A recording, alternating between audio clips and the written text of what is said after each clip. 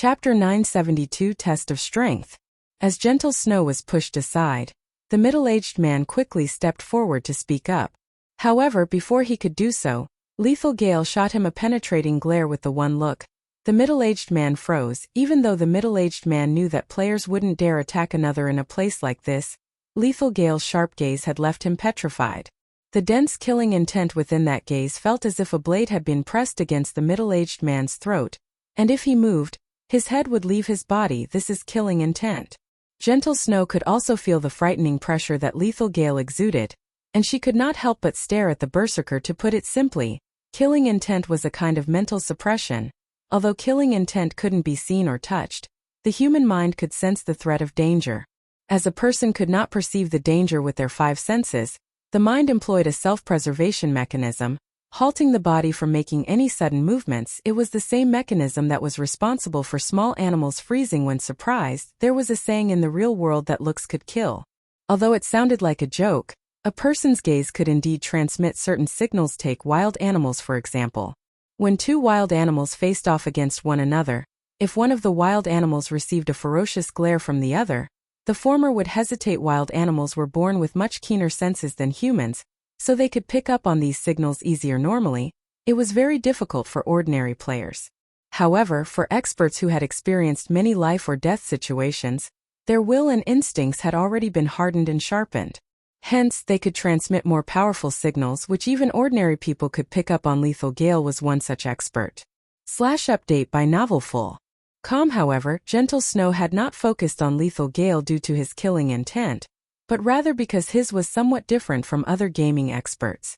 His killing intent was much colder and sharper. Unlike the killing intent other experts radiated, which only served as a warning signal, the killing intent Gentle Snow felt from Lethal Gale showed that the berserker truly wanted to murder his target.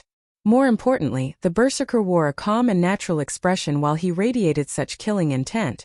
The fact that Lethal Gale could do this told her that his hands were stained with real-world blood. One should always act on a first-come, first-served basis. Do the Blackwater Corporation's people not respect this rule? Gentle Snow asked as she pulled her subordinate away and glanced at Lethal Gale. Sneering, she continued. Or do you need me to teach you a lesson in manners?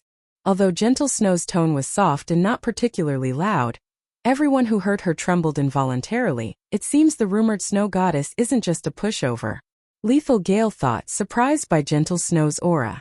In his eyes, virtual gaming experts did not know what it truly meant to fight and kill. These people were nothing to them, people who had seen hell and walked the boundaries of life and death. However, the aura Gentle Snow radiated showed that she was not one bit weaker than him. He had not expected this revelation. Sure. Since Guild Leader Snow made the offer, I'm interested to see just how tough you really are. If you can defeat me, my men and I will leave. If I win, however, you will have to wait for us to finish our chat with this gentleman. Although Gentle Snow's aura had surprised him, that was all. In an actual fight, one could only rely on their own skill.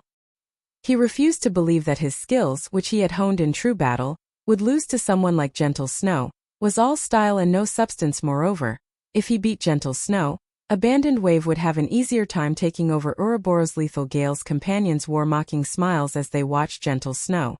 He was absurdly strong. He had even defeated a famous expert from the Dark Knight Empire, who ranked 354th on the God's Domain experts list. As for Gentle Snow, in the latest update of the experts list, she only ranked within the top 900. Defeating her would be a piece of cake for Lethal Gale. Okay, I want to see just what kind of experts the Blackwater Corporation has nurtured, Gentle Snow said. She then turned to Feng, and in an apologetic tone she said, Excuse me, sir, but will you wait for a little while longer? I'll finish this match very quickly. We can proceed with the trade once I'm done. Blackwater's people had not initially been looking to cause Feng any trouble. It was only because of her that these ruffians had done so. Hence, it was only right that she deal with this matter. Trying his best to hold back a chuckle, Feng said in a deep tone. It's fine. I am more than happy to watch a good show. He had to admit that the black cloak was an excellent item for hiding one's identity. Even as he stood before Gentle Snow, she didn't recognize him at all. Right now, all she could discern was his gender in reality. Feng could have revealed his identity and put an end to this match. However, he was curious to see how strong Gentle Snow was. Both Gentle Snow and Lethal Gale were level 39 berserkers. Both wore equipment of similar standards, with both wearing level 40 dark gold equipment. It was obvious that they both possessed top-tier equipment that could reduce item level requirements.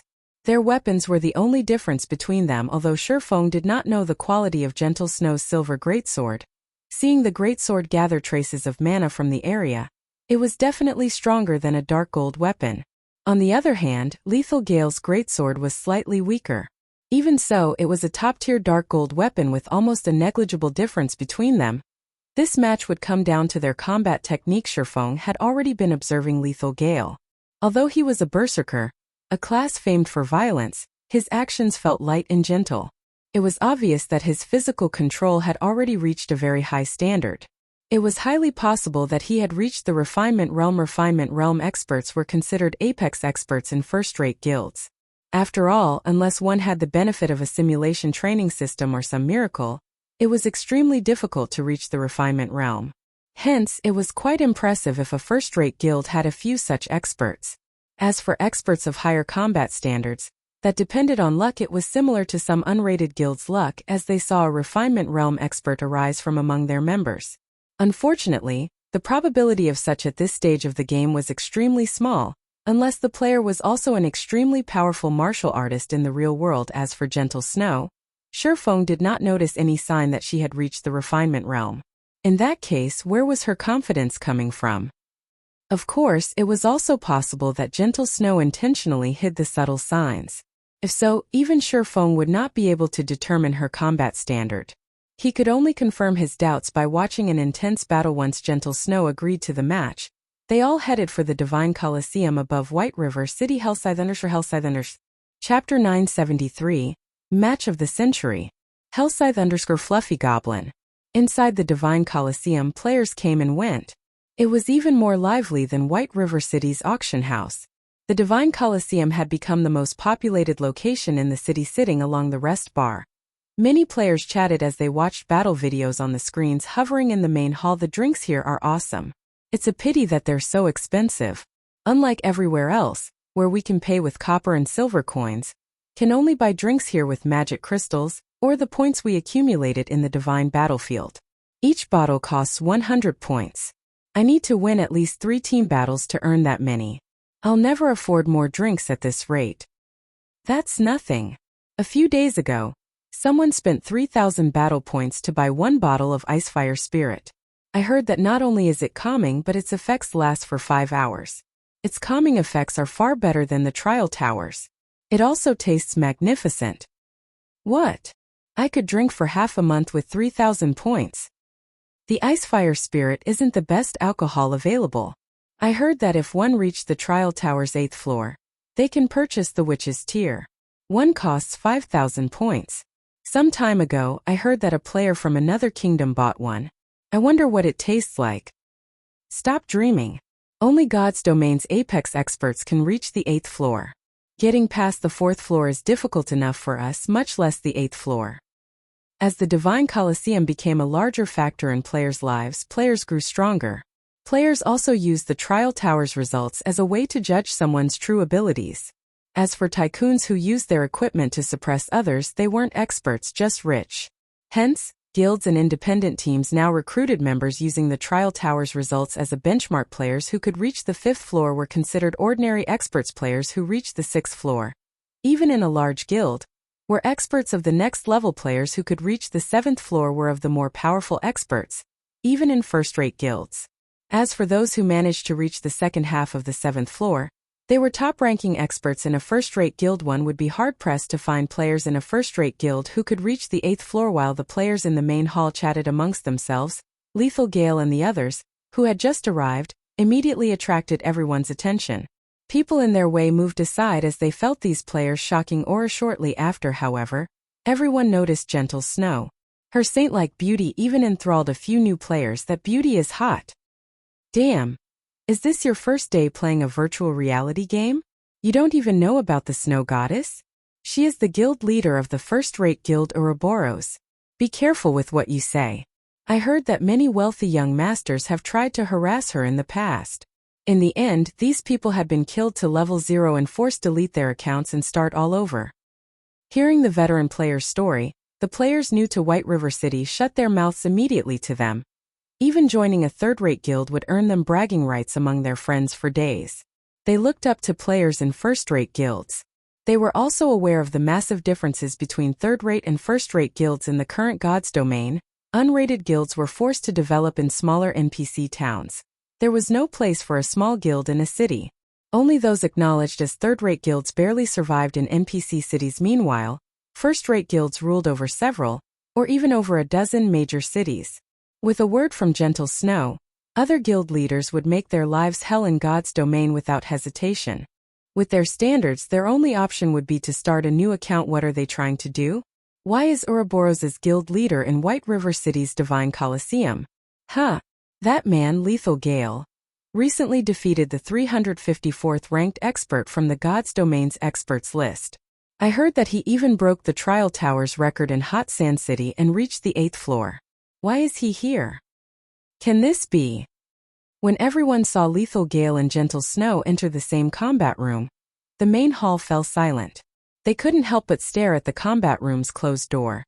Their skin breaking out in goosebumps. An 8th floor expert was going to fight Ouroboros' guild leader. I need to notify my team leader and the others. This is the match of the century. Hopefully they'll broadcast the fight. I'll even be willing to pay for this show. Look, they didn't turn private mode on. We can watch the battle on the main screen. Hurry. Select this battle. Pandemonium swept through the main hall. Every player quickly called up the Divine Coliseum's system interface and clicked to watch Gentle Snow's battle against Lethal Gale in the Divine Coliseum. The videos on the main hall screens depended on the number of viewers. If enough players wanted to watch the fight, the system would automatically display said fight on the main screen, following which, everyone in the main hall stared the main screen in rapture. At the same time, many players fervently contacted their companions in guilds, telling everyone they knew about this shocking development. Before the battle between Gentle Snow and Lethal Gale began, news of their fight had spread throughout Starmoon Kingdom. The guild leaders and upper echelons of the kingdom's various guilds received the news at almost the same time. Has Gentle Snow lost her mind? She agreed to such a challenge? The Star Alliance's purple eye was surprised when she heard the news. Lethal Gale is a refinement realm expert. Although Gentle Snow is strong, she had only reached the half-step refinement realm. Doesn't she care about Ouroboros' reputation anymore? Purple Eye knew just how powerful refinement realm experts were from her experience in the Secret Pavilion simulation training system. Although there only appeared to be a thin line separating a half-step refinement realm expert from a true refinement realm expert, with equal levels and equipment, the disparity between their strengths was like the difference between heaven and earth. Although Gentle Snow had a slight advantage with her equipment due to her status as the leader of a first-rate guild, she could never close the gap with such a small lead in attributes. She is no fool. I also heard about Blackwater purchasing Ouroboros. From what I learned from the Secret Pavilion, that Lethal Gale fellow is an expert that Blackwater has secretly nurtured. Galaxy Pass said. Chuckling, a realization struck Purple Eye. This was no longer a simple competition of strength.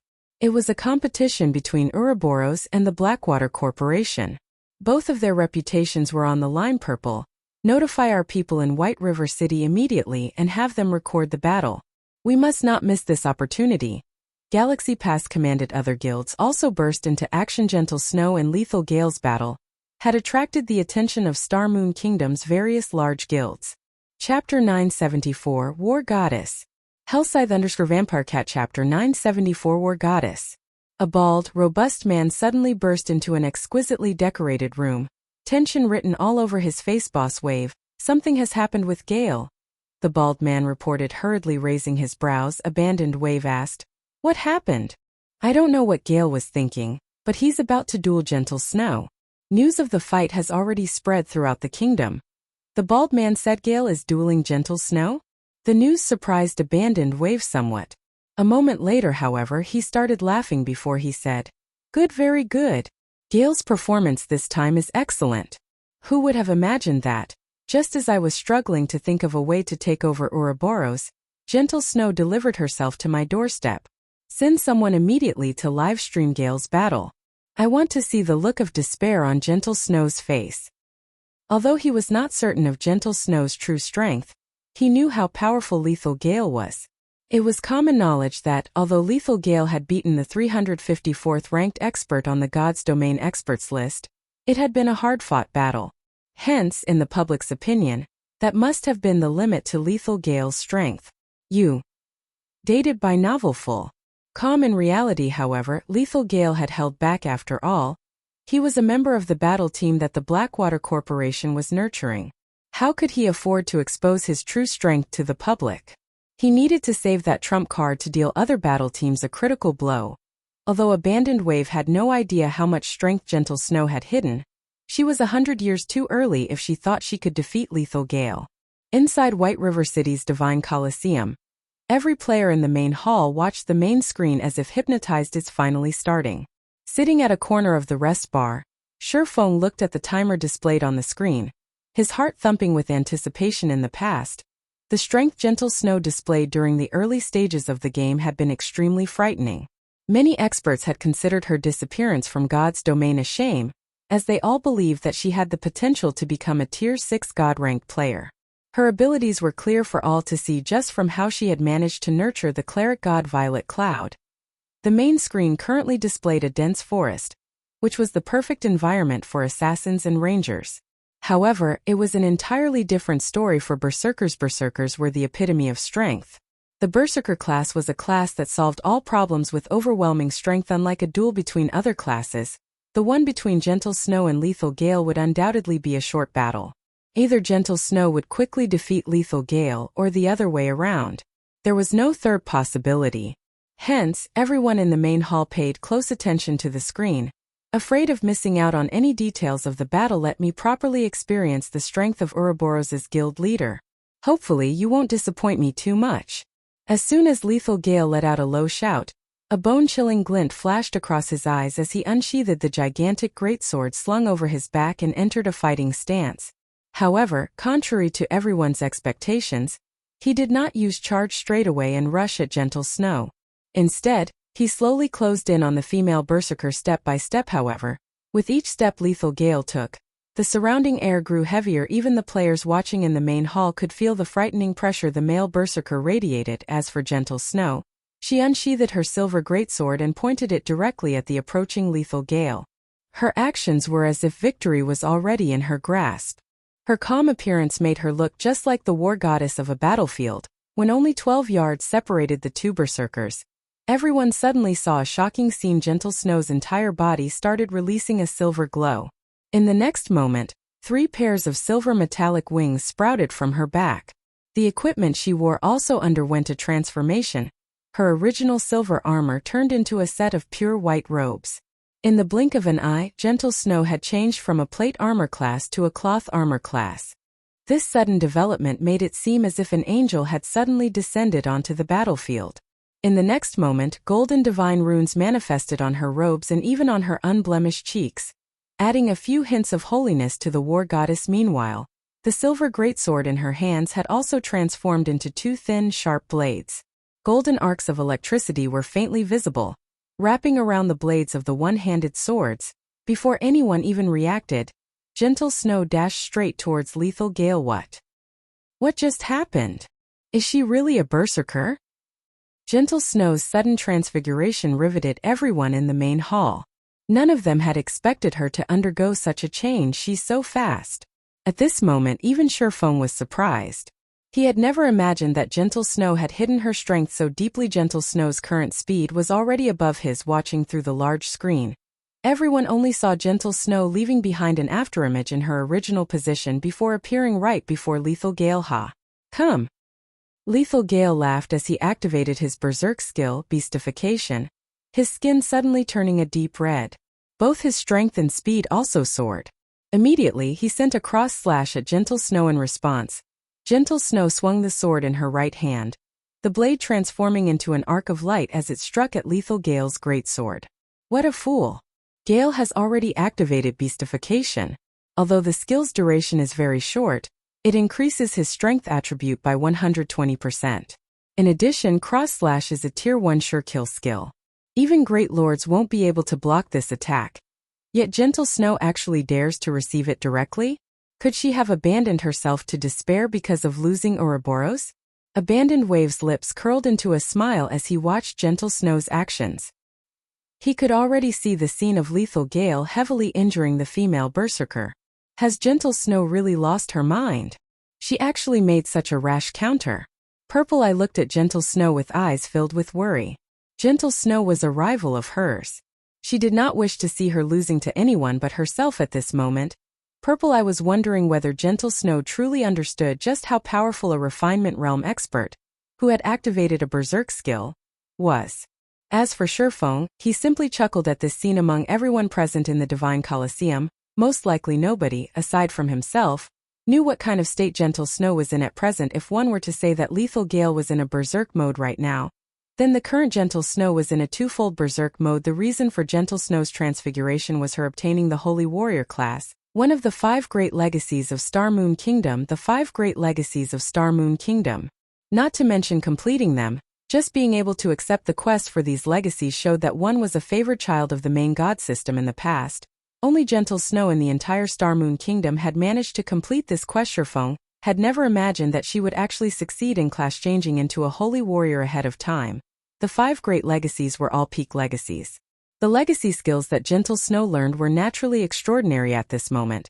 The skill that Gentle Snow had used was one unique to the holy warrior class. The legacy berserk skill Starlight Saint. Not only did the skill increase her attributes significantly, but it also altered the external appearances of her weapons and equipment at the same time. Currently, although it might seem as though Gentle Snow was equipped in cloth armor, in reality, it was holy armor. The soft, white robes she was wearing were tougher than even adamantite. The defensive capabilities of those robes far surpassed those of plate armor. Chapter 975. Taboo Skill Life Return. Hellscythe_VampireCat Chapter 975. Taboo Skill Life Return.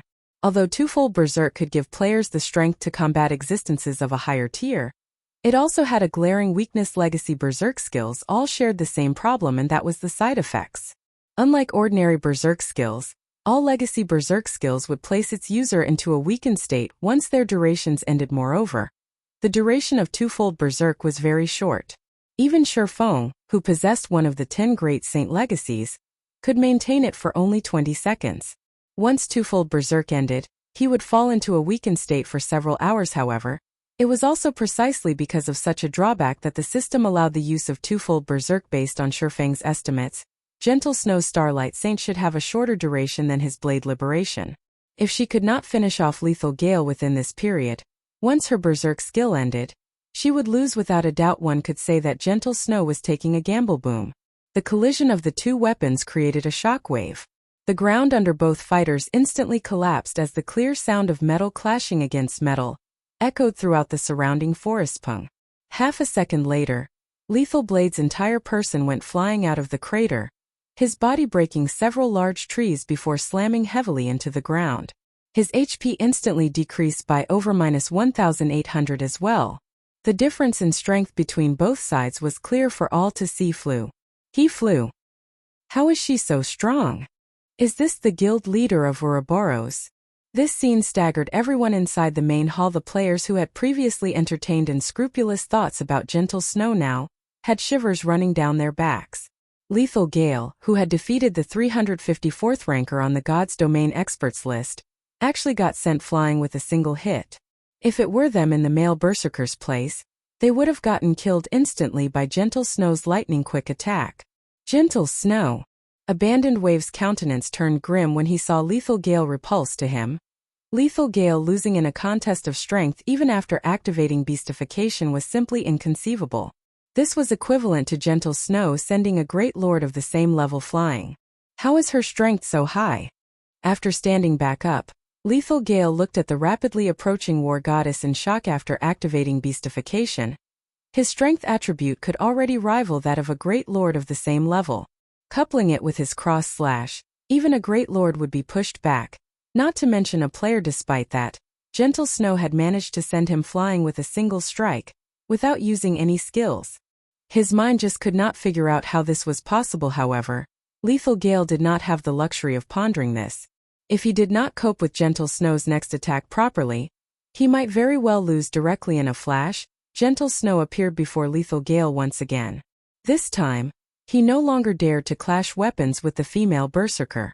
Instead, he chose to take a large step backwards before defending himself with his greatsword Peng. Lethal Gale was forced back once more. This time, however, he only received -400 damage or so. Moreover, the impact of the attack allowed him to pull away from Gentle Snow suddenly. A cat-and-mouse game commenced on the battlefield.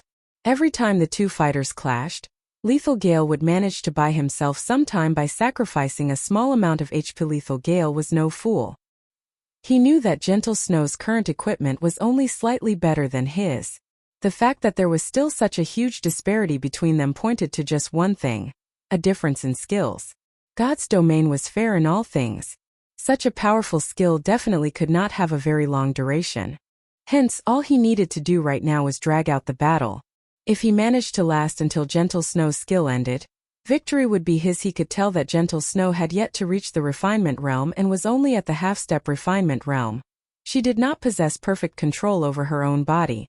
Moreover, she was clearly not used to this sudden increase in power, since she would expose plenty of weaknesses when she attacked. This was the reason why he could deflect the trajectory of her attacks, dampening the collision of the attacks significantly, and taking only a small amount of damage each time. This Lethal Gale fellow really is something.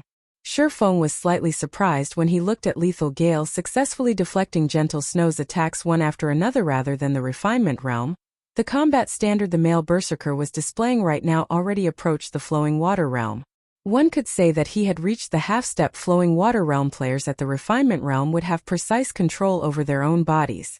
Even in high-speed combat, they would be capable of impromptu changes. However, just having such a combat standard would not be enough for one to deflect Gentle Snow's attacks. One also needed to understand the Holy Warrior's every action and predict her attack trajectories in advance. Only with this would one be able to keep up with Gentle Snow's superior attack speed and turn aside her attacks.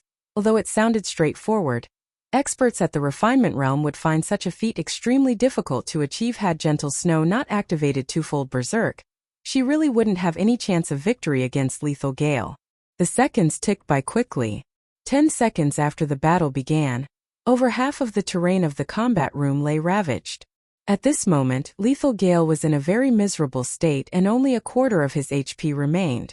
Gentle Snow would need just a few more seconds to defeat the male berserker. You. Dated by Novelful.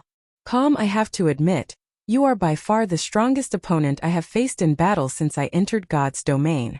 However, I believe your skill's duration should be almost up. Originally, I did not intend to use this move. However, I acknowledge that your strength indeed deserves my going all out. Lethal Gale said excitedly. Lethal Gale's HP began recovering rapidly. At the same time, the aura he exuded also strengthened apace. Not good.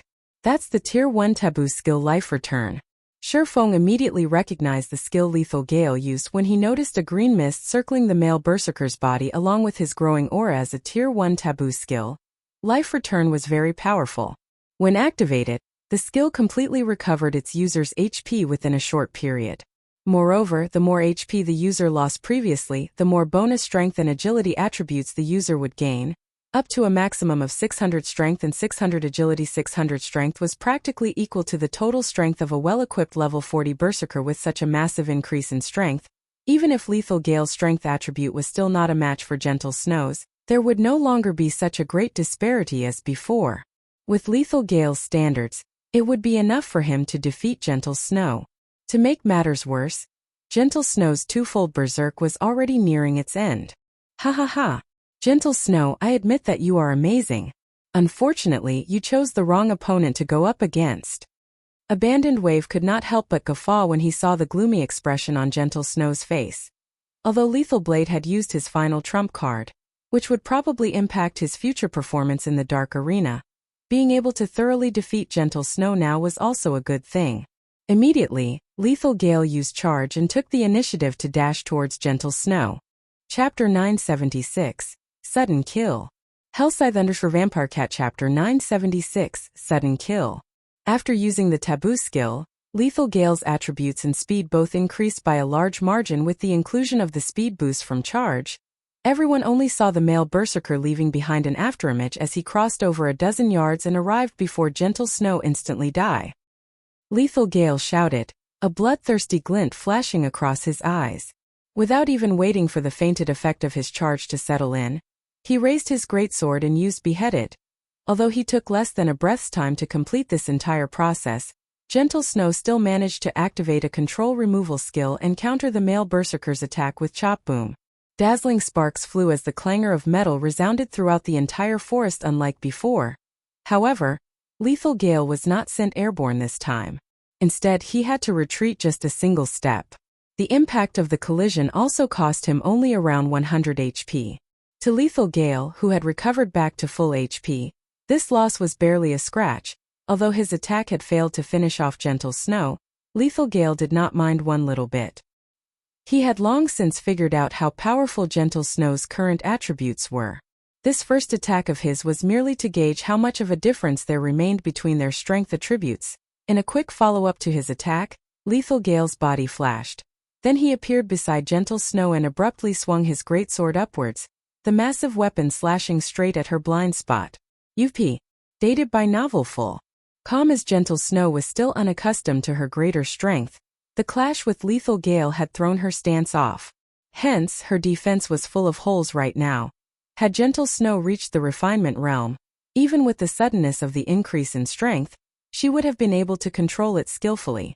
Unfortunately, that was not the case. Lethal Gale's greatsword suddenly split into 4 afterimages, each one striking at one of Gentle Snow's weak points. Caught off guard, Gentle Snow no longer had the time to adjust her stance to defend against Lethal Gale's attacks.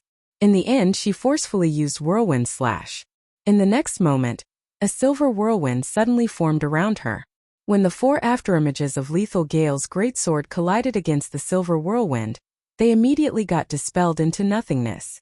Meanwhile, Lethal Gale himself had to take a step back, giving Gentle Snow a chance to catch a breather. What a terrifying expert.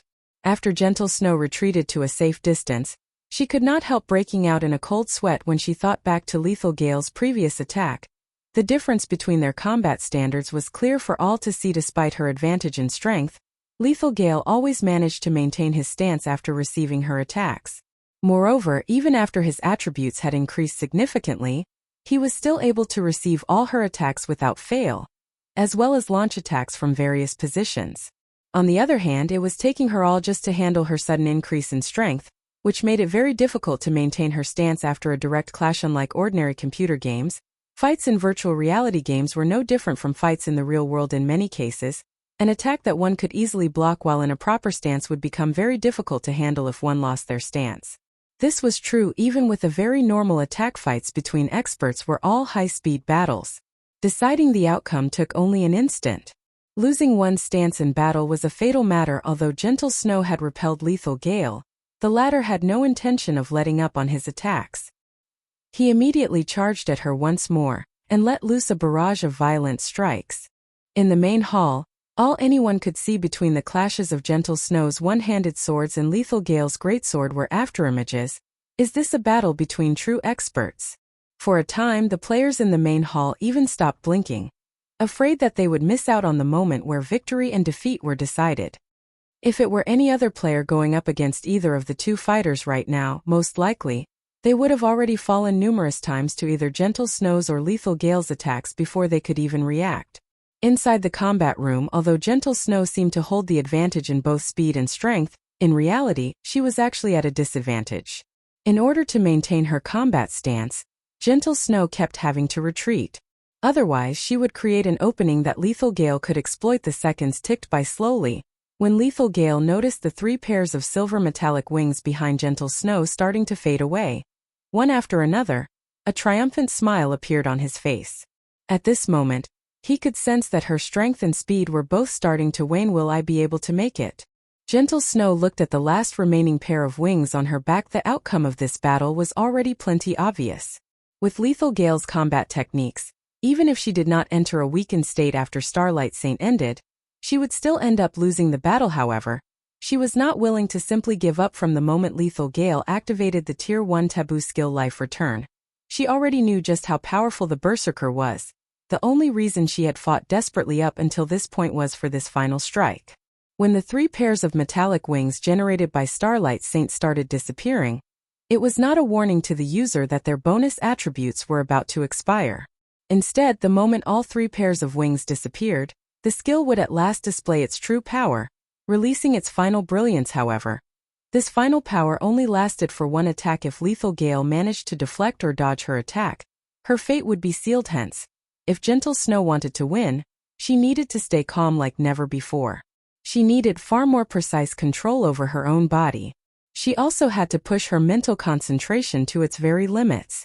Thus, when her wings began fading, Gentle Snow had deliberately repressed her own strength to the point where she could control it perfectly. Meanwhile, from Lethal Gale's perspective, it seemed as if Gentle Snow's strength was continuously deteriorating. Upon seeing the final pair of metallic wings disappear, Lethal Gale immediately used the Tier 1 skill Energy / not only increased the power of an attack, but also extended the attack range by 5 yards. 6 ultimate flashes. Gentle Snow, on the other hand, had forsaken all her excess power and concentrated the remainder into one final attack. The collision of swords and greatsword generated a blinding glare, followed by a thundering boom. Pung, pung, pung. As the glare dissipated, the shrill of metallic armor being pierced echoed throughout the entire forest, as well as the entire main hall of the Divine Coliseum. 5 penetrating cuts appeared on Lethal Gale's armor. His HP had also instantly fallen to 0. As for the victor of this battle, Gentle Snow, her complexion looked somewhat pale right now. The extraordinary concentration she displayed at the final moment depleted her mental strength, so much so that she was on the brink of collapse. With the side effects of the Starlight Saint kicking in, she appeared extremely frail. The players in the main hall of the Divine Coliseum, however, clamored at this. It's over? What happened in that instant? I didn't even manage to see anything. Gentle Snow won just like that.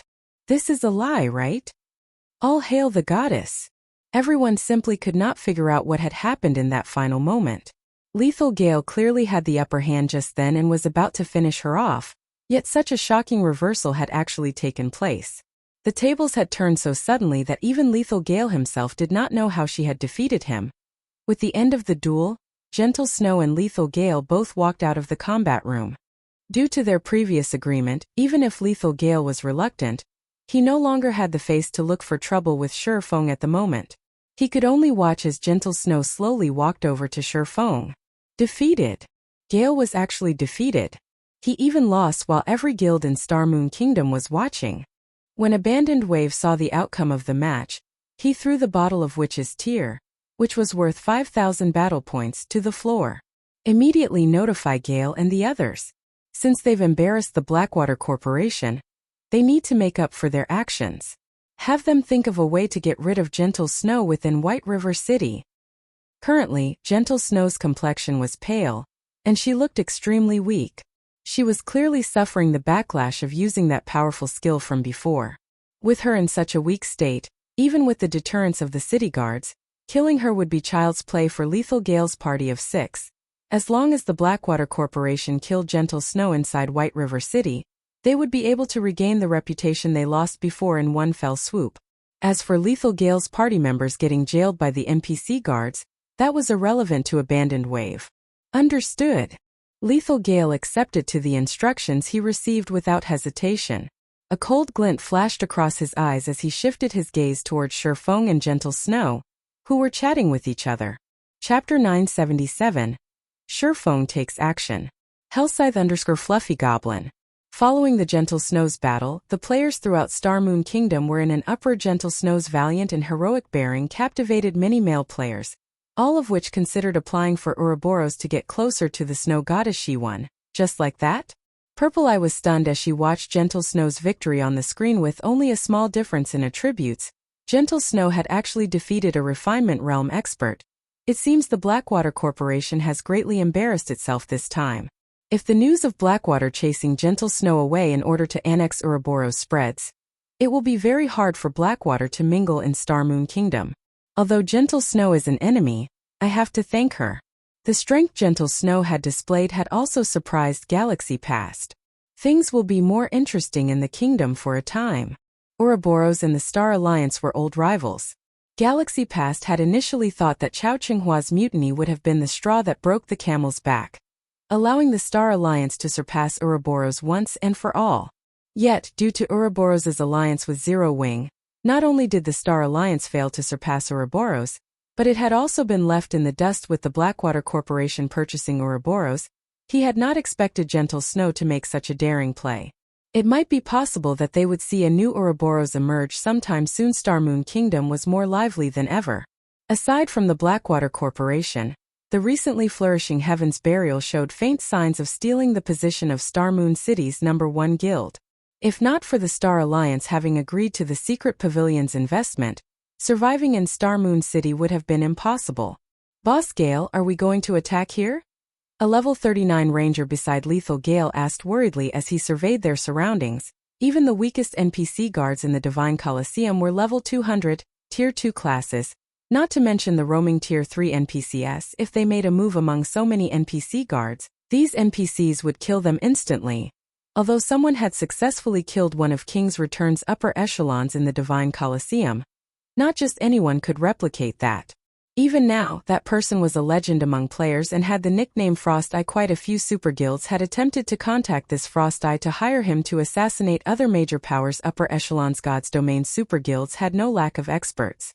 Theoretically, they should be capable of dispatching their own men for such assassinations, yet in the end they wanted to hire Frost Eye. Why? It was precisely because these super guilds weren't capable of doing so, which was why they were willing to pay such a high price. Although they, Blackwater's people, were experts, they could not contend with God's Domain's apex experts. If they attempted to kill another player in the Divine Coliseum, there was over an 80% chance that the guards would kill them before they could finish off Gentle Snow. We can't make a move here. Fortunately, it won't be too late for us to take care of her after they leave the Divine Coliseum. Lethal Gale immediately dismissed the notion of attacking now after noticing the party of guards stationed a short distance away from Gentle Snow. When we strike later, Stone and Tooth, you two coordinate with me to take Gentle Snow down. The rest will hold the NPCs off as long as possible. With Gentle Snow's current state, the three of us should be able to finish her off in 1 or 2 moves. Lethal Gale's party members nodded. They then began to simulate the assassination in their mind. Stone and Shattered Tooth were both level 39 assassins. The assassin class specialized in ambush. If an assassin successfully ambushed a berserker, there was over a 60% chance that said berserker would lose over half of their HP instantly. If 2 assassins worked together, a berserker of the same level would die instantly. With this lineup and a berserker like Lethal Gale acting as a distraction, Gentle Snow's fate was sealed. Furthermore, both Stone and Shattered Tooth were relatively powerful assassins, even in the Blackwater Corporation. Both had already reached the refinement realm. Only they had slightly fewer achievements than Lethal Gale. They could even defeat Gentle Snow in a one-on-one fight if they had the same weakened attributes that she did right now. Killing Gentle Snow would be child's play if these 3 worked together. Guild Leader Snow is as amazing as expected.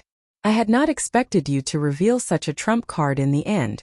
Lethal Gale has defeated the 354th ranking expert on God's Domain's experts list. With this, your rank will rise significantly. Feng praised the woman as he watched the snow goddess approach.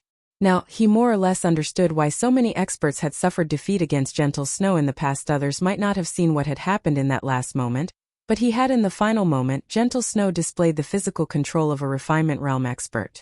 Hence, she had managed to control the 6 vicious sword strikes perfectly, finishing Lethal Gale off. Otherwise, with Lethal Gale's skills, he would have been dodged at least half of the strikes. Had that happened, the battle's victor would have been rewritten. Gentle Snow had only joined God's Domain a short time ago. Moreover, she even had to manage the massive guild that was Ouroboros. Yet, without any guidance, Gentle Snow had reached the refinement realm. She was devilishly talented. Feng had only reached his current realm after experiencing 10 years of fights in God's Domain, and the many miraculous encounters he had chanced upon. Even Violet Cloud, whom he had taught carefully, had only recently reached the refinement realm. Meanwhile, Aqua Rose still had not done so. I was just lucky. Gentle Snow shook her head. There was not a hint of joy on her face. Rather, more worry than before gripped her heart. The Blackwater Corporation had yet to join God's Domain officially, yet it had already dispatched an expert like Lethal Gale to take her out. Now that she had confirmed that the corporation would start its conquest in Starmoon Kingdom, it would not be as easy for her and her companions to start a new guild as she had expected. I assume that guild leader Snow hasn't sought me out just to trade the small stock of herbs and ores, right? Sure, Feng asked, chuckling. Indeed, as you say, I would like to discuss some other with you. However, this is not a place for such a conversation. Why don't we continue our chat in the high-class restaurant below? Gentle Snow nodded. She did not try to hide the reason for her visit. She had many more resources on hand that she could sell. Unfortunately, it was impossible to find someone who could afford so many resources in a short time. In her opinion, if Sure Feng could afford her stock of herbs and ores, he should be able to purchase her other resources as well. Let's go, then. Sure Feng agreed with Gentle Snow's sentiment. With so many eyes on them right now, this was an inappropriate place for their chat, following which, as Sure Feng and Gentle Snow left the Divine Coliseum, Lethal Gale's party followed closely behind. Although guards patrolled White River City streets, the patrols were sparse. Moreover, the city guards were much lower leveled than the Divine Coliseum's guards. Once they found an opportune moment, Lethal Gale's party approached Gentle Snow silently. As for Stone and Shattered Tooth, they had long since gone into stealth. When there were only 30 yards separating Lethal Gale and Gentle Snow, the former used Charge Guild leader Snow. I am sorry for this, but you must die today. Lethal Gale sneered. He then executed cross-slash against the weakened female berserker simultaneously. Two black figures appeared on either side of Gentle Snow, for snow-white daggers thrusting towards the female berserker's blind spots. Gentle Snow's expression darkened. She had not imagined that Lethal Gale would go to such insane lengths. The punishment for attacking another player in the city was no laughing matter, unfortunately. Even though Gentle Snow could see Lethal Gale rapidly approach, she could do nothing about it. In her weakened state, all her attributes had dropped by 80%. Moreover, the debuff lasted 5 hours. With only 20% of her attributes, she could not survive against Lethal Gale.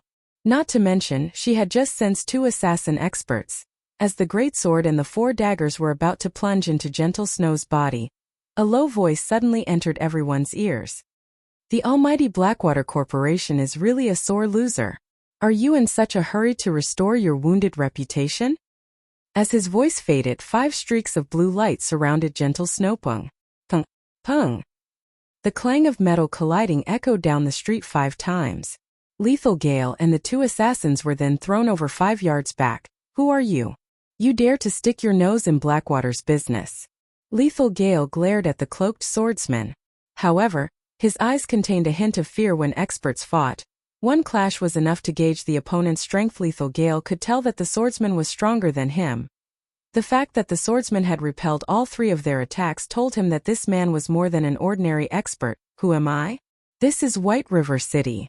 You dare to make a move in my territory and still ask who I am? Sure Feng sneered as he glanced at Lethal Gale and the 2 assassins. Chuckling, he took off his black cloak. Feng.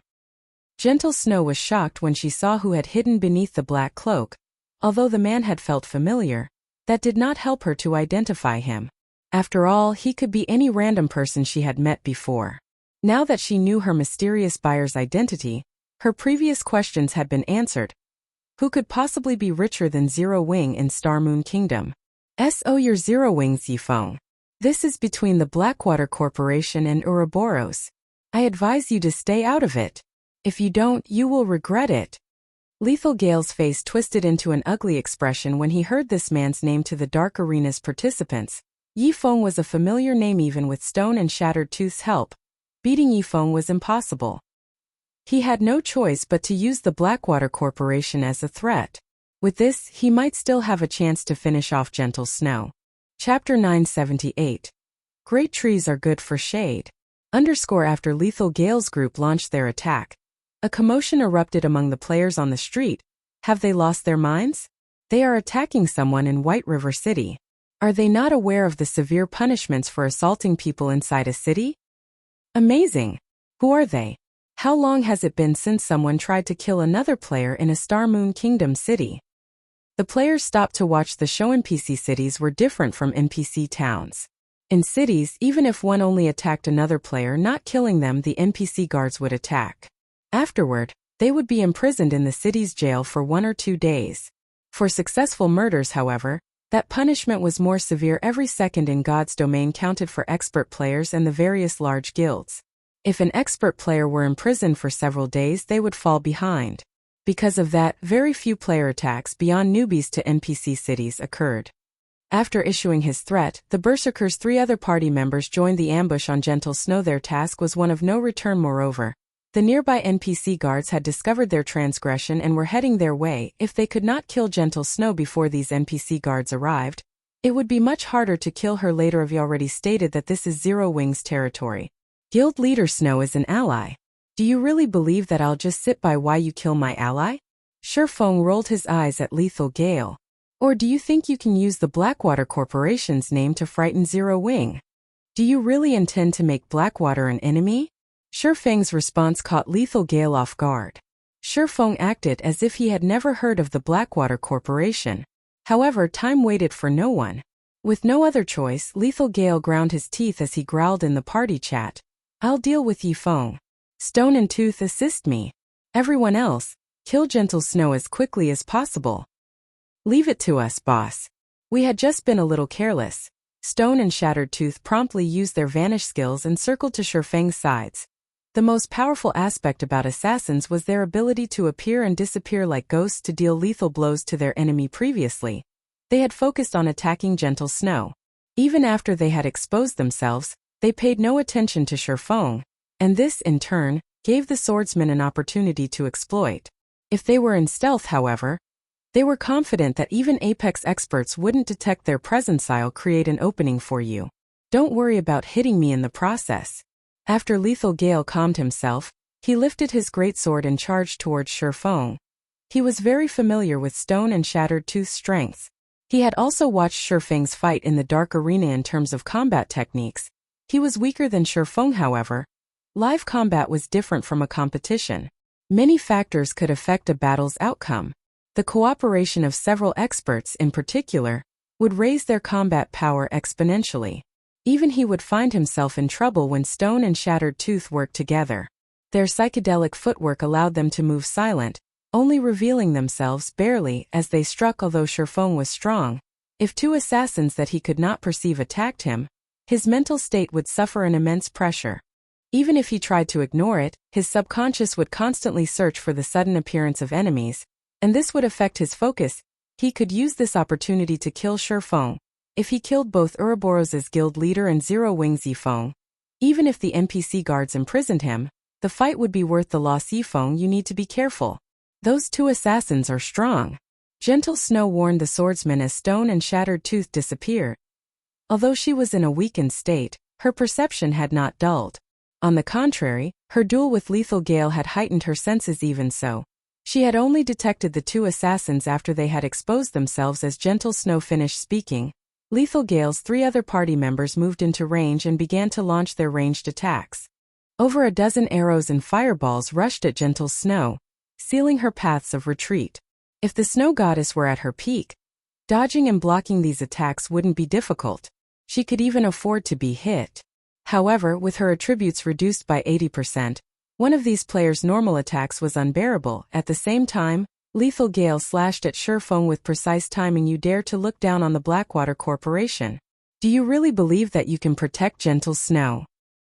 If Feng blocked his attack, the swordsman would not be able to protect Gentle Snow. On the other hand, if Feng defended Gentle Snow, the swordsman would receive his merciless blow.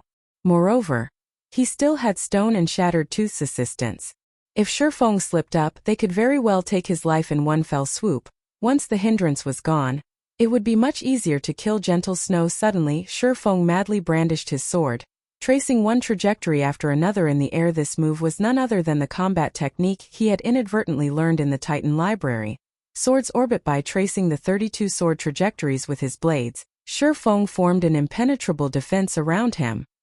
Although a swordsman did not have a long attack range, his attacks could cover a 5-yard stretch in front of him, which just so happened to envelop Gentle Snow, who stood roughly 3 yards from him. While Feng had yet to master the sophisticated sword's orbit, his combat techniques were more than enough to block Lethal Gale and his people's attacks. As the incoming arrows, fireballs, and Lethal Gale's beheaded skill came within 5 yards of Feng, he blocked them. None of the attacks struck Gentle Snow or Feng's skill. Lethal Gale's heart pounded as he watched Feng block all of the attacks from his prior attack. He knew when his greatsword was within 5 yards of Feng, and it felt as if he had struck a protective barrier. He hadn't been able to push his greatsword an inch further. On the contrary, a powerful force had repelled his blade, preventing him from launching further attacks. As for Gentle Snow, who had stood frozen this entire time, she stared at Feng with an odd gaze. Unlike Lethal Gale, however, she did not think Feng had used a skill. When she stood within Sword's orbit's protective field, she could feel that Feng's every swing was a normal attack, yet this combination of strikes looked like an in-game skill. The technique was divine. How did he do it? Gentle Snow was baffled despite only executing normal sword attacks. As if following some sort of rule, he managed to block the attacks that came at him from all directions as Feng fended off a wave of attacks. Stone and Shattered Tooth took the opportunity when he withdrew his swords to use shadow steps. After appearing behind Feng, both assassins stabbed their daggers towards the back of the swordsman's neck viciously. The process was complete within an instant, however. When the daggers were an inch away from Feng's neck, all 4 weapons stopped abruptly. No matter how much strength the 2 assassins employed, they were unable to push their daggers any further. Your footwork is impressive. Feng glanced at the 2 assassins in admiration. Unfortunately, you tried to take me on. Due to their footwork technique, even Feng found it hard to notice them. If not for omniscient eyes, he might have fallen prey to their sneak attack. He would not have had the time to activate Defensive Blade to defend himself, knowing that Feng had activated a life-saving skill. Stone and Shattered Tooth began to launch rapid attacks in hopes of depleting his Defensive Blade's block counts quickly. However, Feng did not give them the chance as he used Sword's orbit once more. Suddenly, with Feng as the center, a storm raged. Due to Defensive Blade increasing his attack range, not only did his attacks envelop both Stone and Shattered Tooth, but also Lethal Gale. After learning Sword's orbit, Feng discovered that this combat technique was both an effective defense as well as a powerful offense. By the time he finished the 32 sword trajectories, Stone and Shattered Tooth's bodies fell to the ground lifelessly. Meanwhile, Lethal Gale, who stood some distance away from Feng, had less than 10% of his HP remaining. His body was marred with cuts, fresh blood flowing from his wounds freely. The gruesome scene caused many of the surrounding spectators to shudder involuntarily. Chapter 979 Strength Gap. Hellscythe_Fluffy Goblin Chapter 979 Strength Gap. What happened? How did those assassins die? That skill is so powerful. The spectating players on the street were dumbfounded by what had just happened. Feng's sword drawing speed was incredibly fast. They hadn't even seen an afterimage of Feng's swords. They had barely seen Feng's arms move, and in the blink of an eye, not only had the assassins died, but even the distant berserker was left in a critical condition. Is this the strength of Zero Wings Yifeng? So awesome! He's too strong. Experts from other guilds, who had come to White River City to grind for reputation, stood among the spectators. Ordinary players might not realize what Feng had done and would assume that he had simply used a system-learned skill, but as experts they knew that Feng's attack was no such thing. When Feng first used this skill, they had been uncertain. This time, however, they had watched its execution carefully. No matter what stance a player used to execute a learned skill, they all had the same starting motions. Moreover, the closer a player's movements were to the required actions the system had determined, the higher their skill completion rate would be. However, Feng's initial motions the second time he executed the skill were different from the first. Furthermore, how could such a powerful skill be used twice within 1 second? The skill had also been more powerful during its second use. No matter how they thought about it, this was out of line with God's domain's rules. The only explanation was that this was a combat technique. The various guild experts couldn't help but shudder. Unlike system skills, combat techniques were not limited by cooldowns or other restrictions. Even while silenced, they could use their combat techniques with normal attacks.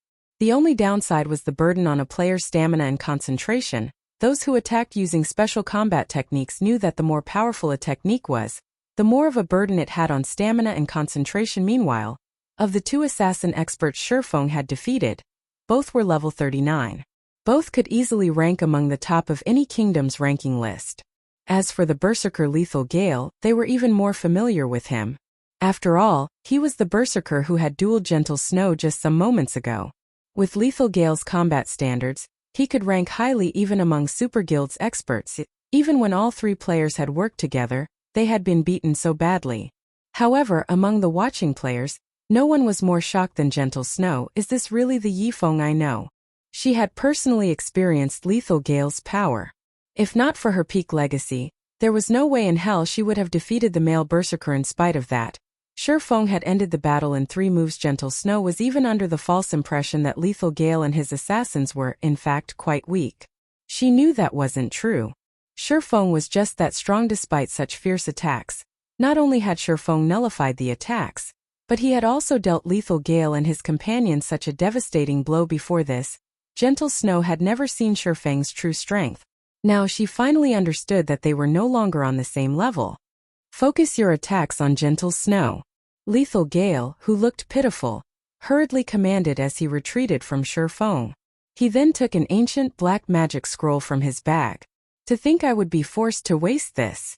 Although it seemed as though both sides had been fighting for a long time, their exchange had only lasted a moment. The NPC guards were still quite a distance away from them. He still had time to use his precious Tier 3 magic scroll. Life Seizure was a single target attack spell that could even severely wound a Tier 3 class. It would be a small matter to instant kill a Tier 1 player as Lethal Gale unfurled the magic scroll and began to activate it.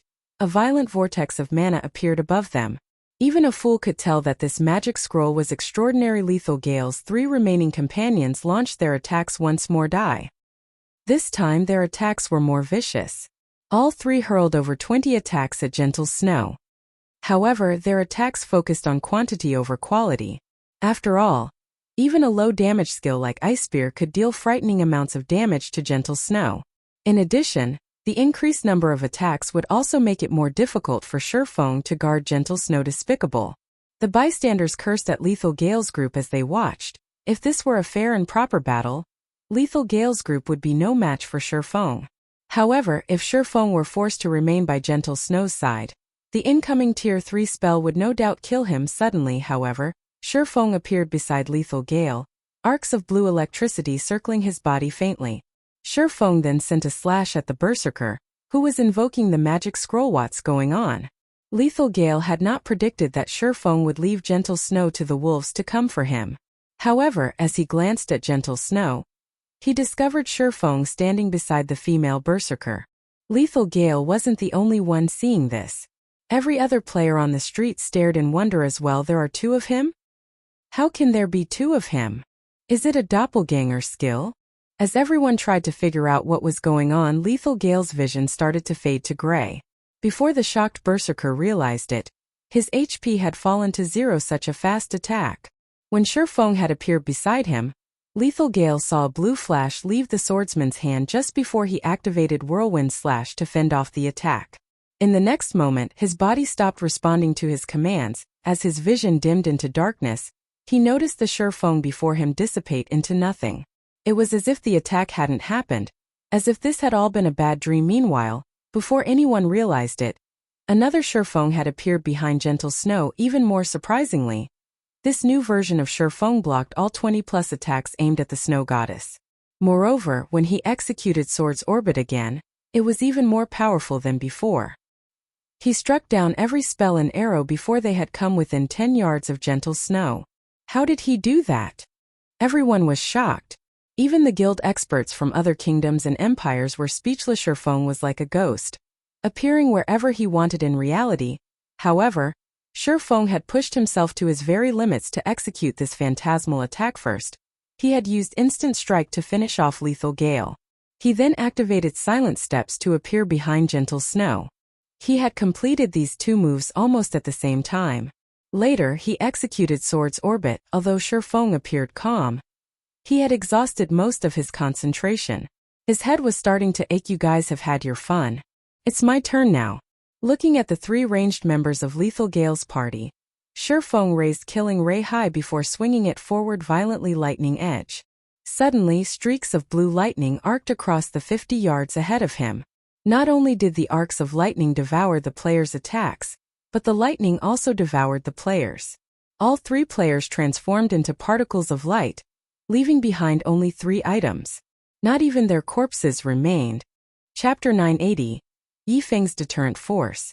For Chapter 980 Feng's Deterrent Force. Every spectator was shocked as they watched Feng instantly kill 3 level 39 expert players. What a powerful AoE attack skill. Is this Zero Wing's strength? After seeing this, the guild experts from other kingdoms and empires began to fear Zero Wing if Feng decided to ambush their guild's elite teams in the field with such a powerful skill. The consequences would be unimaginable. He was practically a human cannon.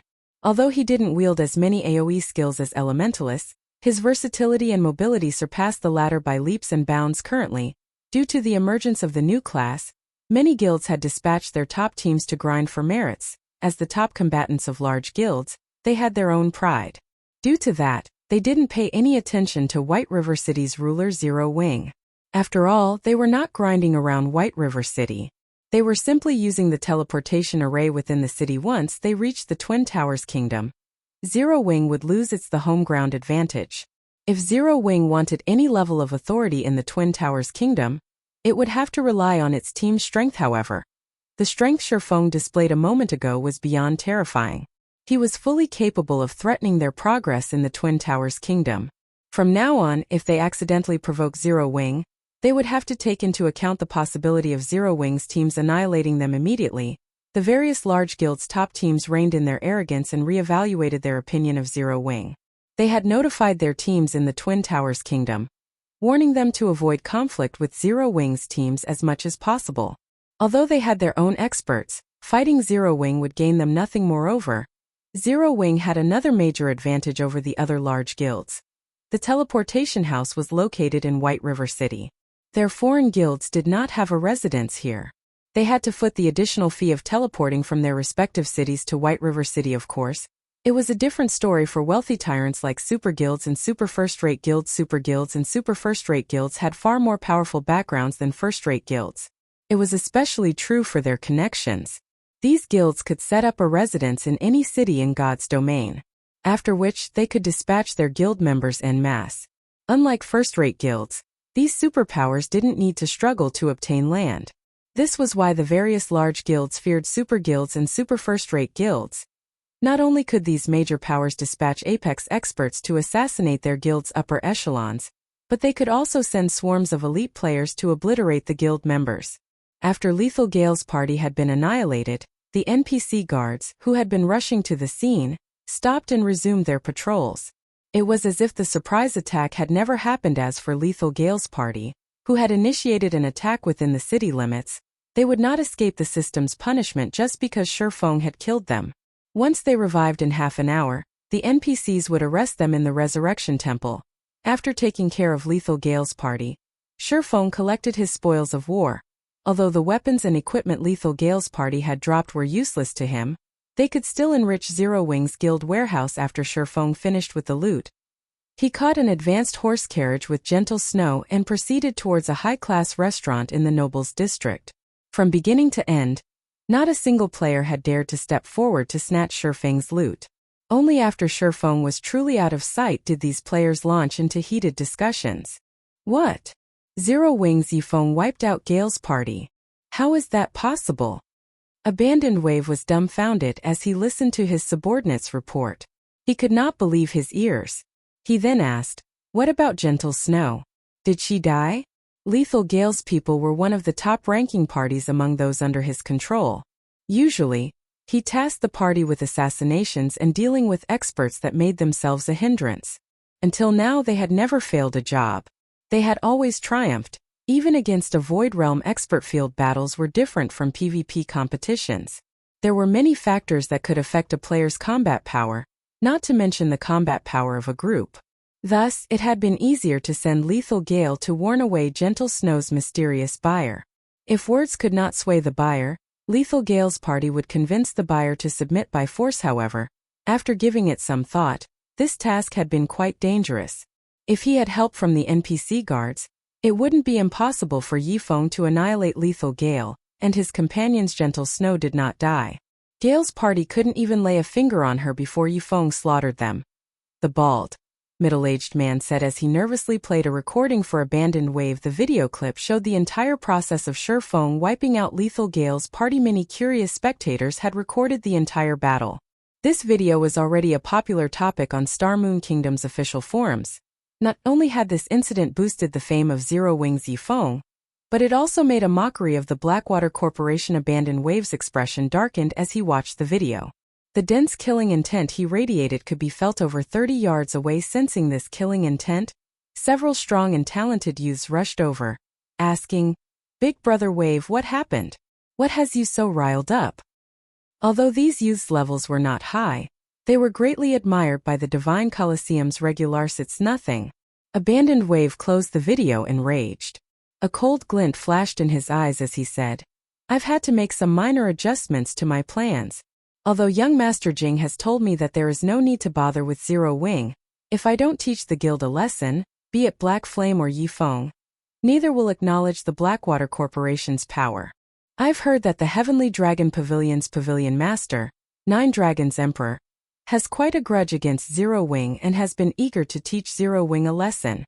You travel to the Black Dragon Empire and tell Qin Muyun this. If Nine Dragons Emperor wants to deal with Zero Wing, I will lend him a hand. Also dispatch 3 parties to trail Gentle Snow. If there is an opportunity, kill her." Understood. After receiving his instructions, the bald man rushed out of the VIP room. Inside a high-class restaurant in White River City's Nobles District, Zero Wing's elite members filled the restaurant. Furthermore, several of Zero Wing's core members surveyed the area from the establishment's main hall.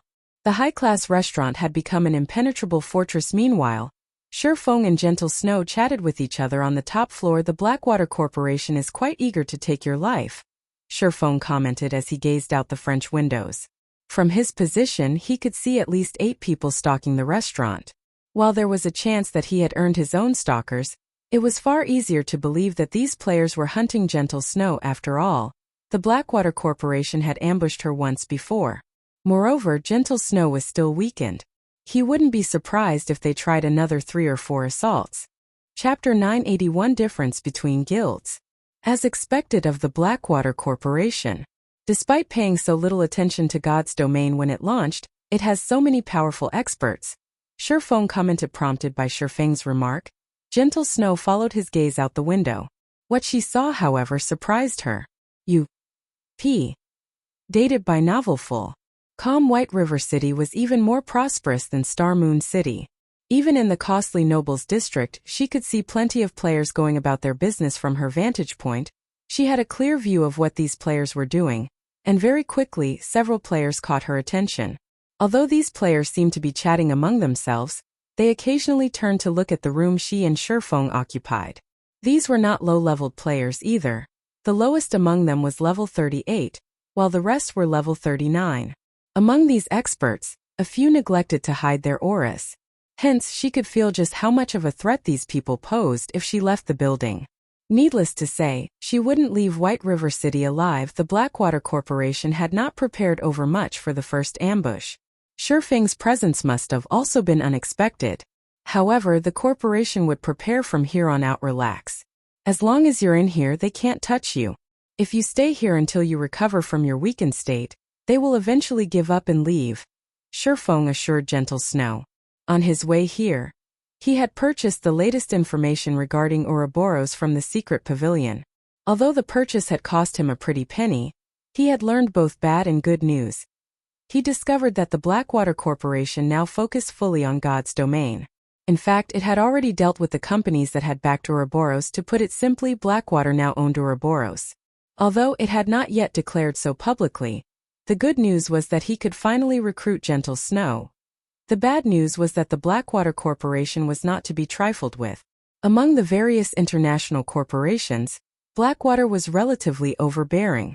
Moreover, the corporation had a powerful affinity for a game like God's Domain compared to veteran gamers, fighting experts a much higher starting point when they joined God's Domain.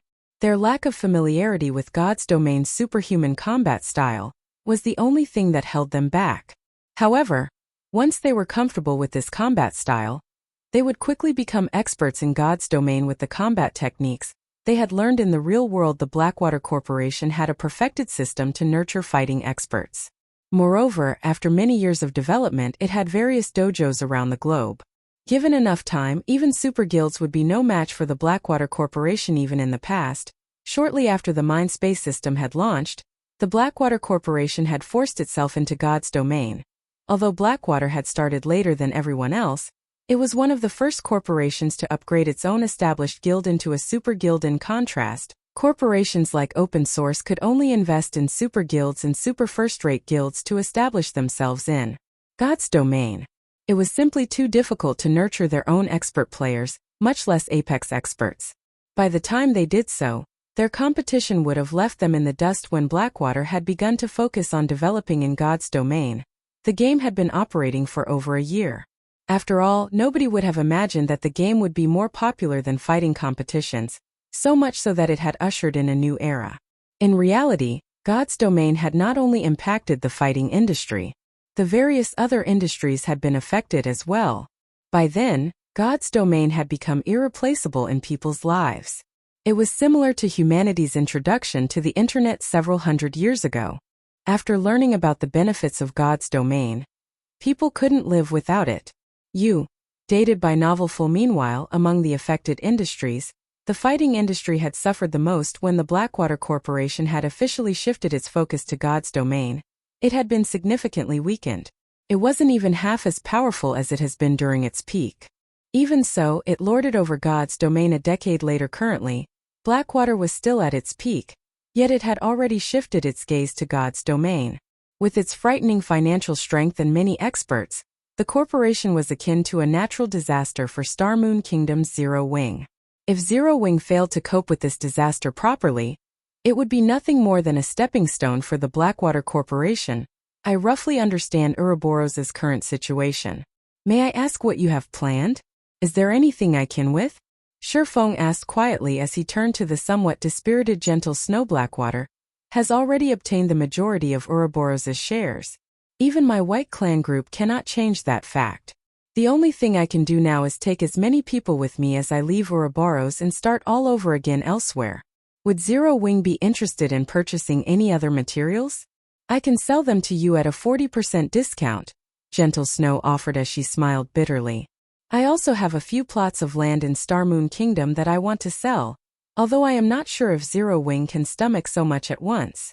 She still intended to continue her development in another city in Star Moon Kingdom. After all, she understood Star Moon Kingdom's situation. However, after witnessing the Blackwater Corporation's strength, once it secured Ouroboros, she would seal her fate if she remained in this kingdom. Her only choice was to restart somewhere far from here. As for the shops and land she owned in Star Moon Kingdom, there was no point in keeping them. The Blackwater Corporation would see to it that these lands became worthless. Hence, she might as well sell them to fund her relocation. Which lands you are trying to sell? Feng could not help but ask. If they were high potential lands of a major city, they would become more valuable by the day. He would definitely profit if he purchased them. Most of the commercial lands I possess are in Star Moon Kingdom's top 10 major cities. I have a total of 11 plots. I also have 3 plots in the Black Dragon Empire and 2 in the Purple Thorns Kingdom, Gentle Snow said as she handed Feng a list. Here is a list of the land, cities, and locations as well as my quoted prices. After Feng took a look through the list, he couldn't help but sigh inwardly. Zero Wing was no match for a first-rate guild. If these were only the lands under Gentle Snow's name, one could just imagine how many lands Ouroboros controlled. On the other hand, despite having so much money right now, Zero Wing struggled to purchase any lands in major cities. He was even forced to using the Holy City slots to purchase lands from super guilds. Based on the current market price, the cheapest land on the Snow Goddess's list was worth around 3,000 gold, while the most expensive were worth over 8,000. These lands had long since doubled their original selling prices. Based on Gentle Snow's quoted prices, he would need around 80,000 gold to purchase all 16 plots. Even Zero Wing could not fork over so much money at a moment's notice. Moreover, the prices were very reasonable. If anyone else were selling these lands, he might have to pay an additional 20,000 to 30,000 gold. Even then, he would have to fight many others to purchase them. Chapter 982 The Tip of the Iceberg. Even to super guilds, 80,000 gold was a considerable amount of money. They couldn't collect so much money within a short period. Much less the smaller guilds. Gentle Snow had little hope that anyone could afford to purchase all of her lands. She would just sell as many plots as she could. Once she collected enough coins, she could proceed with the next part of her plan more smoothly while Feng carefully inspected the commercial lands. Gentle Snow received a call from Zhao Snow. The guild has called an emergency elder meeting and has officially announced that Abandoned Wave will be replacing you as the guild leader. Aside from the raw materials you have, Abandoned Wave has frozen the guild's assets. Furthermore, many of the God-slaying army's members have reported ambushes in the fields and outside of dungeons. They've suffered grievous damages, Zhao Yuera reported. Shaking with rage, the Blackwater Corporation was too vicious. The God-slaying army was their asset as they left Ouroboros. The guild had spent many years nurturing these experts. If these experts came them and they had enough funding, the new Ouroboros could quickly establish a firm foothold in another kingdom initially. Hiding the locations of the army's members had not been an issue. After all, every member was an expert. With their equipment, killing these players would not be easy now, however. The Blackwater Corporation had somehow recruited an army of its own experts and slaughtered the God-slaying army scattered throughout Starmoon Kingdom. The loss of a single level might have been fine, but the lost weapons and equipment was horrendous. When Blackwater's experts killed them, the Legion members would drop at least 2 pieces of equipment. Some would even drop 3 items. The God-slaying army had been equipped with the best items available in Ouroboros. If several hundred members lost an item each, it would severely wound the army, much less if they lost 2 or 3 items. They would need a lot of time to recover from the loss normally. The God-slaying army could simply replenish their equipment from the guild's warehouse. However, the Blackwater Corporation had already limited their authority.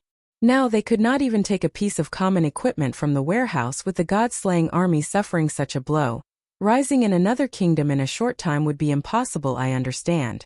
For now, have the army's members be extra careful.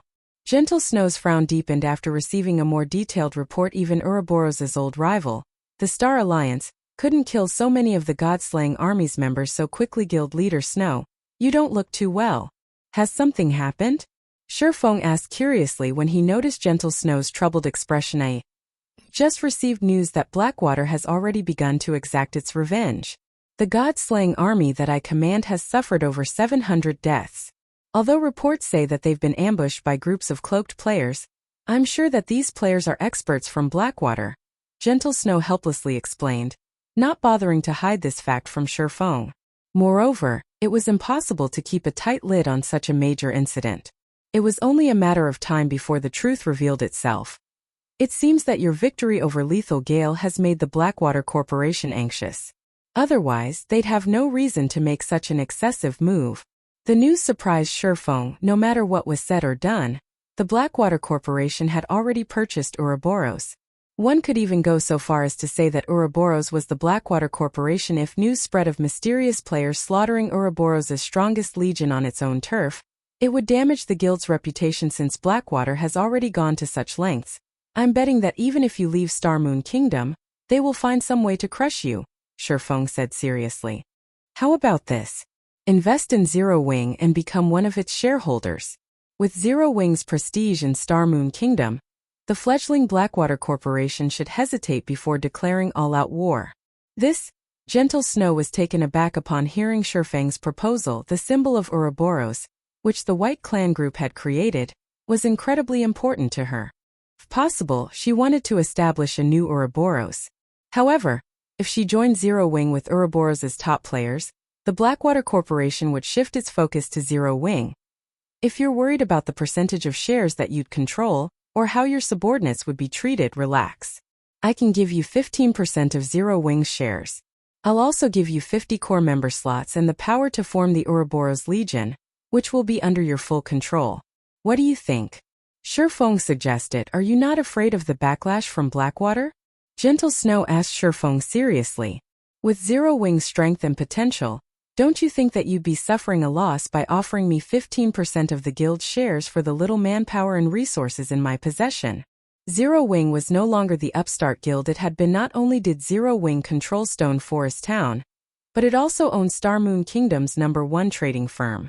Zero Wing was the publicly acknowledged #1 guild in Star Moon Kingdom. Even first-rate guilds were no match for it. There were also many companies and corporations chomping at the bit to invest in Zero Wing. Some major corporations were offering enough to tempt super guilds for as little as 50% of Zero Wing's shares. Unfortunately, Zero Wing had declined every offer. Yet Feng had offered 15% of the guild's shares to recruit her and her people. No one would believe this if she told them in response to Gentle Snow's query. Feng shook his head and confidently stated, "No. You are worth it." Feng's answer confused Gentle Snow. Even she didn't believe that she was worth this price. Yet Feng sounded strangely confident. Moreover, the look in Feng's eyes told her that he was not lying. Gentle Snow also felt a little moved. After so many years in Ouroboros, her trust had long since ceased to exist. Yet she trusted Feng despite so few meetings with him. Yet, despite only coming into contact with Feng several times before, the man had somehow managed to fill her with trust. She didn't know what to say if Feng were a fool. Zero Wing wouldn't have had so much success. An indistinct feeling made Gentle Snow even more curious about the guild known as Zero Wing. After taking a deep breath, Gentle Snow looked at Feng and replied, "All right, then. I agree to your conditions. However, you have to promise me one thing." Chapter 983. Gentle Snow's Condition. Hellscythe_Fluffy Goblin Chapter 983. Gentle Snow's Condition. Guild Leader Snow, feel free to state any concerns, Feng said. Chuckling, many of Ouroboros' elite and expert players followed Gentle Snow.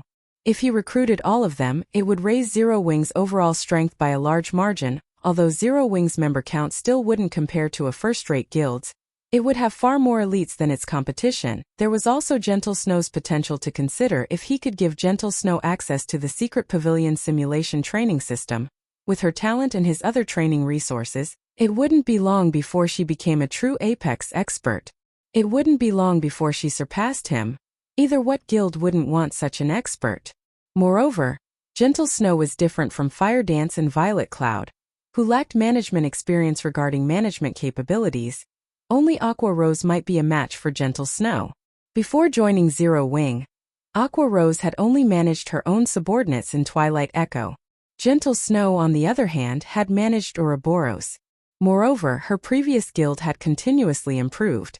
The guild had even shown signs of surpassing the Star Alliance. Even if Gentle Snow listed 3 or 4 conditions, Feng would likely agree. Only Feng knew exactly how valuable an expert capable of becoming a Tier 6 God-rank player was to a guild. After so many years of development, Ouroboros has formed its own perfect expert training system. This was the reason that Ouroboros had ranked near the top among first-rate guilds. Unlike other guilds, we could produce our own experts without recruiting or poaching players. However, the perfected expert training system had cost my White Clan group too much. Although I can bring the God-slaying army with me, I can't take the training center. The White Clan group only owns 40% of the training center's shares, while the other companies own the remaining 60%. I want Zero Wing to purchase the training center. Gentle Snow's condition stunned Feng for a moment. For any guild in God's domain, constructing their own training center was of the utmost importance. This was also why second-rate guilds couldn't compete with first-rate guilds. The initial cost of constructing an expert training center was already more than what the companies supporting second-rate guilds could handle. Moreover, even if a second-rate guild had a training center and established a perfect training system, the upkeep would be astronomically expensive. Unless a guild could earn enough to maintain this training system, no guild or company would be crazy enough to invest in something that would hemorrhage money. Feng had been contemplating his own training center as well. The Big Dipper Training Center was simply not enough to meet his requirements. The training center did not even have a simple simulation training system. However, as constructing a training center was immensely expensive, he had to tackle this problem gradually. He had never imagined that Gentle Snow would ask him to purchase Ouroboros' training center. He would have been lying if he had said he wasn't pleased with Ouroboros' training center. Zero Wing could save several years of effort. Unfortunately, there was one big problem. He didn't have enough money. Feng had served as the guild leader of a second-rate guild in the past. He had been personally involved in establishing and constructing Shadow's training center. It had happened shortly after Shadow had officially become a second-rate guild. Hence, he knew just how much money a training center's construction required. If not for several major companies in Jinhai City working together, Shadow's training center would never have come into fruition. The cost of the site and machinery was one thing. However, the various simulation facilities and the required energy to maintain them were a different story. Take the fruit of the Secret Pavilion's research, their simulation training system, for example. Only energy of the highest grade could power this kind of system. Even an inferior simulation system's daily maintenance cost was enough to quickly bankrupt multiple large companies. With Zero Wing's current financial strength, affording its maintenance was impossible, not to mention purchasing it. Guild leader Snow, you must be joking. Zero Wing can't even afford to operate a training center, not to mention purchasing a perfected one. Even if we could afford it, I doubt that the other companies would willingly sell it. After all, that is Ouroboros's foundation. As long as the training center exists, the guild can produce more experts, Feng said. Smiling bitterly, Zero Wing had started with nothing. It didn't have the support of any companies. The Zero Wing workshop in the real world relied on the guild's daily income. Moreover, Feng also did not dare to convert in-game resources into credits casually. More major companies were joining God's domain by the day, and the competition was becoming more intense.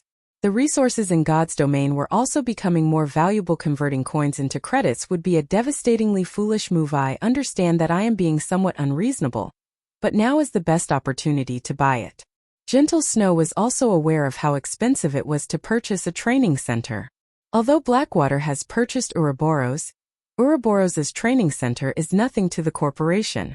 Meanwhile, the training center's daily operation is a huge burden to those companies.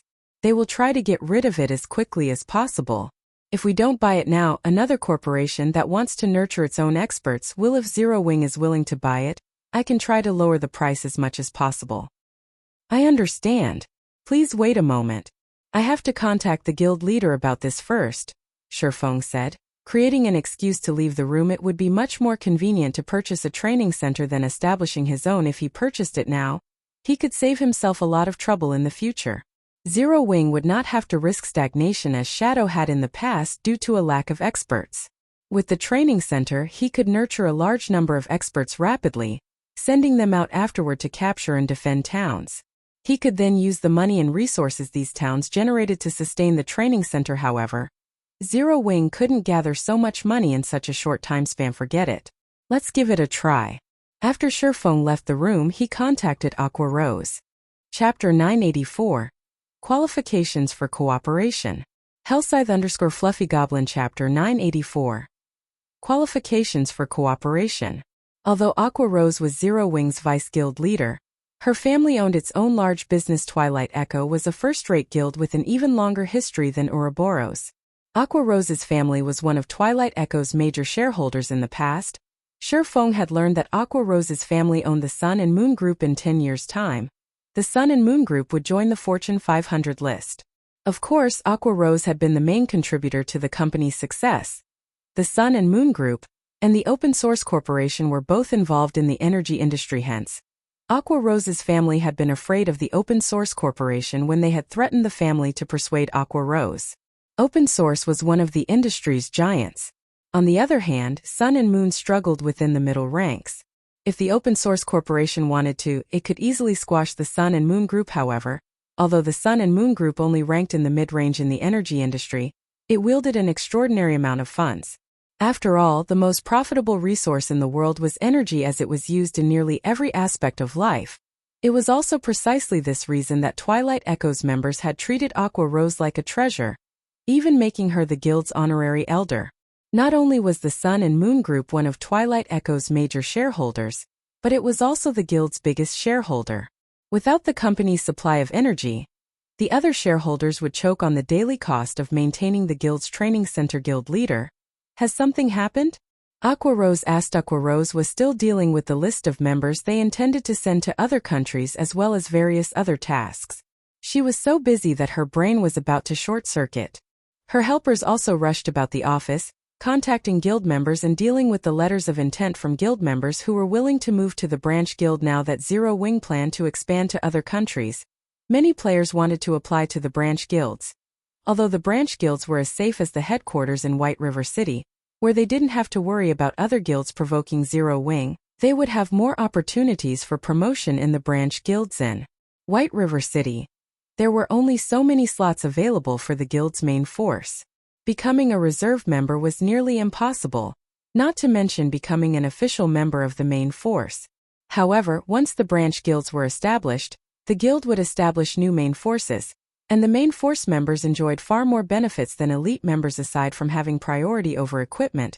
Just the amount of magic crystals each main force member received was enough to make a player drool.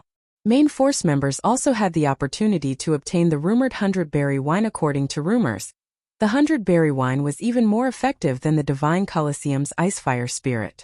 It could help players improve their skill completion rates. Currently, not one bottle was available on the market. No one knew how to obtain their own. Only official members of Zero Wing's main force qualified to compete for the 100-berry wine. Since members of the branch guild's main forces would receive similar benefits, why wouldn't Zero Wing's elite members be tempted? When Aqua Rose had announced the news, many elite members frantically applied to join the branch guilds. Although Aqua Rose looked battered inwardly, she was elated. She dreamed of helping Zero Wing grow stronger. Because of Zero Wing's extraordinary performance, her family now saw her in a different light. In fact, they even cancelled her engagement to Brilliant Wargid as Zero Wing's performance reached new heights. Her status in her household rose. Many large companies had secretly sent upper echelons to ask her family members to contact her, desperately wanting to invest in Zero Wing and offering many impressive perks. As a result, every time she visited home, her parents instantly pushed for her to meet with the company's representatives. She was even busier than the Star and Moon Group's CEO. It's nothing major. Didn't you say that your family has wanted to invest in Zero Wing? And that other companies frequently pester you to negotiation or cooperation? Sure, Feng asked. More representatives have been showing up lately as well. My family is also constantly on my case. I swear they are even more diligent now than when I had been forced into the engagement with Brilliant War God. They almost annoy me to death these days. Do you have a plan to deal with them, guild leader? Aqua Rose asked. Just discussing this topic made her head ache. She knew where Sure Feng stood on the matter. Thus, she always rejected the offers. To avoid these people, she had no choice but to hide in her virtual gaming cabin. Only in God's domain would her family leave her alone. I have a method. It also isn't a solution to always have uncle and auntie pressing you for an answer. I can offer them an opportunity to work together, Sure Feng said, chuckling. As for whether or not they want to cooperate with us, that will be up to them. Really? Aqua Rose froze, surprised by Sure Feng's declaration. She couldn't believe this was true. Zero Wing was very famous in God's domain. This was because it had rejected countless investment offers. Other guilds dreamed of having their own investors, yet Zero Wing turned them away. Zero Wing was already known as one of the most difficult guilds to work with. I intend to rent some plots of land, so I would like you to find a few partners. However, each company must first invest 1 billion credits. I will choose a total of 10 partners. Gentle Snow had already given Sure Feng a rough estimate of the cost. If he wanted to take over Ouroboros's training center, he needed at least 7 or 8 billion credits. Moreover, this was only the initial estimate. After all, Ouroboros's training center was massive. It even had its own independent research team. The training center was also located in a top-tier city. Considering Gentle Snow's price was exceedingly low, guild leader. Are you talking about Stone Forest Town's lands? Aqua Rose was so shocked that she had to ask for confirmation. Sure Feng nodded, replying seriously, that's right. Guild leader, although the player traffic in Stone Forest Town is high, as expensive as the town's lands are, they will never be worth as much as the golden lands in kingdoms and imperial capitals. Moreover, even those golden lands aren't worth that much money. Only a sucker would accept your offer. No one will agree to that, Aqua Rose said helplessly for some reason. Aqua Rose constantly had the feeling that Sure Feng lived in a different world. She was clearly the rich heiress here. Yet when Sure Feng talked about 1 billion credits, it sounded as if he were talking about chump change. That was 1 billion credits they were talking about. While the Sun and Moon Group could collect that much money, the other companies would likely hesitate. What if I have this item? Sure Feng laughed as he retrieved an old parchment from his bag. This parchment was none other than the Star Moon Kingdom city building order. With this, he could claim one unassigned location within Starmoon Kingdom and construct a city. Chapter 985. Shocking Starmoon Kingdom. Hellscythe_Fluffygoblin Chapter 985. Shocking Starmoon Kingdom. This is. Aqua Rose was astonished when she took a closer look at the old parchment's information on the screen. A city building order. This item was far more valuable than any captured town yet. While super guilds were investing time and effort into capturing towns, Feng had procured a city building order. Aqua Rose rubbed her eyes. She was sure that they were playing tricks on her. What was a Starmoon Kingdom city building order? That was proof that one had the rights to construct a player city in Starmoon Kingdom. Currently, player towns in God's domain generally accommodated 30 to 50,000 people. However, none of the guilds that had captured various towns allowed had built houses in their towns. They had all built hotels. This way the towns would accommodate more mobile players, which would in turn generate more income. Aside from guild members, players had practically no options to become permanent residents. Even so, a player town could only handle a limited amount of traffic. Take Stone Forest Town for example. Stone Forest Town was very close to the Stoneclaw Mountains. Because most of God's Domain's players had already reached level 30, the town's traffic grew with each passing day, giving it an even livelier atmosphere than White River City. In the end, Zero Wing had no choice but to limit the amount of time each player could reside in Stone Forest Town's hotels. This was also why many companies desperately wanted to work with Zero Wing. However, a town had its limits. Not only was the area around Stone Forest Town small, but the local environment also posed a huge problem. It was not suitable for players seeking entertainment, which greatly limited the benefits a real-world company could reap from setting up a virtual shop. A city, on the other hand, was many times larger than a town. Generally, a town could house over 200,000 resident players, not including mobile players. If they chose an appropriate location, they could easily attract many entertainment seekers, who disliked adventuring and fighting, to live in the city. You've seen the city building order for yourself. Companies that cooperate with Zero Wing will be given priority when purchasing a large plot of land in the city.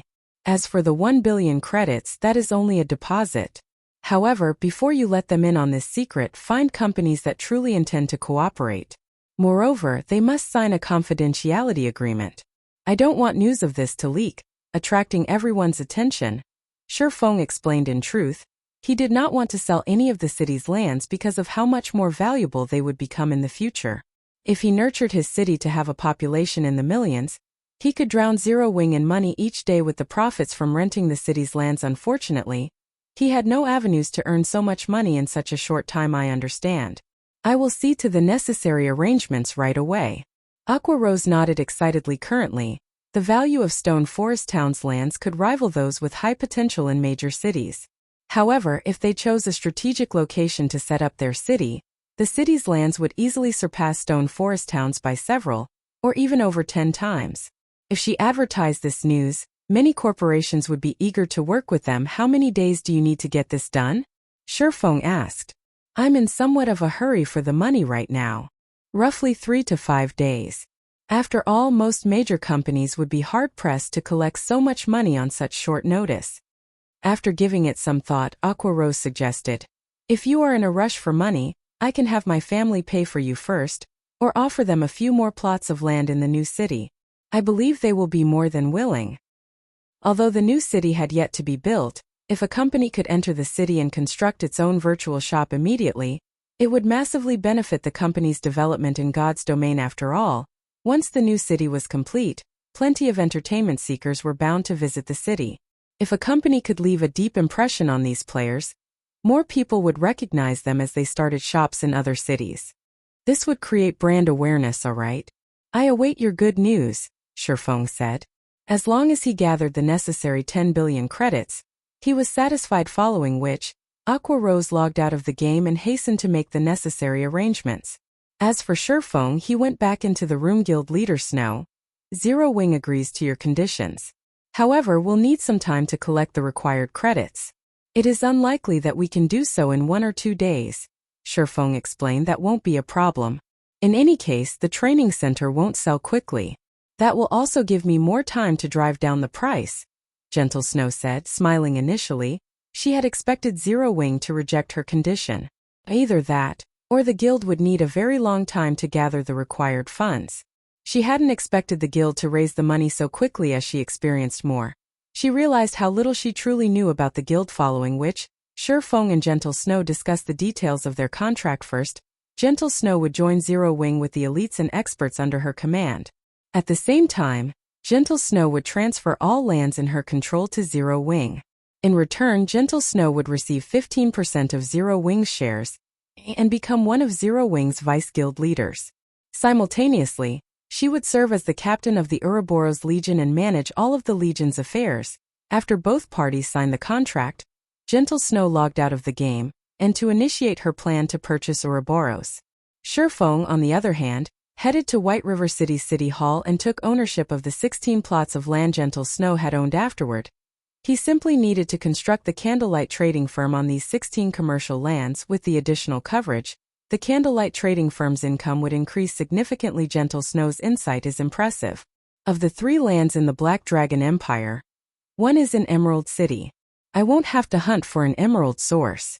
After Feng visited the 11 plots of land in Star Moon Kingdom, he could not stifle his grin as he looked at the deeds for the 3 lands in the Black Dragon Empire. Emerald City was one of the Empire's top 10 major cities. It was in no way less prosperous than White River City.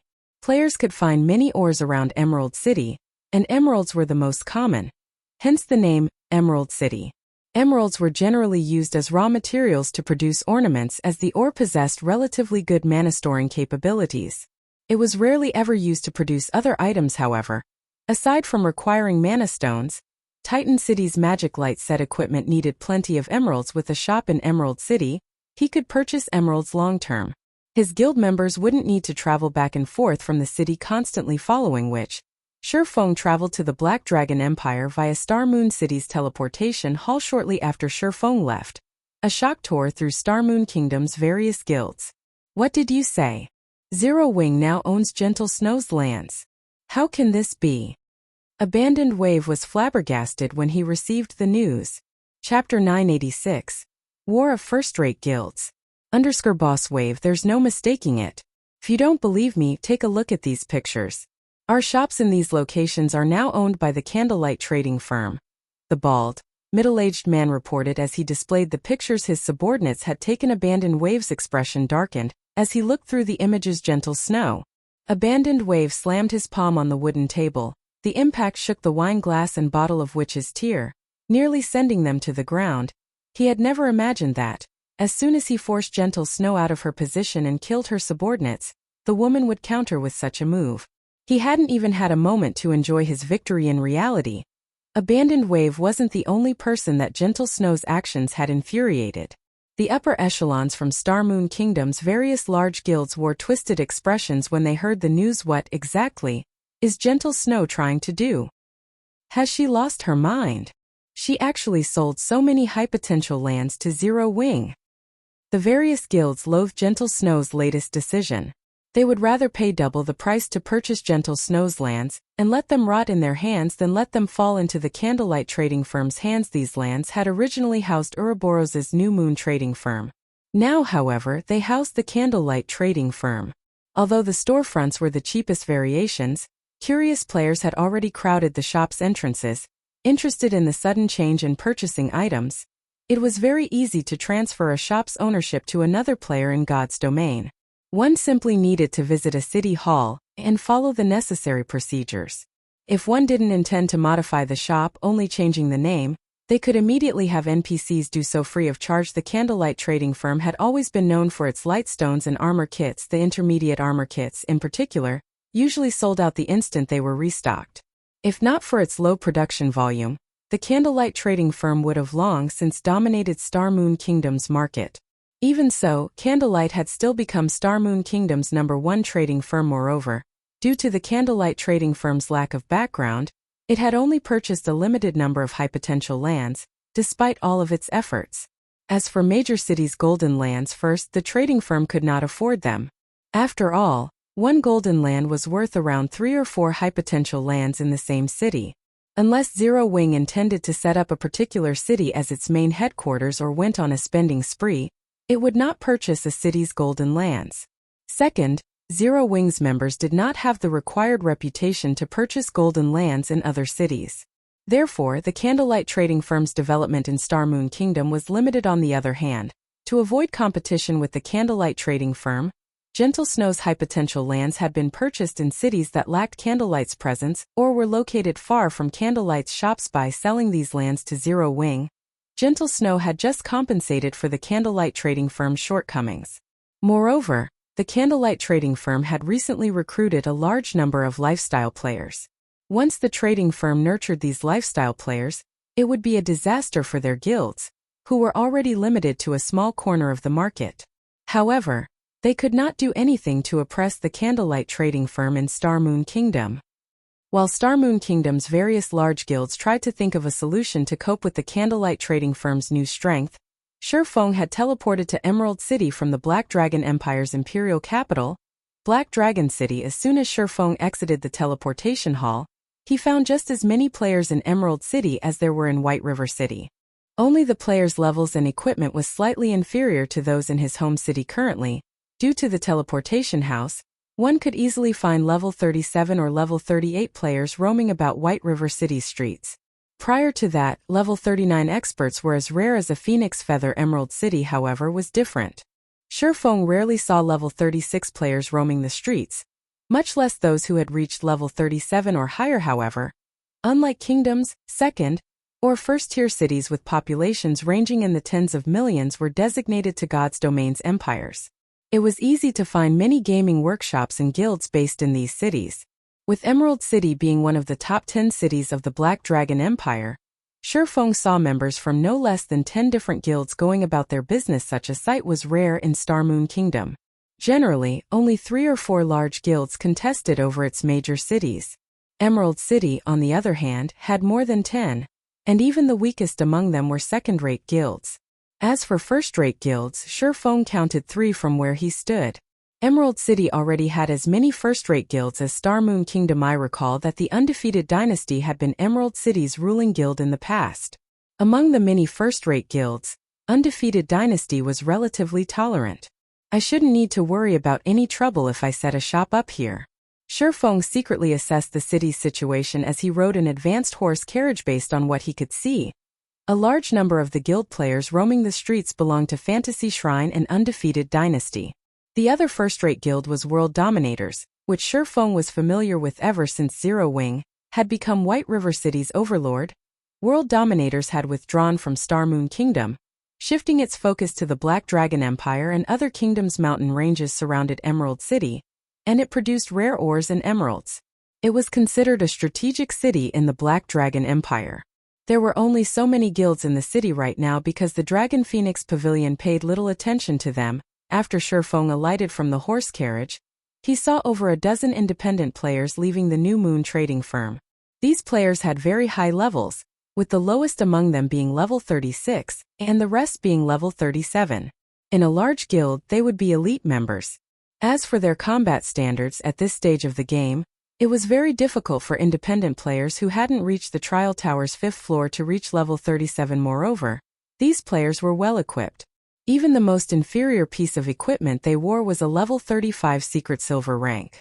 In the eyes of ordinary players, they would definitely be considered experts. Damn it, to think that intermediate regeneration potions and intermediate mana recovery potions would sell out so quickly. If I had known that something like this would happen, I would have stockpiled. Now, I won't be able to earn a little bounty reward no matter how much I try. There's nothing we can do. Who would have expected Fantasy Shrine and Undefeated Dynasty to start a war against each other in Emerald City? They are even placing bounties on each other's members. Really though, what is up with these guilds? Why did they suddenly declare war on each other? Haven't they tolerated each other pretty well until now? Based on some insider information I obtained, it seems that the two guilds have discovered a town above a mithril vein. If the town is captured, players can mine the vein freely. A mithril vein?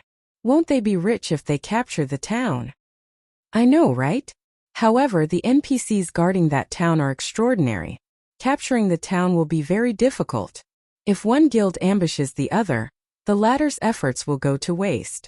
That's why both sides are trying to chase each other out of Emerald City. Large guild members sure have it easy. While independent players like us are exhausting ourselves just to find ordinary ores, they get to mine mithril ore in the safety of a town.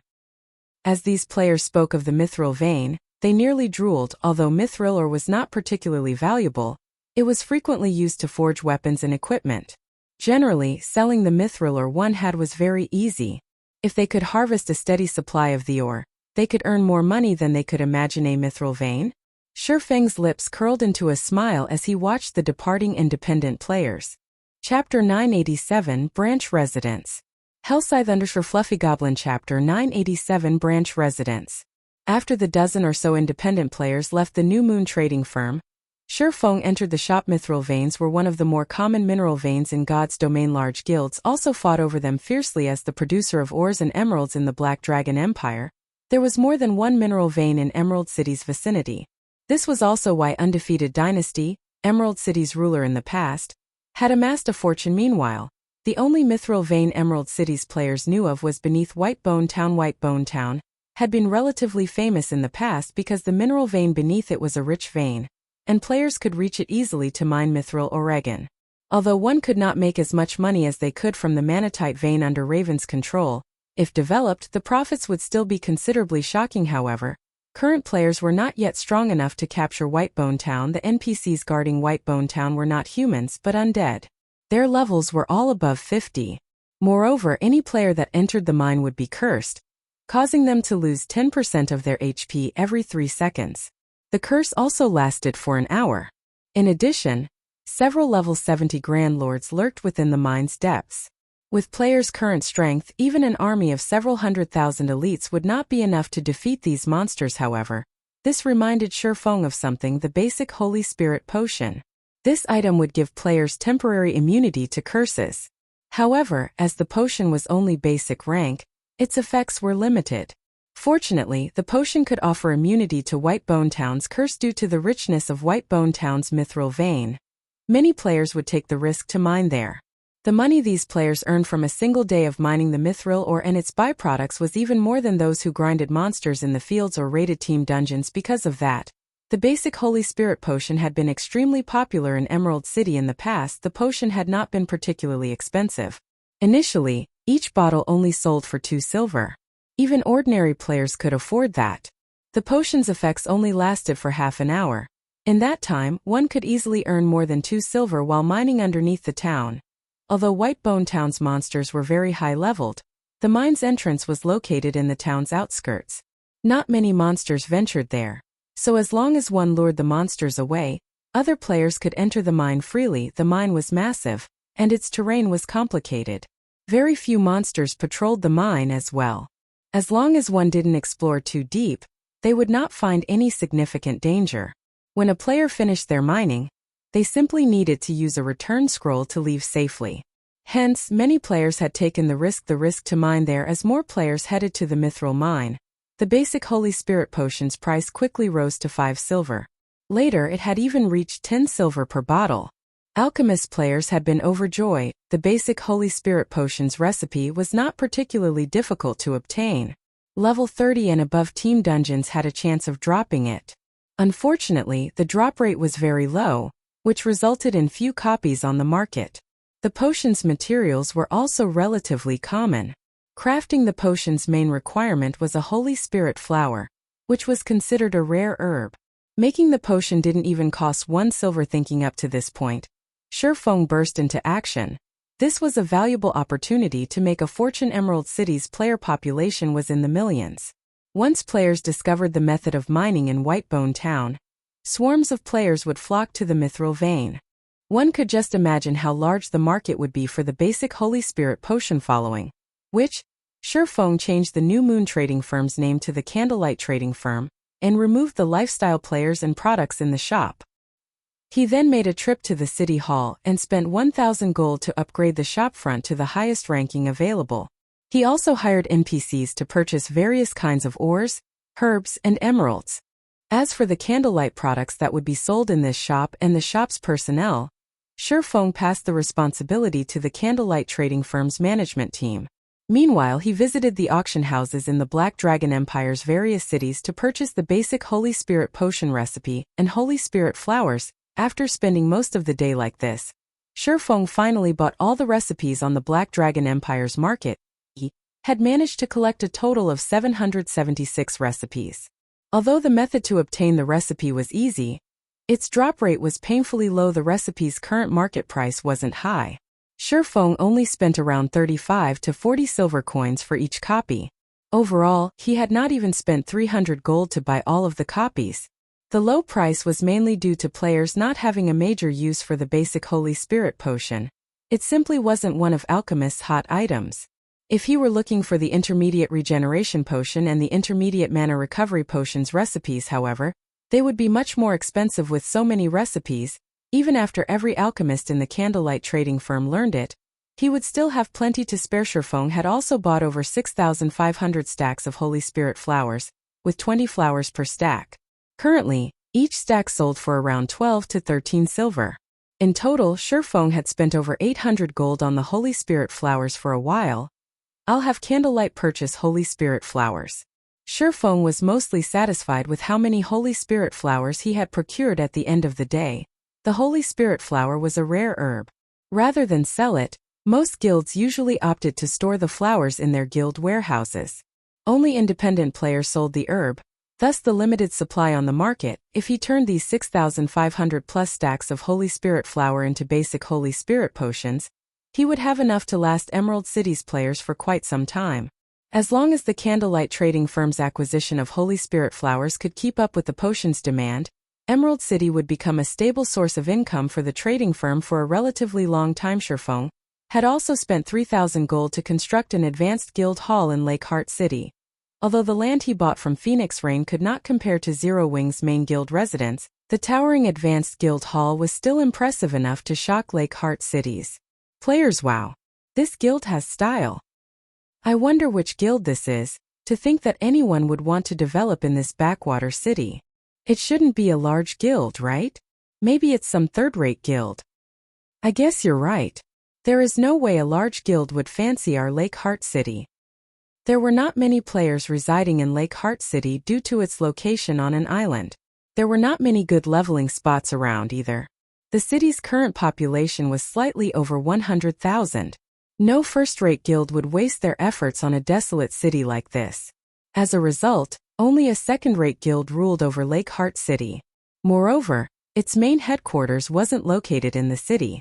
Rather, it was based in a major city with a player population of over 500,000. Furthermore, the guild residences in Lake Heart City. They were a far cry from Zero Wing's magnificent advanced guild hall. Huh? Wait a minute. Look at the emblem on that guild flag. Doesn't that look like Zero Wing's six-winged emblem? Chapter 988. The Seven Treasures' First Appearance. Hellscythe_Fluffy Goblin Chapter 988. The Seven Treasures' First Appearance. Upon hearing Zero Wing's name, the players on the street turned to look at the flag flying from the guild hall's roof. It really is a six-winged emblem. What? Star Moon Kingdom's #1 guild is actually starting a branch guild here. Many people felt chills crawl down their spines, excitement overwhelming them as they stared at the guild flag. None of them could believe their eyes. Although Lake Heart City was in the Black Dragon Empire, the empire neighbored Star Moon Kingdom. They were up to date about the nearby kingdoms. They also frequently purchased a copy of the God's Domain Experts list. Everybody knew about Zero Wing's guild leader Black Flame. Moreover, the ruler of the Black Dragon Empire's imperial capital, the Dragon Phoenix Pavilion, had suffered at Zero Wing's hands. With such a powerful guild appearing in Lake Heart City, how could they contain their excitement? Since Zero Wing is coming here, does this mean we'll have a chance to join Zero Wing? I guess so. When a guild develops in a new city, it normally recruits some of the local players to expand gradually. I heard that the benefits Zero Wing offers are awesome. They are even better than what first-rate guilds offer. In other guilds, I heard that only core members get to use the guild hall's private rooms. On the other hand, one only needs to be an elite member in Zero Wing to rent a private room and accumulate the double EXP buff. I've always wanted to join Zero Wing.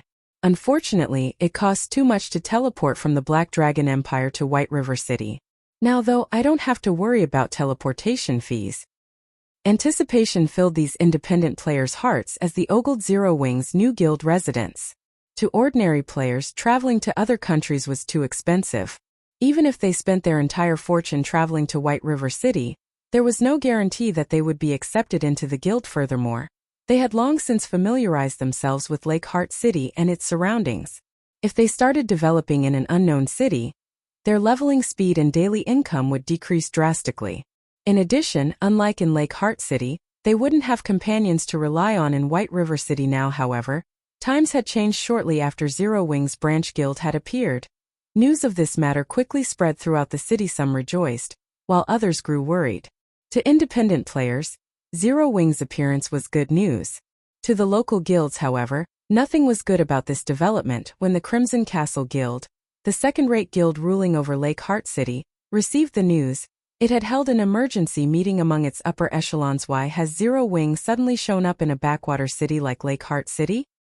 If Zero Wing really intends on developing here, they will target the high-resource areas we usually occupy. What's there to be afraid of? Even if Zero Wing is powerful in Star Moon Kingdom, this is Lake Heart City. This is our territory. We are far more familiar with the city's surroundings than Zero Wing. Even if a war breaks out between our guilds, the winner isn't set in stone. Crimson Castle's upper echelons discussed the situation heatedly. Although the leveling areas around Lake Heart City were not particularly beneficial, once players familiarized themselves with the area, their leveling speed would increase. Moreover, unlike other cities, there were very few guilds in Lake Heart City. This allowed Crimson Castle to obtain plenty of raw materials very easily. There is no need to get too worked up about this. I have heard that the situation in Star Moon Kingdom isn't very stable. Zero Wing won't focus too much on conquering Lake Heart City. Moreover, the Dragon Phoenix Pavilion has a grudge against Zero Wing.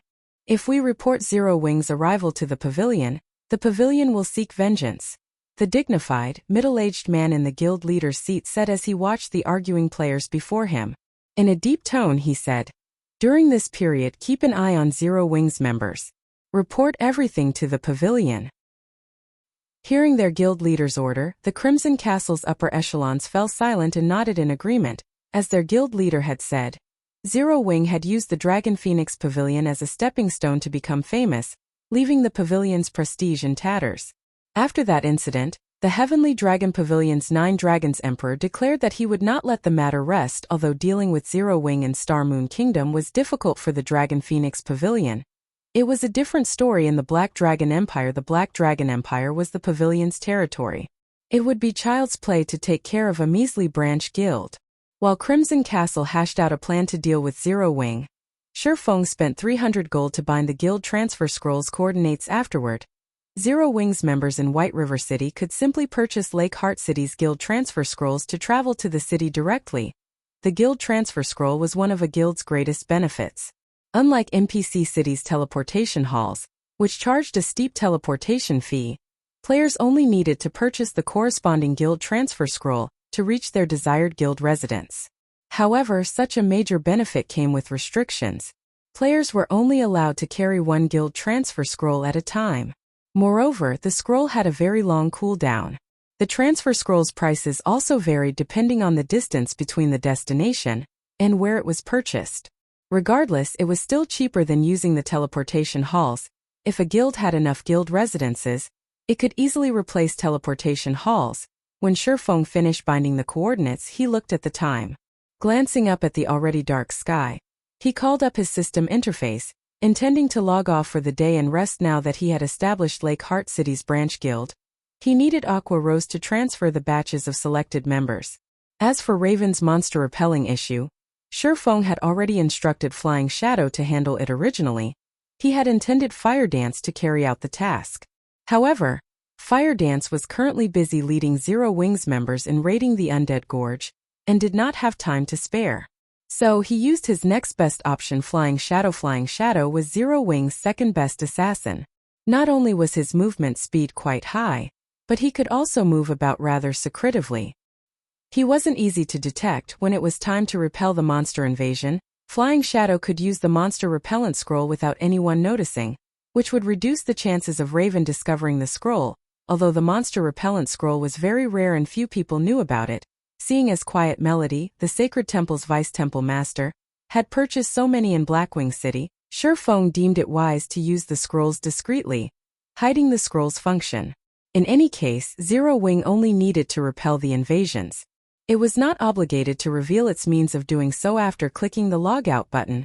While Feng waited on the logout timer, he habitually used the golden stigmata's detect skill. The quest to find the 7 treasures was truly sinister. With God's domain being so massive, how was he supposed to locate them? Fortunately, he had been given a very long time limit to complete the quest.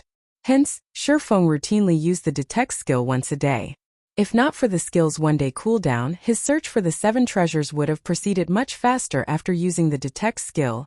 Feng heard the sound of a system notification system. The golden stigmata has detected the 7 treasures' energy waves.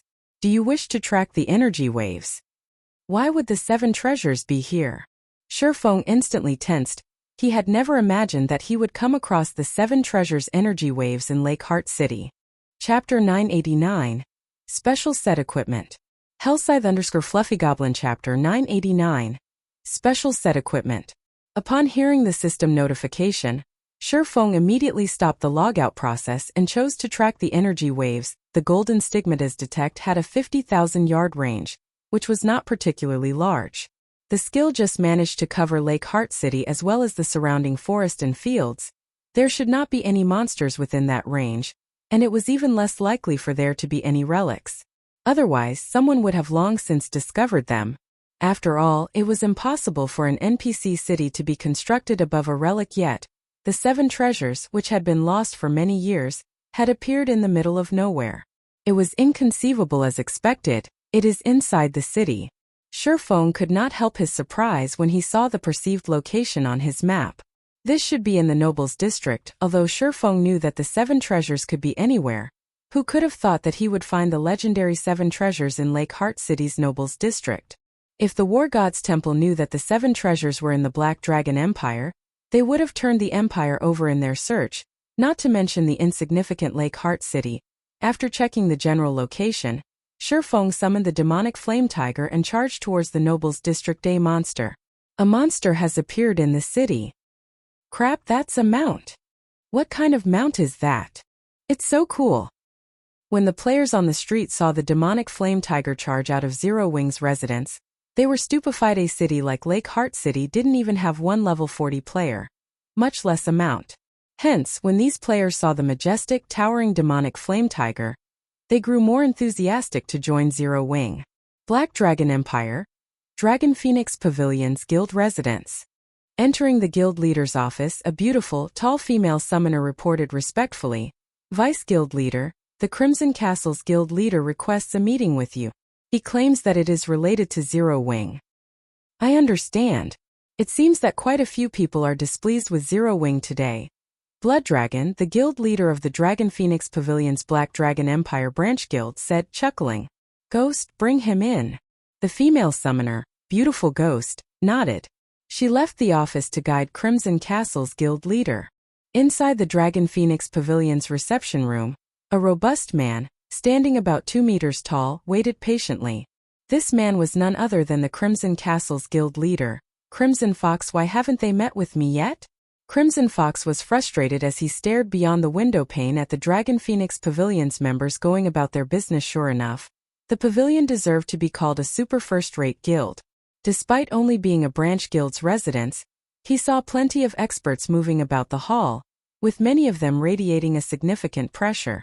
Among these experts, he envied a few players' equipment. The Crimson Castle could never compare to a guild like the Dragon Phoenix Pavilion. Crimson Fox had originally intended to send one of the guild's upper echelons to the pavilion. However, when he thought about the violent and arrogant temper of the pavilion's vice guild leader, Blood Dragon, he felt that it would be safer if he visited the guild personally. Once he reached the pavilion's guild residence, he firmly believed that he had made the right decision. His guild's representative would never have been allowed through the pavilion's gates. Moreover, not long ago, he received another message from his subordinates stating that Zero Wing's demonic flame tiger had appeared in Lake Heart City. The upper echelons of God's domain's various guilds were no strangers to the demonic tiger.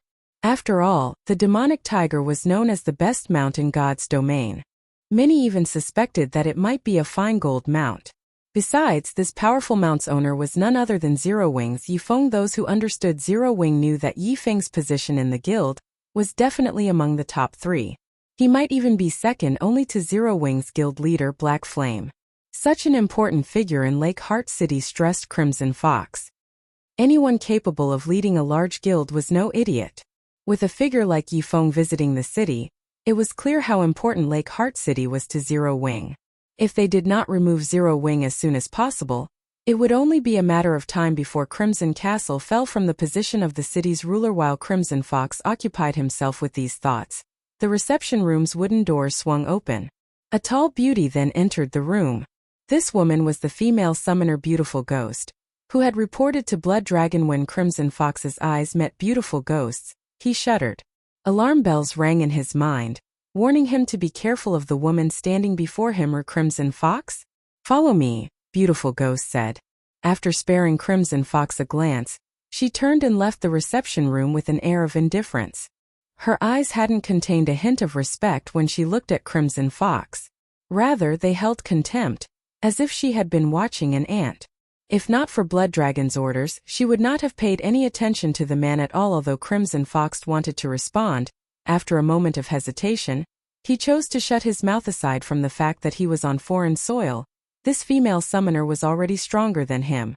Not only was she level 39, but her equipment also radiated the unique glow of dark gold items. Moreover, the red-blue robes, headwear, and other equipment were clearly pieces of a set. In other words, Beautiful Ghost wore a dark gold set equipment. In comparison, he only had individual pieces of level 35 dark gold equipment. A level 35 dark gold set equipment? As expected of a super first-rate guild. Crimson Fox smiled bitterly. He had no choice but to endure this woman's contemptuous look. After all, she had more than earned her arrogance. However, Crimson Fox did not know that Beautiful Ghost's dark gold set equipment was not a level 35 set. If Feng were present, he would have instantly recognized the equipment. This was the level 40 dark gold set equipment, Life Summons. Only level 40 and above field Great Lords had a chance of dropping these set pieces initially. Only level 40 summoners could equip the Life Summons set. However, this equipment was somewhat special. If one had all 5 pieces of the set, the level requirement would drop by 5 levels under Beautiful Ghost's lead. Crimson Fox quickly arrived before the guild leader's office on the 3rd floor. On his way, Crimson Fox had seen many level 50 NPC guards. Without someone of relevance as a guide, even the guild's elite members would not be allowed near the guild leader's office. Upon entering the office, Crimson Fox involuntarily shuddered. He felt an immense pressure, almost as if a boss monster were in the room with him. Moreover, it didn't feel like any ordinary boss monster. At the very least, it felt like a lord boss or stronger. How is this possible? Crimson Fox stared at Blood Dragon, who leaned against his office chair while enjoying a glass of wine, shock filling his heart. Is this the Dragon Phoenix Pavilion's vice guild leader? At this moment, Crimson Fox struggled to breathe. Compared to Blood Dragon, the pressure he felt from Beautiful Ghost before was a joke. Against Beautiful Ghost, he could, more or less, move unaffected. However, when faced with Blood Dragon, his movements were somewhat sluggish. In battle, this pressure would greatly impact his combat power. However, the scene inside the office was even more shocking. Seated opposite of Blood Dragon was a gorgeous woman who, despite the powerful mental oppression in the room, seemed utterly unaffected. Chapter 990 Empire's Overlord. Hellscythe_FluffyGoblin Chapter 990 Empire's Overlord. Who is she? Crimson Fox's attention unconsciously drifted to the leisurely woman. Currently, Blood Dragon was level 40, and only a handful of players throughout the Black Dragon Empire had reached this level. Level 40 players were much stronger than level 39 players in terms of attributes, as they could equip level 40 equipment. If even he, someone who wore a full collection of level 35 dark gold equipment, felt such immense pressure from Blood Dragon, one could just imagine how intense of a pressure a level 20 player would feel in Blood Dragon's aura. Yet, the mysterious woman before him treated Blood Dragon's undisguised aura as if it were a spring breeze. In addition, the mysterious woman herself exuded a noble and graceful aura that coaxed one into submission. Sit. Blood Dragon told Crimson Fox as he pointed to one of the wooden chairs on the other side of his desk. Let me introduce you. This beauty is the Blackwater Corporation's representative, Qin Muyun. Like you, she is here for Zero Wing. The Blackwater Corporation? Crimson Fox was taken aback. Everyone had heard of the Blackwater Corporation. It was a Fortune 500 company. Meanwhile, the young woman before him had been chosen to represent such a major corporation. Guild leader Crimson, if you have any information regarding Zero Wing that you wish to share, please tell us. I believe that Miss Muyun is also interested to hear it, Blood Dragon said, chuckling. Crimson Fox nodded nervously. He then relayed everything about Zero Wing's development in Lake Heart City. Vice Guild leader Blood, you've seen Zero Wing's ambition for yourself. If we let Zero Wing develop any further, no one will be able to guarantee that Zero Wing won't set its sights on the Black Dragon Empire. If we don't take measures to contain the guild, with its development speed thus far, it won't be long before it grows so big that even you will be helpless against it, Qin Muyun said, smiling. You should consider my earlier proposal. Qin Muyun had the voice of a siren. Her words were intoxicating. Even an expert like Crimson Fox was not completely unaffected initially. Qin Muyun had worried that the Dragon Phoenix Pavilion would reject their offer of cooperation. Now, however, her worries had been resolved. Before this, Zero Wing's operations had been limited to Star Moon Kingdom. No matter how strong it became, it wouldn't impact the pavilion's operations in the Black Dragon Empire. However, she had never imagined that, of all places, Zero Wing would choose to expand into the Black Dragon Empire. The Black Dragon Empire was the Dragon Phoenix Pavilion's territory. For the sake of its reputation, the pavilion couldn't let Zero Wing enjoy itself here. Otherwise, Nine Dragons Emperor's prior declaration would be nothing more than his own disgrace. Since Miss Muyun has already said as much, I agree to provide support in resources, products, coins, and experts to help you defeat Zero Wing. Once the deed is done, however, the pavilion wants full authority over Stone Forest Town. Please rest assured. As long as the pavilion helps us from the sidelines, the Blackwater Corporation will deal with the rest. Qin Muyun smiled. If there isn't anything else to discuss, I must leave to report the good news to my superiors. Blood Dragon nodded before sending Qin Muyun off with his gaze. Vice Guild leader Blood, what about Lake Heart City? Crimson Fox asked anxiously. Lake Heart City was an important source of income for the Crimson Castle. Without it, the guild's development would deteriorate significantly. Relax. Since Zero Wing dares to enter the Black Dragon Empire, the pavilion won't let the guild off the hook. I will send the Blood Legion to assist the Crimson Castle. We'll make sure that Zero Wing regrets ever setting foot in the Black Dragon Empire. Blood Dragon could not help but chuckle. Turning to Crimson Fox, he spoke in a domineering tone. I'll appoint my aide, Beautiful Ghost, to command the operation. I believe that you do not have any arguments, right? Of course, of course. Crimson Fox said excitedly. The Blood Legion was a legion of expert assassins that everyone in the Black Dragon Empire knew about. Not only did these experts possess excellent equipment, but every one of them was also adept with ambushes in the fields. Although the Blood Legion was not the Dragon Phoenix Pavilion's strongest force, it was the one that the various large guilds feared the most. Even first-rate guilds were afraid of the Blood Legion out in the fields.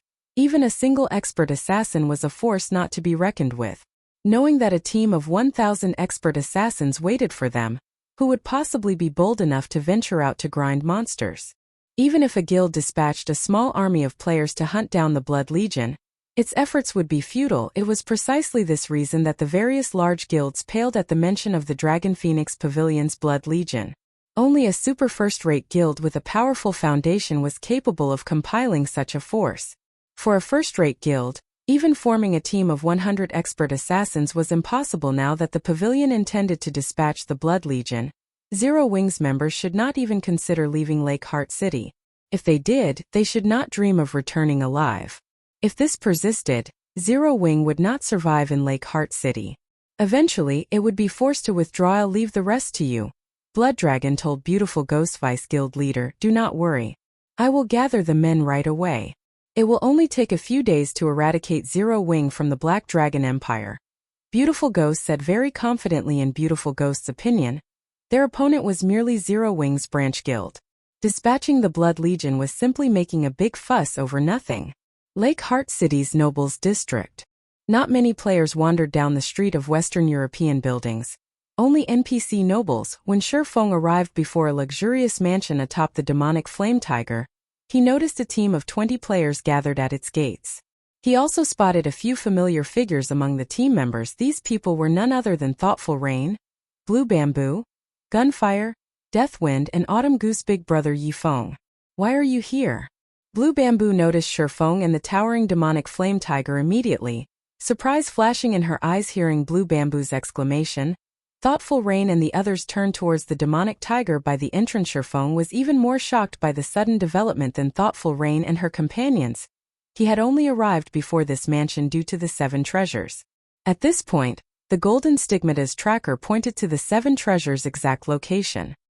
He had never expected to find Thoughtful Rain and the others here as well. However, after Blue Bamboo had noticed him, the rest of the team turned and glared as if he were their greatest enemy, killing intent filling their eyes. Suddenly, the shield warrior Deathwind scattered the heavy atmosphere as he approached Feng and asked pleasantly, "Brother Yi Feng, what a coincidence. Are you here for a quest as well?" Chapter 991, Cost of Contempt. Hellscythe _ Fluffy Goblin. Chapter 991, Cost of Contempt. An acquaintance. When everyone in the team saw Deathwind greet Feng, their gazes softened slightly. Even so, they remained very cautious with him currently. Feng wore his black cloak, so they could not see his information. However, the fact that he rode a mount showed that he was extraordinarily strong. Otherwise, he wouldn't have reached level 40 so quickly. They wouldn't mind a weak acquaintance. However, Feng's strength was precisely the reason that they remained wary. "Autumn, you guys know him?" A robust man asked Autumn Goose, who stood beside him. This robust man, weathered appearance spoke of years of life's vicissitudes. A suit of silvery gray knight's armor protected his body, and he carried a tower shield that was nearly as tall as he was. At his waist he carried a luxurious golden knight's sword. Furthermore, he had already reached level 40 MHM. He's one of Zero Wing's elders. He is incredibly strong. It was thanks to him that we had completed our previous quest. Autumn Goose nodded to the robust man's question. She did not try to hide anything as the man beside her was none other than the commander of the Wind God's Spear, Fallen Wind.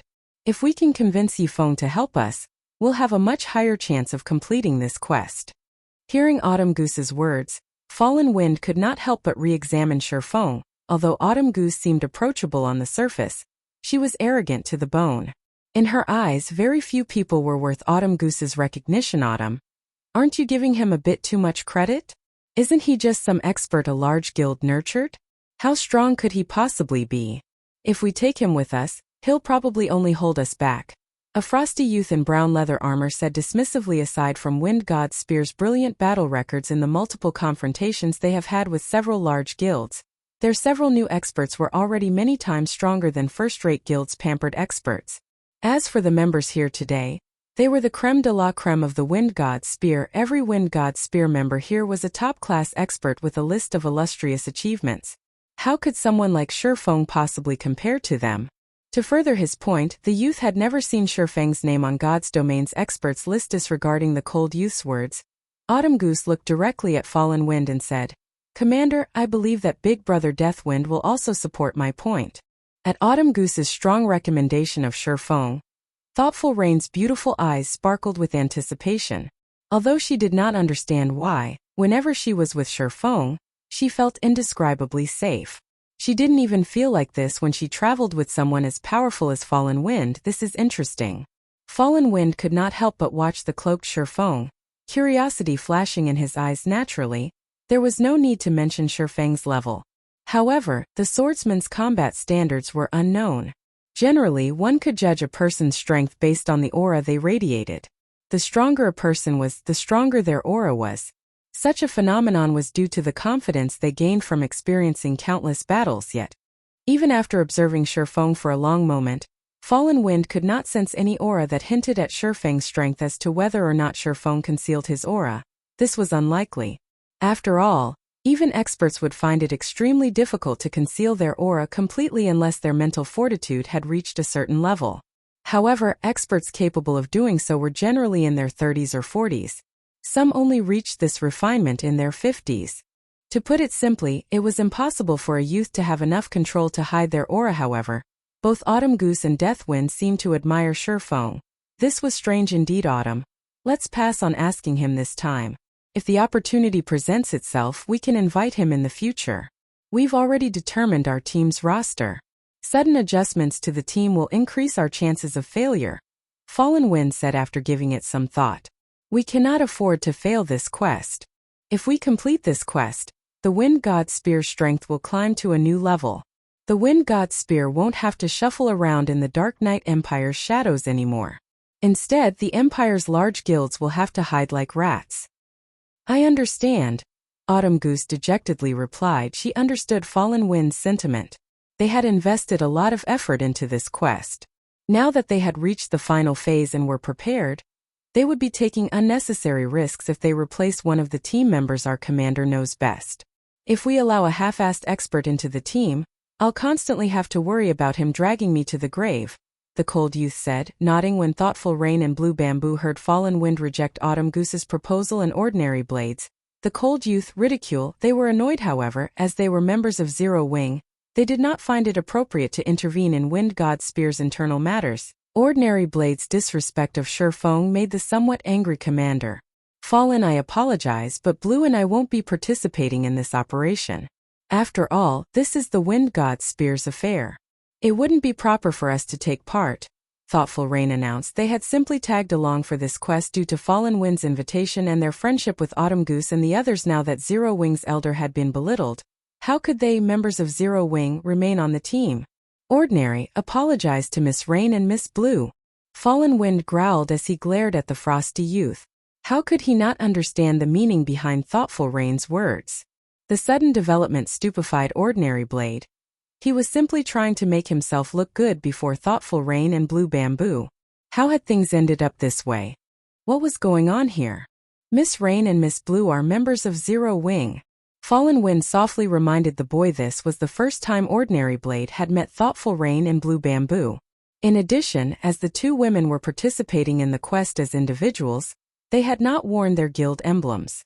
Hence, Ordinary Blade had not realized that the duo was from Zero Wing. Miss Rain, I misspoke. Please forgive me. Ordinary Blade quickly apologized after realizing his blunder. He very much felt like digging a hole and jumping in, saying Ordinary Blade's distress. Autumn Goose, who was familiar with the youth, could not help but giggle. In the Wind God's Spear, Ordinary Blade was famous for his indifference. However, when the youth had met Thoughtful Rain for the first time, his eyes had nearly fallen from their sockets. It was obvious that the youth was interested in Thoughtful Rain. Unfortunately, his attempt to impress her had backfired magnificently this time. Even their commander couldn't save him. She and Thoughtful Rain were as close as sisters. She was very familiar with Thoughtful Rain's personality. When Thoughtful Rain made a decision, even a force of nature wouldn't change her mind. She remembered Thoughtful Rain's decision to join Zero Wing. No matter how much she had tried to dissuade the girl, hadn't Thoughtful Rain still joined the guild? Chapter 992. Legendary Difficulty. Hellscythe_VampireCat. Chapter 992. Legendary Difficulty.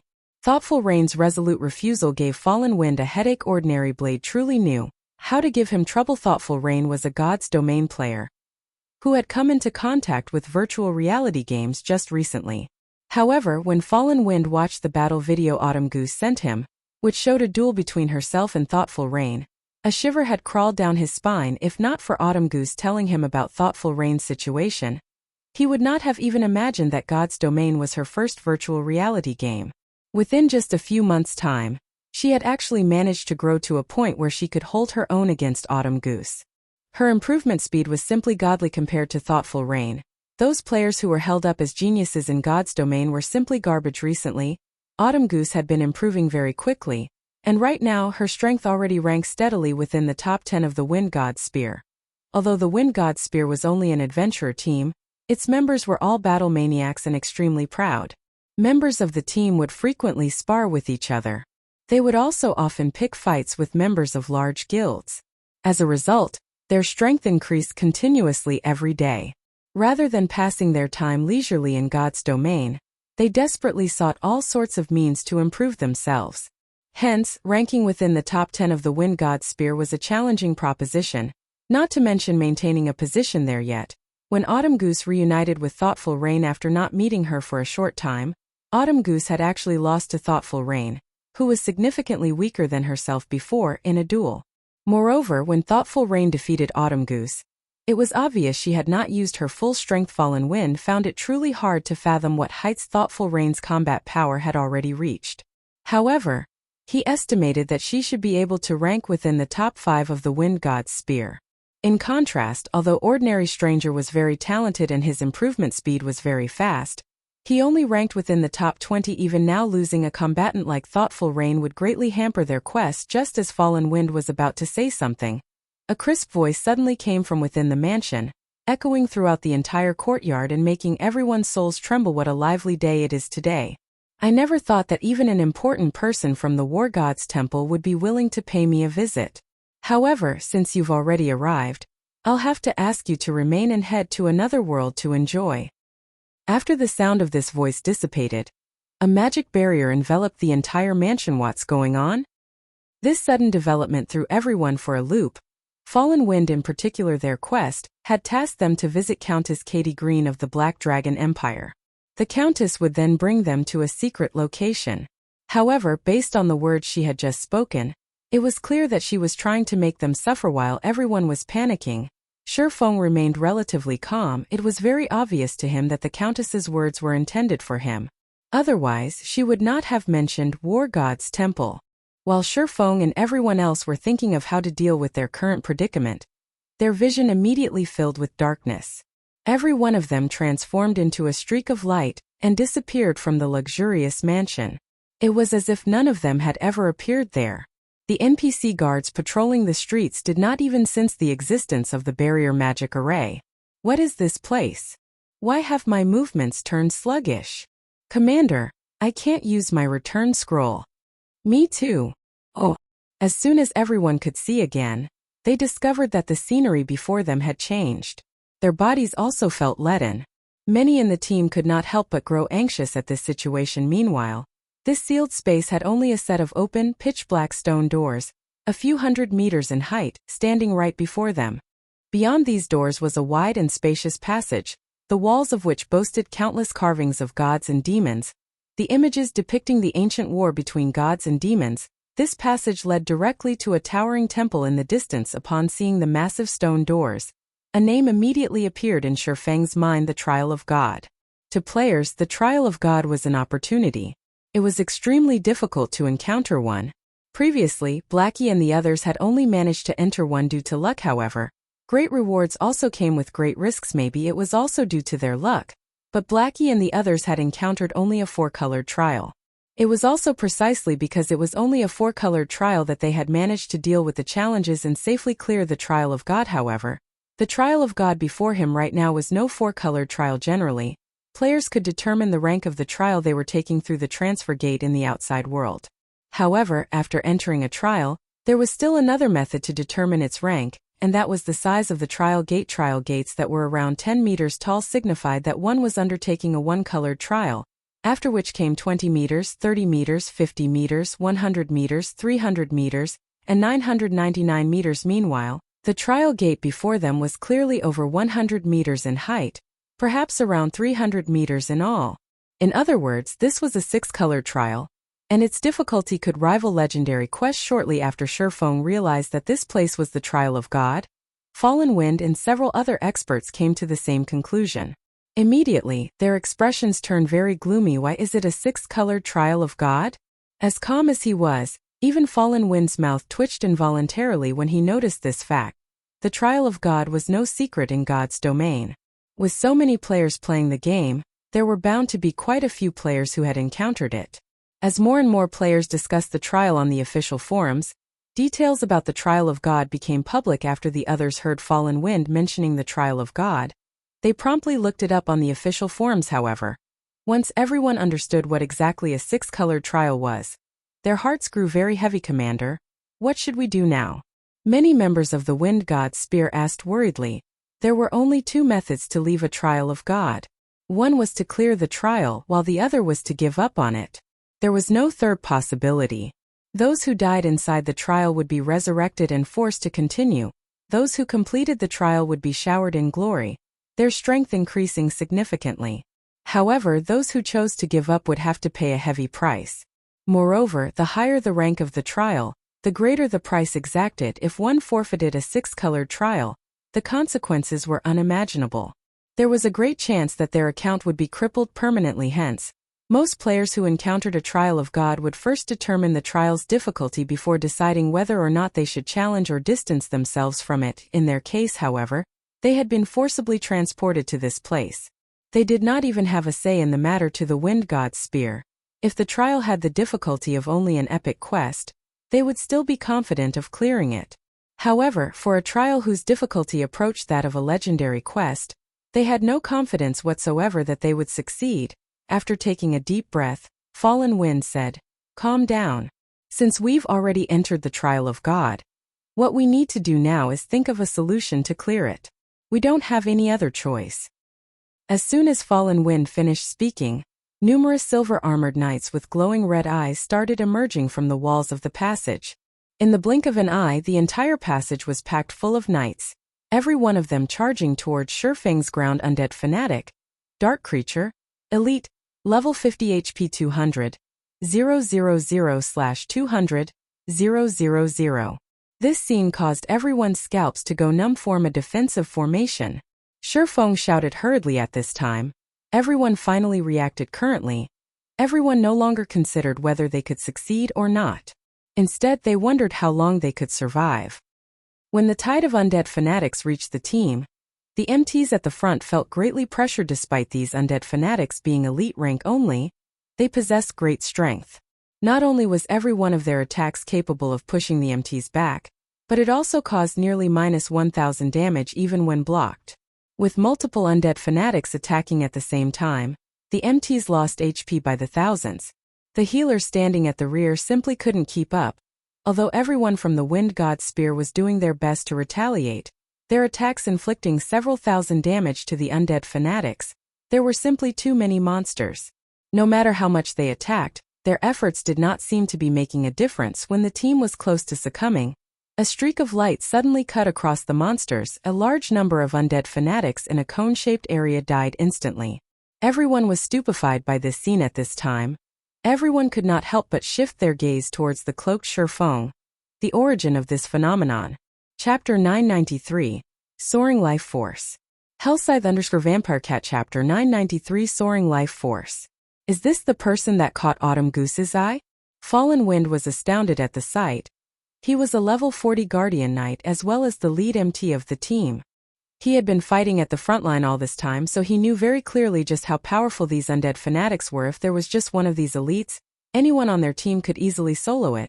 Although the undead fanatics possess great strength, far surpassing even that of their team's level 40 Berserker Autumn Goose, their attack speed and reaction speed were not particularly fast. Given enough space, even an MT could slowly wear one down by themselves. However, it was terrifying if they had to go up against over 10,000 of these elite monsters. The tide of undead fanatics surrounding them gave them no room to maneuver whatsoever, so they had no choice but to clash directly against these elites. Moreover, the undead fanatics possessed 200,000 HP, above average HPs for level 50 elite undead. In addition, the inherent magic resistance of undead was very high. Even when someone in their team used an AoE attack spell, they only managed to deal around -2000 damage to the elites. Even after multiple applications, they barely did any damage to the undead fanatics. It was only a matter of time before the team would get annihilated. Yet, with just a single swing of his sword, Feng had vaporized nearly 1,000 undead fanatics. Aside from Fallen Wind, everyone else in the team was stupefied by Feng's performance as well. Autumn, just how did you get acquainted with such a monster? A level 39 female cursemancer asked softly. I met him when I was doing a quest with Rain. Back then, just like you guys, we thought that guild experts were merely pampered players. When Autumn Goose recalled how she had the same thoughts that the members of the Wind God's Spear had right now, she could not help but feel ashamed of herself. Hearing the conversation between the cursemancer and Autumn Goose, thoughtful Rain and Blue Bamboo felt a surge of pride overwhelm their earlier anger. We said it before, right? Big Brother Feng is very powerful. Some time ago, Big Brother Feng managed to kill a level 50 Field Great Lord with just me and Rain in the party. It is naturally not a problem for him to deal with these level 50 elite monsters right now, Blue Bamboo said proudly, puffing out her chest. Although they had relied mainly on Feng's 2 personal guards to defeat the level 50 Great Lord, Blue Bamboo considered the personal guards part of Feng's strength. After all, she had never seen anyone else with the ability to recruit such powerful personal guards. He managed to solo a level 50 field Great Lord with just two magical classes. That's impossible, right? Previously, even after our Wind God's Spear had gathered a team of 100 players, we managed to defeat a level 40 field Great Lord only after utilizing many rare tools. Everyone from the Wind God's Spear was shocked by Blue Bamboo's revelation. The feat of killing a level 50 Great Lord was much more amazing than directly wiping out hundreds of undead fanatics after entering God's domain. They had fought against plenty of monsters. Hence, they knew full well just how frightening a level 50 field Great Lord could be. Current players simply had no chance of contending against such a boss. Level 50 was a major milestone. Players could begin challenging their Tier 2 class change at this level, and greatly improve their attributes. Their skills could reach Tier 2 as well. Overall, upon reaching level 50, players could receive a tremendous boost to their combat power. Hence, the system had made it so that level 50 monsters were stronger than level 49 monsters by a large margin. This gap was also the reason why even a berserker expert like Autumn Goose was no match for the level 50 undead fanatics in terms of strength. Immediately, everyone looked at Feng with astonishment. Meanwhile, when Ordinary Blade, who previously still felt contempt towards Feng, noticed thoughtful Rain constantly looking at Feng, jealousy sprouted in his heart. Just you wait. I will definitely surpass you one day. Ordinary Blade swore to himself. He had only been in contact with God's domain for a short time. His strength was still rising rapidly. Besides, he had recently managed to apprentice himself to a martial arts master in the real world. Said master had even acknowledged him as a martial arts genius. With the virtual environment of God's domain practically the same as the real world, he refused to believe he would fail to surpass Feng in the future. We can't always stay on the defense. I'll open a path for us. Melee classes, protect the magical classes from the sides and follow me. Feng said hurriedly when he noticed that undead fanatics were still pouring out from the walls of the distant passage. Magical classes, don't bother attacking. Try to use movement speed reduction and imprisonment skills as much as possible. After Feng was done speaking, he cast Firestorm ahead of Hema. Towering Inferno promptly devoured everything. Although the undead fanatics possessed high magic resistance, Feng's killing ray doubled his damage towards dark creatures. As a result, by the time Firestorm's duration ended, none of the undead fanatics caught within the range of the flames remained alive. Unfortunately, as this place was the trial of God, regardless of how many monsters players killed here, they would not receive any EXP. Similarly, the monsters here also did not drop any loot. The only thing players could gain from fighting against the monsters here was skill proficiency. Generally, players would receive rewards only after they cleared a stage. Feng, however, got an additional benefit from killing these undead fanatics previously. When he used Lightning Blade to kill the undead fanatics, he discovered that Icarus's heart had absorbed plenty of life force. After he had used the Holy Grail to evolve Icarus's heart, the necklace no longer required him to kill bosses to upgrade it. Instead, he only needed to kill players and absorb their life force. The only downside was the amount of life force required. Currently, he needed 5,000 units of life force to upgrade the necklace to epic rank. Although Feng had killed plenty of players after evolving Icarus's heart, he had also used the necklace's skill numerous times, particularly when he was opening treasure chests and killing bosses. Each use cost him 100 units of life force. He had practically used up all of what he had collected. Hence, he had never been able to upgrade Icarus's heart to epic rank during this time. However, for every 2 or 3 undead fanatics he killed, Icarus's heart's accumulated life force actually increased by 1 after just 2 attacks. Feng had gained over 800 units of life force. The rate at which he was gathering life force right now was much faster than when he was killing players, following which, Feng activated both Defensive Blade and Thunder God's Descent. He then started brandishing his swords, executing Sword's Orbit as he slaughtered his way forward. The undead fanatics might have had an advantage in strength over Feng's team members, but the same could not be said for Feng himself when comparing strength attributes. Feng, who possessed a fragmented legendary item and multiple epic weapons and equipment, only needed a single attack to send the undead fanatics flying. In terms of speed, he was many times faster than the elite monsters. Before the monsters could even touch him, his swords would have already struck their weak points. Repelling them, Feng was like a meat grinder when he went up against the endless undead fanatics. His swords madly devoured the elite monsters charging at him. With no exception, all undead fanatics within 15 yards of Feng would have their HPs reduced at a speed visible to the naked eye in the blink of an eye. Numerous undead fanatics had their 200,000 HPs depleted completely, following which, Icarus's heart's accumulated life force rapidly increased. In just a few moments, the counter had crossed the 1,000 unit threshold. Autumn. Is he really a player? The members of the Wind God's Spear following behind Feng gulped involuntarily. They could not bring themselves to believe what they were seeing. Chapter 994. Rising to Epic. Hellscythe_VampireCat Chapter 994 Rising to Epic. Everyone had already seen for themselves just how strong Feng's basic attributes were. Even the level 50 undead fanatics were no match for him in terms of strength. He could easily send the elites flying with a casual attack. However, being able to make it so that not a single monster could get within 10 yards of himself was impossible just by relying on attributes. Combat techniques and experience played important roles as well. While players could improve their basic attributes through equipment upgrades, combat techniques and experience could not be easily improved. This was also the Wind God's Spear's greatest point of pride. The various large guilds were all busy raiding dungeons to upgrade their weapons and equipment.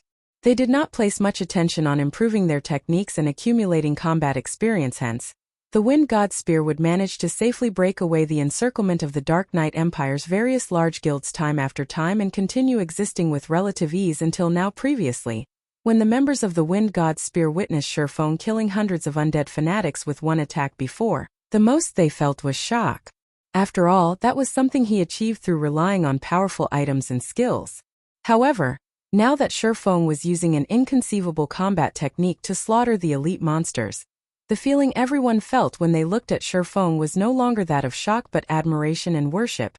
Instead, many members on the team had already become deeply mesmerized by the sword's orbit. If not for the undead fanatics constantly charging at them, they would definitely place all their attention on observing Feng's technique with such a sword technique. I'm afraid that even one sword of the 8 sword heroes can't compare to him. When Fallen Wind looked at Feng, his eyes blazed with the urge to fight in the entire Dark Knight Empire. The number of experts that received his acknowledgement could be counted with his fingers. Among them, one sword, whom the Secret Pavilion had dubbed one of the 8 sword heroes, was someone Fallen Wind admired greatly. Now the number of people he admired had increased by one more. If not for the undead fanatics, he really would have wished to fight Feng to his heart's content. If he keeps on using such a powerful combat technique, will his stamina and concentration be able to handle it? Autumn Goose asked somewhat worriedly as she looked at Feng. She was not an ordinary player. Previously, when she had gone up against the encirclement of the Dark Knight Empire's various large guilds, she had also encountered players wielding special combat techniques. While these special combat techniques were indeed powerful, they also had a fatal flaw: they were extremely taxing to use. Utilizing a special combat technique was akin to sprinting all out. The burden it placed on a person's stamina and concentration was many times greater than jogging in God's domain. Even if players only had 1 HP remaining, they could still move freely so long as they did not receive heavy injuries. However, when players' stamina and concentration fell below a certain level, they would no longer be able to enter combat. If Feng exhausted his stamina and concentration right now, the consequences would be unimaginable in reality. However, Autumn Goose's concerns about Feng were unnecessary. While Sword's orbit did indeed place a huge burden on Feng's stamina, the technique's consumption of concentration was minimal. Moreover, before using Sword's orbit to defend against these undead fanatics, Feng had already activated the basic Tyrant title, increasing his fortitude by 30%, maximum stamina by 20%, and all basic attributes by 5%. The additional 30 fortitude reduced his stamina and concentration consumption significantly. Coupled with the increase to his maximum stamina, Feng could persist for much longer than Autumn Goose thought. Moreover, even if Feng's current stamina and concentration could not last him until they reached the distant temple, he still possessed the Blood Refining Stone. The Blood Refining Stone was something he obtained from the Blood Refining Passage. It could absorb the life force of powerful monsters and turn this into blood energy. He could use every 100 points of blood energy he accumulated to produce a drop of life essence. When consumed, the life essence could increase a player's stamina and concentration recovery speed rapidly for 2 hours. Moreover, the effects were stackable up to 3 times. This was an item Feng always kept on his person. Although not every elite or above monster provided him with blood energy, after long periods of accumulation, he now had 827 drops of life essence. He did not need to worry about running out of stamina and concentration anytime soon. Time passed quickly. Whenever everyone thought that Feng's stamina would not hold up, Feng would consume life essence. However, the recovery speed provided by a single drop was not enough. Only after consuming 3 drops would his recovery speed exceed his consumption speed. As Feng continued slaughtering the undead fanatics, the amount of life force Icarus's heart accumulated increased rapidly. 2,000 points. 3,000 points. 4,000 points. By the time the team arrived before the dazzling golden temple, Feng had long since accumulated 5,000 units of life force without hesitation. Feng upgraded Icarus's heart, necklace, epic rank, equipment requirement. All attributes 120, level 40, level 100, currently level 44. All attributes plus 44, luck plus 18. Additional skill 1, Divine Providence. Temporarily increases player's luck by 50 points for 30 seconds. Cooldown 30 minutes. Luck, duration and cooldown can be increased, prolonged, and reduced by sacrificing life force. Maximum of 200 points of life force allowed to be sacrificed at a single time. Additional skill 2, God's Blessing. Forcefully upgrades all lifestyle classes learned by the user by 1 rank, up to a maximum of master rank, for 1 hour. Cooldown 5 hours. Duration and cooldown can be increased, prolonged, and reduced by sacrificing life force. Maximum of 500 points of life force allowed to be sacrificed at a single time. Passive skill Life Storage. Player can accumulate up to 10,000 units of life force. Current amount 0/10,000. Feng was momentarily stunned when he saw the improved attributes of the epic ranked Icarus's heart. Although Icarus's heart did not receive much of an improvement in terms of basic attributes, it was definitely a godly item all players would want to have. Setting aside the increased luck attribute Icarus's heart provided, just the necklace's ability to forcibly upgrade a lifestyle class's rank could easily skyrocket a lifestyle player's worth. Particularly during this period when lifestyle players were still low-leveled, being able to upgrade an advanced lifestyle player to the master rank, even if it was only for 1 hour a day, would help a trading firm massively. Currently, Feng could not help but wish he could fly back to the Candlelight trading firm right this instant. Unfortunately, he first needed to clear the trial of God. When everyone arrived before the temple, they were still thinking of a way to shake off the undead fanatics' pursuit. However, once everyone entered the main hall of the temple, the mob of undead fanatics suddenly transformed into mists of blood before vanishing into nothingness. There were no signs that those monsters had ever existed. Are we safe? Blue Bamboo looked at her surroundings. After failing to find even a single undead fanatic in the vicinity, she automatically breathed out a sigh of relief. Had the battle dragged on any longer, her mana would have definitely run out before. In order to keep everyone's HPs above a safe margin, she had never once stopped casting her healing spells. On their way to this temple, she had consumed over a stack of intermediate mana recovery potions. Not only were intermediate mana recovery potions expensive on the market right now, but their supply was also very low. The ones that appeared in trading firms or auction houses would sell out almost instantly.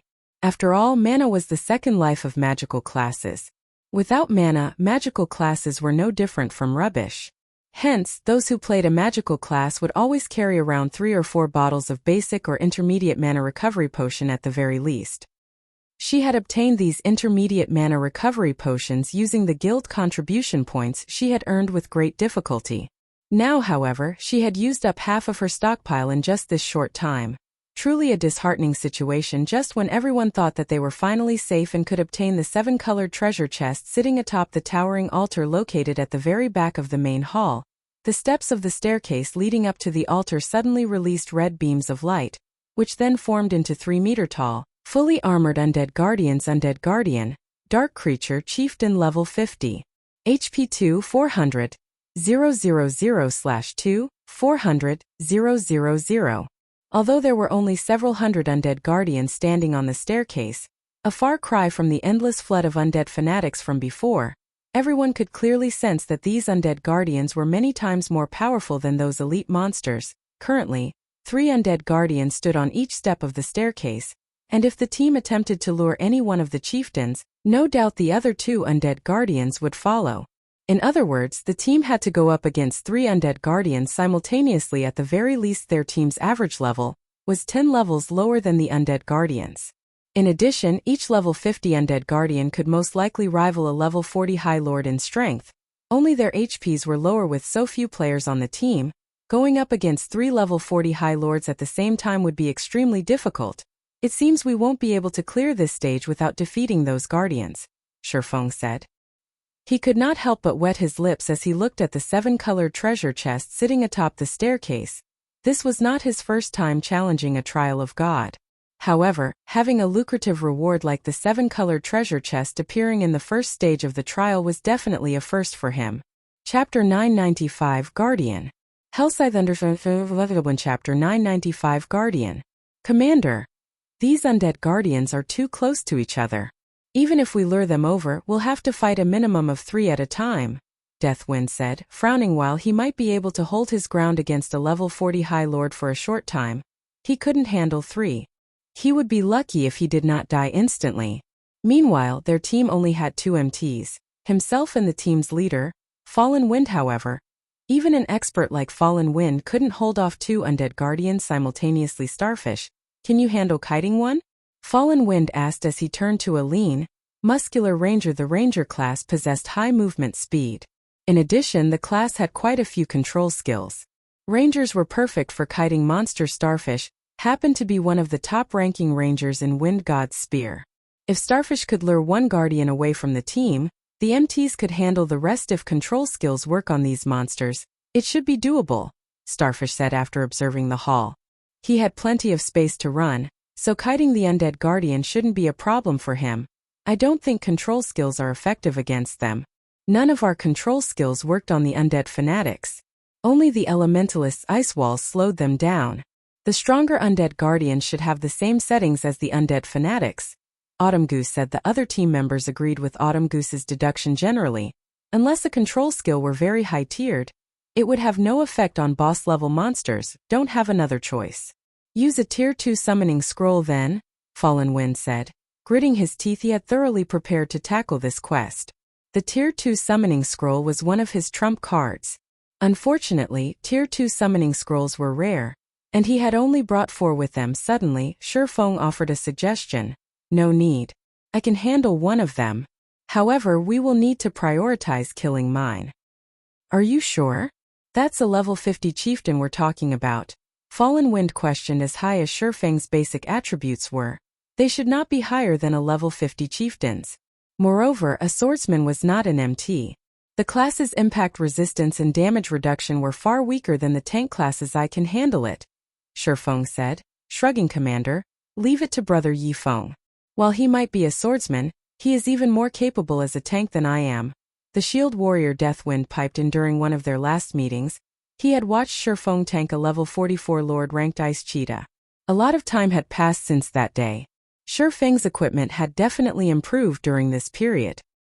He should have no problems tanking a level 50 chieftain. Alright, I'll have to trouble you with it then, Fallen Wind said.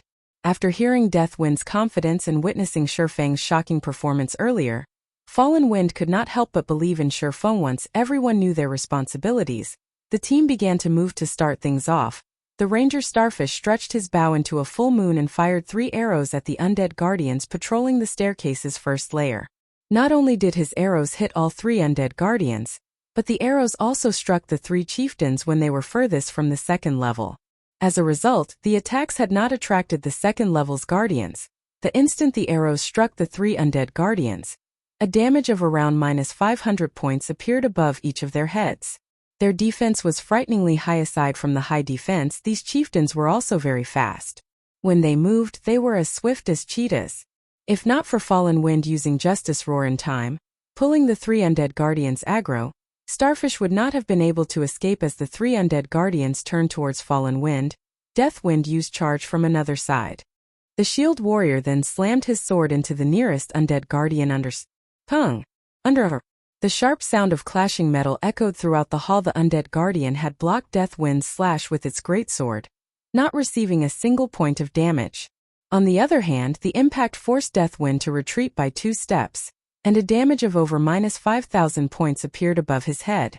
The shield warrior instantly lost a quarter of his HP. Everyone watching was appalled. Among the MTs in Wind God's Spear, Death Wind's equipment was only second to Fallen Wind's.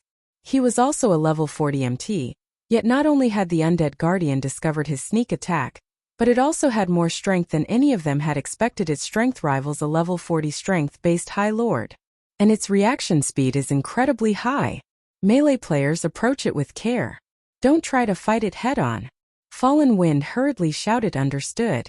The melee players promptly answered, tensing. A level 40 strength-based High Lord could kill any class except for plate armor classes instantly, not to mention a strength-based High Lord with such quick reactions. In their opinion, Deathwind had timed his attack perfectly, yet the Guardian had still blocked his blade. If they crossed weapons with the Chieftain, they would lose far more than 5,000 HP. Just before the other two Undead Guardians reached Fallen Wind, a streak of red light struck one of the Chieftain's sides. 246. The terrifying critical damage rendered everyone speechless. Starfish's attacks had only dealt around -500 damage, yet this attack had inflicted over -40,000. Moreover, the impact had sent the Undead Guardian flying, its body slamming into the ground. Instinctively, everyone turned towards Feng, the source of the attack, mixed feelings filling their hearts as they looked at the swordsman. Its magic resistance sure is high. Feng frowned at the Undead Guardian. That he had hit others might not realize it, but the skill he had used was Flame God's Fury, a sure kill skill. In addition, his sacred sword doubled his damage against dark creatures. Yet his attack, even after achieving a critical hit, had only inflicted over -40,000 damage. One could just imagine how high the Undead Guardian's defense and magic resistance were. Feng's terrifying damage instantly drew the Undead Guardian's aggro. Raising its greatsword, the chieftain leaped into the air and landed before Feng. Suddenly, crimson flames burst from the Undead Guardian's originally silver greatsword as it swung the weapon at Feng in a horizontal arc. Tier 1 skill. Flaming Cross Slash. Crap! This monster actually knows a sure kill skill. Seeing the towering pillar of fire, the other players realized that this was many times stronger than the Berserker's Flame Slash.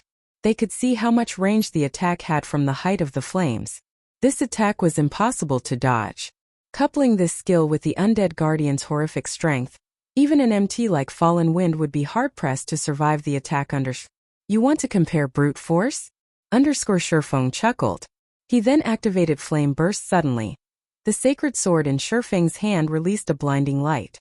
As if he wielded a miniature sun, he swung Killing Ray at the incoming pillar of fire violently. Chapter 996 New Guild. Hellscythe _Fluffy Goblin. Chapter 996 New Guild. Dodge! Fallen Wind shouted when he saw the Undead Guardian's pillar of fire. The Guardian's attributes were no laughing matter. Now that it used Flaming Cross Slash, it had an attack range of at least 30 to 40 yards. With such an attack range, the Guardian's attacks could reach over half of the team's members. Even after casting Protection Blessing on himself, Fallen Wind doubted he could survive this attack. Even if he did, he would be very close to death. As for his team members, if they didn't have skills that granted invulnerability or damage immunity, they would not be able to survive the attack at all. Doomed. Everyone felt the threat of death loom over them. Although they tried to dodge the Undead Guardian's Flaming Cross Slash, the chieftain's attack speed was simply too high. By the time they turned to run, the Undead Guardian had swung its pillar of fire horizontally, as the pillar was about to devour the team. Feng's sacred sword released a brilliant glow boom. The massive pillar stopped abruptly as it struck the ground, scorching the earth black and gouging a 2-meter deep trench. Overall, however, the pillar of fire hadn't damaged the team. Only Feng had been thrown like a cannonball due to the impact. He crashed into one of the temple's support pillars before he slid to the ground. The other players gaped at this scene. Despite receiving the undead giant's terrifying attack, Feng had only lost around 2,000 HP. When Deathwind had received one of the Undead Guardian's attacks, the Shield Warrior had lost over 5,000 HP. Yet despite receiving a far more powerful skill, Feng had only suffered minuscule damage. Although most of the players hadn't seen exactly what had happened, Fallen Wind hottest the Undead Guardian's attack had descended, Feng struck at the chieftain's greatsword, sliding the blades along each other and altering the weapon's trajectory slightly. In doing so, he forced the chieftain's skill to an abrupt end. Not only had he managed to save half of the team from instant annihilation, But he had also reduced the impact on himself significantly. However, this feat was easier said than done. The undead guardian had immense strength and top-class attack speed and reaction speed. Finding the perfect location to strike against such a powerful monster's attack was harder than threading a needle. Feng's counterattack had been far from risky. Had he deviated in the slightest, he would have failed to save his team members and paid for his mistake with his life. While Fallen Wind was confident in achieving a similar feat, he wouldn't have been able to do so as easily as Feng. So, that is the rumored flowing water realm? After seeing Feng's powerful deflection technique, a flash of inspiration struck Fallen Wind. Feng's attack had also blown away the roadblock that had hindered his progress when Feng had executed Sword's Orbit. Fallen Wind could only tell how powerful Feng's combat technique was. He could not understand the technique's underlying principles. However, the technique Feng used to counter the undead giant's attack had fully displayed the properties of the flowing water realm, which helped Fallen Wind finally understand why he had been stuck in the refinement realm. All this time reaching the refinement realm required precise control of one's body.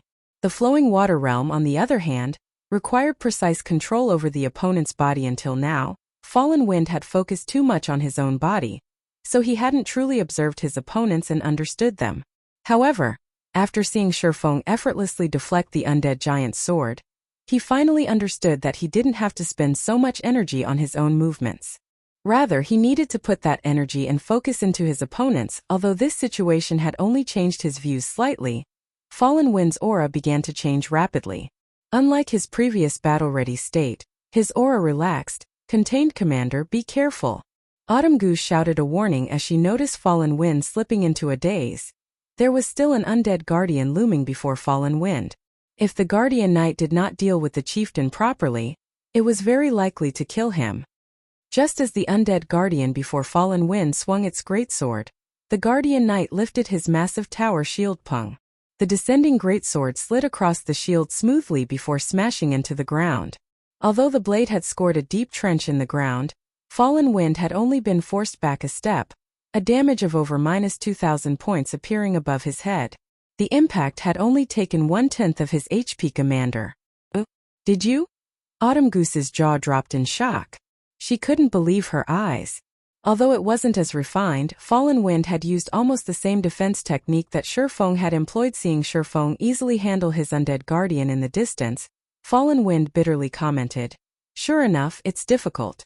However, the flowing water realm really is something. It's no wonder why I couldn't defeat one sword. This is the most I can handle for now. I'll have to adapt to this new sensation." Now he could barely estimate the undead guardian's attack trajectory to defect it. Even so, it made his fight against the chieftain a lot easier. Fallen Wind's sudden rise in strength alleviated the healer's burden slightly. They could now shift more focus to keeping Deathwind alive.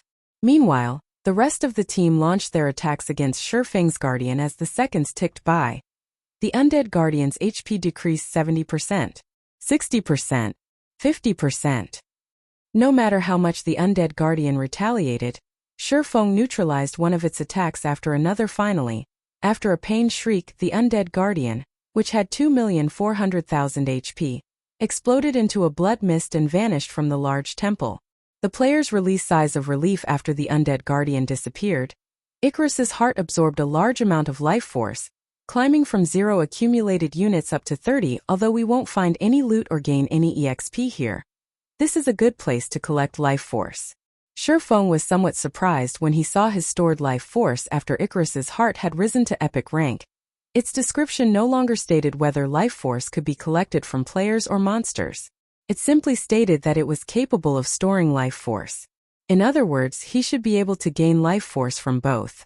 Unfortunately, it was unlikely that he would gain anything from lower-level players and monsters. Learning that the undead guardians would provide so much life force, it would be a waste if he did not take advantage of this situation to farm them properly. Following which, Feng rejoined the battle and dealt with the remaining undead guardians gradually. Unknowingly, 2 days passed outside the trial. The team finally defeated all of the undead guardians and arrived at the top of the staircase. Were we finally here? Feng breathed a deep sigh of relief. Contrary to expectations, the temple's undead guardians could respawn. A few new ones would appear every once in a while. The team had fought day and night, afraid that they wouldn't keep up with the chieftain's respawn rate. Only after 2 days did they finally reach the top of the staircase. Unknowingly, Feng had also filled his life force storage. Once he returned to the Candlelight trading firm, even forging the magic light set equipment would be a trifling task. Meanwhile, God's domain had undergone massive changes. Particularly in Starmoon Kingdom, something had happened that had shocked the entire kingdom. The first-rate guild Ouroboros officially disbanded, and a new guild had absorbed its members. This new guild was called Blackwater. Furthermore, as the Blackwater Guild appeared before the public, for second-rate guilds and over a dozen third-rate guilds merged with Blackwater. Blackwater had also formed a strategic alliance with Heaven's Burial and declared all-out war against Zero Wing. Chapter 997, Cast Steel Armor Kit. Hellscythe_Fluffygoblin Chapter 997, Cast Steel Armor Kit. The alliance between Blackwater and Heaven's Burial had a huge impact on Starmoon Kingdom's players. Originally, Heaven's Burial's influence in Starmoon City rivaled that of the Star Alliance. Now that it had joined hands with Blackwater, who had annexed Ouroboros, it took control of Starmoon City. Even the Star Alliance would not dare to challenge Blackwater and Heaven's Burial. Almost all of the high-resource maps within the Starmoon City region had fallen under the two guilds' control. If anyone unaffiliated to these guilds trespassed in these maps, regardless of whether they were there for monsters, field bosses, or herbs and ores, they would run the risk of falling prey to these guilds' players, dying upon discovery. As a result, the other guilds now struggled to survive in Starmoon City. U.P. Dated by Novelful. Com to independent players. Though nothing much had changed. To begin with, they never visited high-resource areas as these maps always belonged to some guild. Normal leveling spots were their bread and butter. Moreover, even if Heaven's Burial and Blackwater had joined hands, the two guilds wouldn't have enough manpower to occupy every map. The various large guilds were trying to monopolize high-resource areas because they could send their members there to level quickly, maintaining their level advantage. At the same time, they could harvest plenty of raw materials. Large guilds had no interest in monopolizing normal areas. Aside from obtaining Ouroboros, the Blackwater Guild had annexed many other large guilds as well. In one night, Blackwater had taken control of nearly 30 NPC cities in Starmoon Kingdom. When Aqua Rose notified Feng of the news, he too had been surprised. He had never expected the Blackwater Corporation would actually be this swift and decisive. Moreover, it had annexed so many guilds without self-imploding. The corporation's guild could still function in an orderly manner. In fact, it had already begun to recruit new members in the various NPC cities. Usually, a guild needed to spend quite some time to stabilize its rule after taking over an ordinary NPC city before it could begin its recruitment. Even Zero Wing was no exception. The fact that the Blackwater Corporation had achieved such a feat showed just how frightening its foundation was. This sudden development gave Aqua Rose a massive headache. Just when Zero Wing had earned its title as Starmoon Kingdom's #1 guild and was about to expand, in came a giant like the Blackwater Corporation. Blackwater even publicly declared war on Zero Wing, stating that it would not rest until only one of their guilds remained. Sadly, this was only the beginning. Their guild members were dying like flies in the fields. As Blackwater grew stronger, field battles between Zero Wing and Blackwater's members occurred more frequently. This would definitely affect their guild members' leveling speed. However, Blackwater's actions had not particularly surprised Feng in the past. Despite the Blackwater Corporation joining God's domain so late in the game, and with only half of the strength it had during its peak, it had nurtured its guild to become a super guild. The main reason for its success was its powerful foundation. It also had an advantage that other corporations lacked. Now that the Blackwater Corporation had joined God's domain at its peak, this performance was no surprise. While Feng rested at the top of the staircase, Aqua Rose contacted him again. Guild leader, a short while ago, Blackwater's Blackwater trading firm and Heaven's Burial's Heavenly trading firm have begun to drop their prices. They have also introduced two new, highly competitive products. One is the Cast Steel Armor Kit, and the other is the Mana Mixture. Although they aren't selling these items in high quantities at the moment, many of Candlelight's customers have begun to turn to the two trading firms for products. Aqua Rose reported worriedly. Should we lower our prices as well? After all, we have more advanced lifestyle players than these two firms combined. Our production cost is slightly lower than theirs. Within these 2 short days, the Blackwater Corporation had rendered Aqua Rose speechless. Every move the corporation made disregarded cost. Blackwater was simply using overwhelming force to deal with Zero Wing. Now, it had begun to move on the Candlelight trading firm. If Zero Wing lost this revenue source, it would only be a matter of time before it fell to the Blackwater Corporation. Now that she was in this predicament, Aqua Rose had to admit that, while guilds with starting capital were amazing, guilds with both strength and capital were incredible. Blackwater even produced its own armor kit and potion. Even the Candlelight trading firm's advanced lifestyle players hadn't accomplished this. The cast steel armor kit was much stronger than the basic strengthened armor kit. Each cast steel armor kit increased defense by 180 points. It could already rival the intermediate mana armor kit. As for basic attributes, it increased roughly the same amount as the basic strengthened armor kit. However, the basic strengthening armor kit could not replicate one aspect of the cast steel armor kit: damage reduction. With each kit that players bound to their armor, they could reduce the damage they received by 1%. As players could bind a maximum of 3 kits, one could gain a maximum of 3% damage reduction. Although 3% did not seem like much, the kits would perform magnificently against bosses. An MT's ordinarily passive skill only provided 5% damage reduction. Unfortunately, such passive damage reduction skills were extremely rare and precious. These skill books easily sold for 10 gold or more. However, even at that price, these skills were hard to find. Guilds and workshops normally kept these for their own use. After all, unlike weapons and equipment, skills would never be outdated. Many skills were still useful after players reached level 200. Unless, of course, players found a stronger replacement. However, doing so was easier said than done. As for the mana mixture, it was invaluable to magical class players when consumed. The mana mixture increased a player's maximum mana capacity by 10% for 2 hours. While the potion did not possess a cooldown, its effects would not stack. Mana was magical class's second life source. The importance of being able to raise one's mana capacity by 10% went without saying. Healers, in particular, would increase their healing abilities by 10% with a 10% mana boost. They could last longer in dungeons. With the revelation of these two products, Candlelight instantly lost nearly half of its customers. The Candlelight trading firm wasn't worried about a price war. The two exclusive products, however, posed a huge threat. In addition, with the Blackwater trading firm and the Heavenly trading firm working with each other, their shops covered far more ground than Candlelight. With this, the increase in their market share would be even more frightening. Do you know their prices? Feng asked casually. These two items had also appeared in God's domain in the past. However, they hadn't appeared this soon. Heaven's Burial had relied on these items as trump cards to take control of Star Moon Kingdom in this life. Feng hadn't expected Heaven's Burial create these items so soon. Currently, they're selling each cast steel armor kit at 1 gold 50 silver, while 1 bottle of mana mixture costs 12 silver. Moreover, as they created these items personally, they can produce as many designs and recipes as they want. As more people learn these designs and recipes, their production volume will increase. Aqua Rose said. The reselling them so cheaply? Feng's curiosity grew. He clearly remembered that these two items had sold for a considerably high price in the past. Heaven's Burial hadn't been so consumer-friendly. Chapter 998. Confidence. Hellscythe_FluffyGoblin Chapter 998. Confidence. Cheap.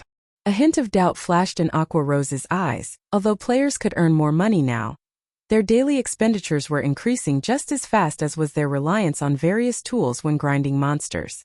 After all, nobody wanted to die, wasting several days of effort. In the fields, ordinary players would have to save for quite some time before they could afford a bottle of mana mixture. The cast steel armor kits, which cost 1 gold and 50 silver, were simply a luxury item.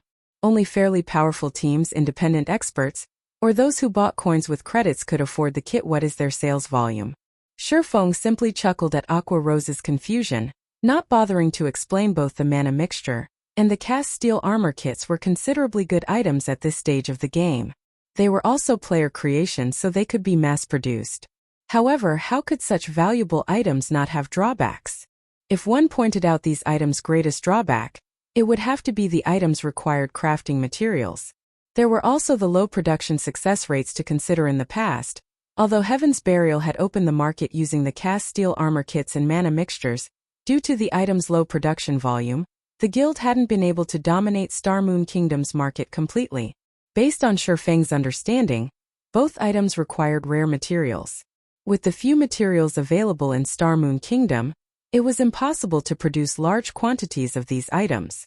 In addition, based on the rumors of the past, it seemed that even advanced forgers only had a 20% success rate with the cast steel armor kit.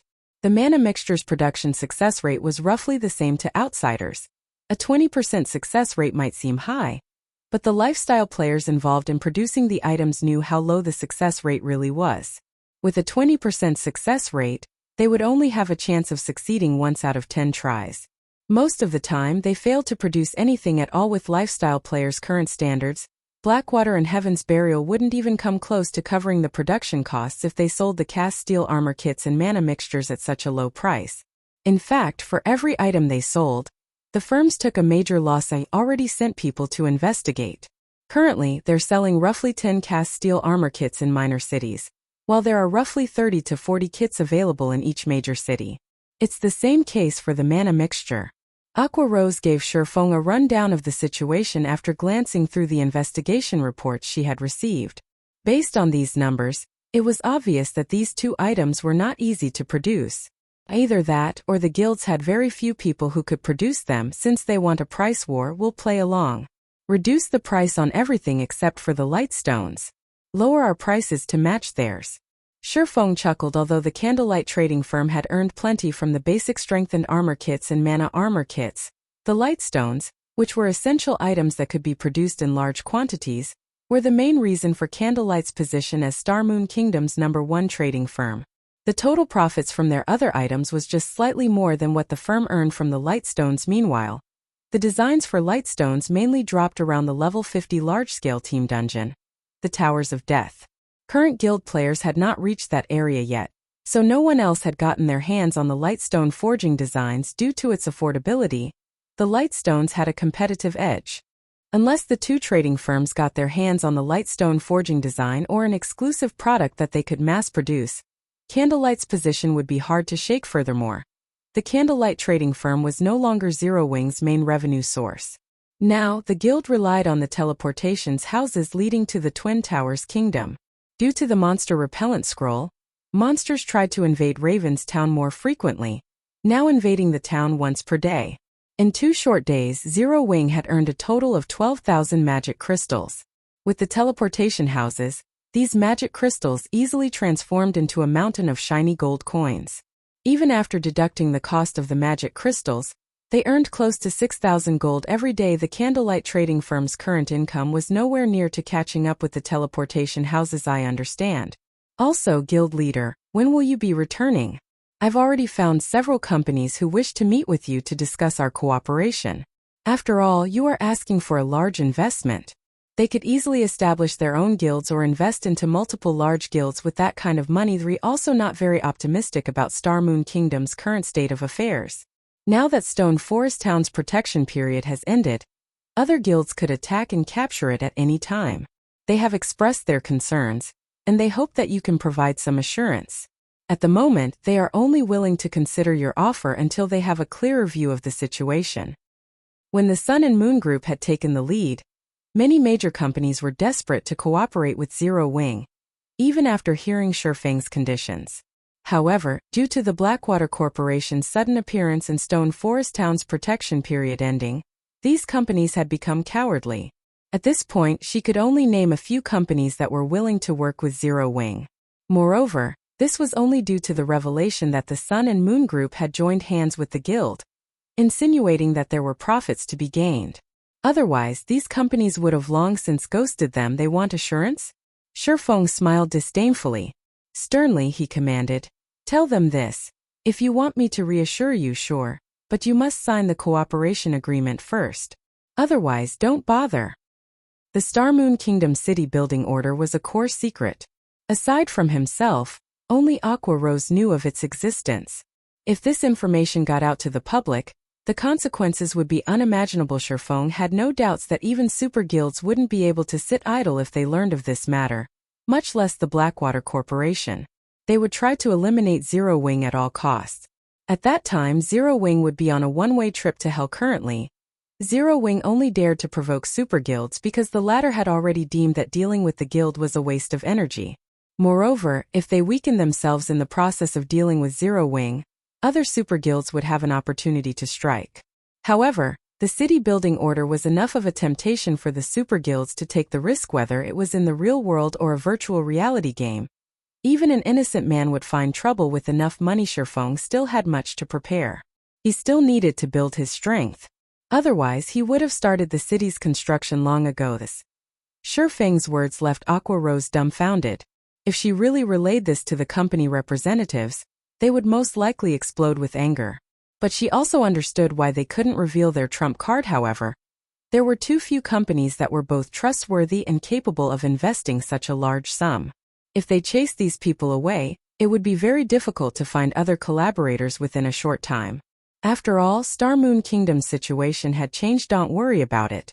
Just tell them, Feng said, shaking his head. If it didn't work out, he'd find someone else to work with. All right, then. I'll contact them right away, Aqua Rose said, sighing. She had to admit that Blackwater's timing was truly horrendous. Had the corporation established its guild a few days later, Zero Wing would be in this predicament, following which, Aqua Rose contacted the representatives of the several major companies.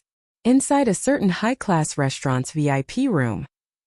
Miss Aqua, our companies understand your current predicament. Hence we have thought of another method. If Zero Wing is willing to hand over 60% of its shares to our management, our companies will invest 2 billion credits. What do you think? A tall, thin man proposed. The upper echelons of the other companies nodded their agreement. With the Blackwater Corporation's sudden appearance, Zero Wing wasn't as attractive as it had been. Regardless, it was Star Moon Kingdom's #1 guild.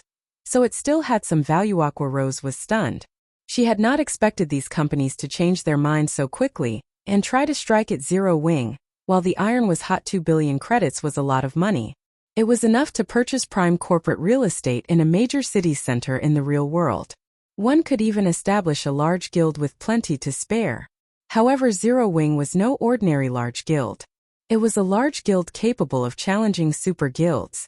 Currently, its foundations and number of lands were only slightly inferior to first-rate guilds. It was also the ruler of White River City, Star Moon Kingdom's most populated city, and controlled the strategic Stone Forest town. Zero Wing was worth far more than 2 billion credits. Including its potential, even an offer of 20 billion was an insult. I think you have misunderstood something. Zero Wing is not selling any of its shares. Here is our previous proposal. If you are not willing to sign it, Zero Wing won't force you. If that is all, I'll be taking my leave, Aqua Rose said, smiling. After placing the agreement on the table, she turned and left the VIP room without hesitation. Aqua Rose's extraordinarily calm performance stupefied these company representatives. The Blackwater Corporation had already allied with Heaven's Burial to deal with Zero Wing. Just where did Zero Wing find the confidence to speak to them like this? Aqua Rose's behavior is out of line. She dares to treat us like this. Has she forgotten that she approached us, not the other way around? Now she isn't even willing to offer any guarantees. Does she think Zero Wing is a super guild? I want to see just how long Zero Wing will last. Once Zero Wing's funds run out, it will come running back to us. That's right. We're not in a rush. I refuse to believe that anyone other than fools or spendthrifts would be willing to work with Zero Wing. When the time comes, we only need to spend a little money to take over Zero Wing. The several representatives sneered. In their opinions, Zero Wing only behaved as such because of its pride. Once the Blackwater Corporation gave Zero Wing a beating, the guild would crawl back to them, begging for help. Chapter 999. Divine Treasure Chest. Hellscythe_Fluffygoblin Chapter 999. Divine Treasure Chest. Star Moon City. After dismissing Ouroboros, Blackwater took over the guild residence. Compared to Ouroboros's residence, Blackwater's was far more lively. Among the players moving about the residence, quite a few were only between level 10 and level 20. However, not a single person looked down on these low-leveled players. These players' auras were different from ordinary players. They all felt hostile. Their bodies were also tall and robust. Despite such low levels, even level 30+ ordinary players avoided them. Who are these people? They've just joined the Blackwater Guild. Yet despite such low levels, they have been inducted into the guild's Blackwater Legion, which the guild has been heavily cultivating. You might not know this since you've just joined Blackwater, but they are all experts from the Blackwater Corporation. Although their levels are low, their combat standards are very high. A few elite members even challenged them to a level-adjusted match. In the end, these people defeated the elites in 2 or 3 moves. A few of them are even stronger than Ouroboros's original experts. What? They're actually stronger than Ouroboros's experts. Of course. In Ouroboros, I was also an elite member. To convince us that joining the Blackwater Guild was the right decision, the Blackwater Corporation had allowed Ouroboros's experts, who were displeased by the change, to challenge its experts. In the end, Blackwater's experts won every match. Afterward, Ouroboros's experts were demoted from core members to elite guild members. Elite members like myself were demoted to normal members. If we want a promotion, we have to take Blackwater's new test. And here I thought that the Blackwater Guild lacked experts after forcefully taking over Ouroboros. I never thought that it would have so many experts so soon. Once these experts catch up in levels, won't the Blackwater Guild easily become the #1 guild in Starmoon Kingdom? I know, right? Initially, I had been rather worried about the sudden change. Now, however, it seems that remaining in the guild was the right decision. Blackwater has more potential than Ouroboros ever did. Even the Star Alliance's members avoid us in the fields. Many Blackwater members discussed their guild situation as they relaxed in the residence. They were quite confident about Blackwater's future. Blackwater's residence, Guild Leader's office. Entering the Guild Leader's office, the bald, middle-aged man greeted Abandoned Wave respectfully before reporting, "Guild Leader, there's movement in Zero Wing. Aside from the Lightstones, they've lowered their prices to match ours. Moreover, not long ago, I've received news that discussions between Zero Wing's Vice Guild Leader, Aqua Rose, and several major companies have failed. With this, Zero Wing won't receive any major funding. Only the Sun and Moon Group remains a problem. There is nothing to worry about with the Sun and Moon Group. They have their hands full with Twilight Echo. Furthermore, now that more players are reaching level 40, guilds are in urgent need of funds to supply their members with mounts. Sun and Moon doesn't have much to spare for Zero Wing. What we need to focus on now is exhausting Zero Wing's funds and forcing the guild to take the first swing. After that, we will deal Zero Wing a fatal blow." Abandoned Wave laughed. He then asked, "How is the material delivery going?" "The Dragon Phoenix Pavilion has already sent the materials. They will last us a relatively long time. In addition, the pavilion sent an additional 20 advanced lifestyle players, stating that these people can help us mass-produce the cast steel armor kits and mana mixtures." "Should I reject their offer?" The bald man asked. "No need. Isn't it just a few designs and recipes? They can have them. It won't affect our operations in any way. In fact, I have been trying to figure out how to obtain more advanced lifestyle players. Blood Dragon is simply helping the Blackwater trading firm. With this, it will be much easier for the Blackwater trading firm to corner more of Starmoon Kingdom's market." Abandoned Wave shook his head and laughed coldly. "However, we can't let the pavilion learn those designs and recipes for nothing. Have the pavilion sign an agreement. After learning the designs and recipes, they have to remove Zero Wing's branch guild from Lake Heart City immediately. I don't want Zero Wing to have any chance of making a comeback." "Understood. I'll get it done right away." The bald man bowed before leaving. Inside the Trial of Gods Temple, Feng and the players from Wind God's Spear were trying to think of a way to deal with the undead commander that had suddenly appeared before the 7-colored treasure chest. The undead commander wore exquisite golden armor. 2 long swords radiating cold area hung from the commander's waist. Despite standing quite a distance away from the undead commander, the team members could feel the chill from the 2 swords. As long as the team came within 100 yards of the undead commander, they immediately gained the debuff chilling field, which reduced their movement speeds by 50% and their attributes by 20%.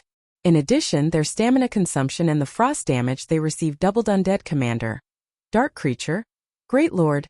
Level 50 HP 27, 000, 000/27, 000, For a level 50 Great Lord, the Undead Commander's HP was relatively low. However, the Great Lord's chilling field gave everyone a headache. Their levels were already lower than the Undead Commander's, But now that their basic attributes had decreased by 20%, they were even less of a match for the Great Lord. They also had to deal with double the frost damage. Even a level 40 MT like Fallen Wind couldn't tank the Great Lord. If nobody could tank the undead commander, they would have no way of clearing this trial. Sure enough, a 7-colored treasure chest isn't easy to obtain. Feng smiled bitterly as he observed the undead commander in the trial of God. Every stage would provide rewards. This reward came in the form of treasure chests. However, depending on the trial's rank, the treasure chests would differ. Generally, the best that would appear in a 4-colored trial was a 5-colored treasure chest. The best in a 6-colored trial would be a 7-colored chest based on rumors Feng had heard. A 7-colored trial's top reward was a yin-yang treasure chest, also known as the Divine Treasure Chest. According to the official forums, the Divine Treasure Chest was even superior to a legendary treasure chest. Unfortunately, no one had ever managed to open a Divine Treasure Chest. Even after a decade in God's domain, the 7-colored treasure chest before him was definitely the highest-ranking treasure chest Feng had ever encountered. Commander, should we use a Tier 2 summoning scroll and give it a try? Autumn Goose suggested as she watched the 3-meter-tall Great Lord. No matter how she thought about it, they could not handle the undead commander without a Tier 2 summon creature with their current level. The Tier 2 creature they summon would also be level 50. In other words, they would have a level 50 Lord tank. Although she did not think that a Lord could survive against the undead commander for long, they had 4 Tier 2 summoning scrolls. Fortunately, if they died here, they wouldn't lose an entire level like they would in the outside world. Like dungeons, they would only lose 10% experience if they died in the trial of God. They could afford to try. I guess that's our only choice. I'll use the summon creature to test the undead commander's strength first. If it seems doable, we'll start the raid immediately, Fallen Wind said after giving it some thought. Otherwise, they would have to give up on the trial and pray for a lenient punishment. Chapter 1000. Near-invincible skill. Hellscythe _ Fluffy Goblin Chapter 1000 Near-invincible skill. May I know what Brother Feng thinks of this plan? Fallen Wind turned to ask Feng, who quietly observed the undead commander. Although they hadn't spent much time together, the strength and leadership abilities Feng had displayed during the past 2 days had earned him Fallen Wind's respect. If not for Feng, they wouldn't have reached this point. They might have been forced to use up their summoning scrolls against the undead fanatics. Hearing Fallen Wind's query, Wind God Spear's members stared in shock, looking like they had seen a ghost. What? The commander actually knows how to ask others for their opinion. After joining the Wind God Spear, everyone learned that their commander Fallen Wind would never ask for someone else's opinion, regardless of whether they were raiding a dungeon or adventuring in the fields. He always found a solution by himself. However, when they thought about it, they saw nothing wrong with this situation. After all, none of them could compare to their commander's experience or abilities in the entire Dark Knight Empire. Fallen Wind was famous for both his strength and leadership. Very few people in the Empire qualified to offer him guidance. However, it was reasonable that Fallen Wind would ask for Feng's opinion, given the strength the swordsman had displayed. After all, among the Dark Knight Empire's many experts, they could not think of one that was more capable than Feng. My opinion? Feng was also surprised. He hadn't expected Fallen Wind to ask this of him. After some thought, he answered, "We don't understand enough about the undead commander right now. It is best if we let the summoned creature fight the Great Lord until its last breath and collect as much information as we can. We will then draft up a raid plan. In any case, the trial of God doesn't have a time limit. Unfortunately, by doing so, we will be wasting a Tier 2 summoning scroll." The team members had mixed feelings about Feng's suggestion. After all, a Tier 2 summoning scroll was incredibly precious. Moreover, a Tier 2 summon creature would be helpful during the fight against the boss. Alright, let's do that, then. Everyone step back, Fallen Wind said. While Fallen Wind also understood the value of a Tier 2 summoning scroll, his team members lacked leadership experience. Their considerations were short-sighted. They usually looked out for themselves and ignored the team's overall situation. They were not in a team dungeon. They could not afford to lose. If they disregarded the team's survival for a single Tier 2 summoning scroll, they might throw away their chance of clearing this stage. Although taking a risk and dying once might seem inconsequential, everyone had forgotten about a particular death penalty: the loss of equipment durability. They were trapped in the trial of God. Who knew how long they had to fight to clear the trial? The more deaths a player suffered, the faster their equipment's durability would run out. If their equipment's durability hit 0 midway through the trial, they would have to switch to weaker spares. How would they clear the trial of God then? After Fallen Wind finished speaking, he took out a golden magic scroll and activated it. Everyone immediately widened the distance between themselves and the undead commander. As for Feng, he too hid in a corner. The level 50 undead commander was foreign to him. If they charged into battle without analyzing the boss, they would easily team wipe. Without a doubt, sacrificing a tier 2 summon creature to analyze the undead commander's combat style and skills was the best decision. Fallen Wind summoned a level 50 Lord rank Thundercloud Tiger, elemental creature, Lord, level 50 HP 9, 000, 000/9, 000, 000. The Thundercloud Tiger was much larger than the undead commander, standing well over 5 meters. Blue lightning arched around the tiger's body, giving it a very handsome and fierce appearance. Under Fallen Wind's command, the Thundercloud Tiger charged at the level 50 Great Lord. When the Thundercloud Tiger was within 40 yards, a greenish light glimmered in the Great Lord's eyes. Unlike its previous red glow, the undead commander's current gaze felt eerie and horrific. Moreover, the instant it opened its eyes, its chilling field expanded to 200 yards. The already cold temperature around it dropped further.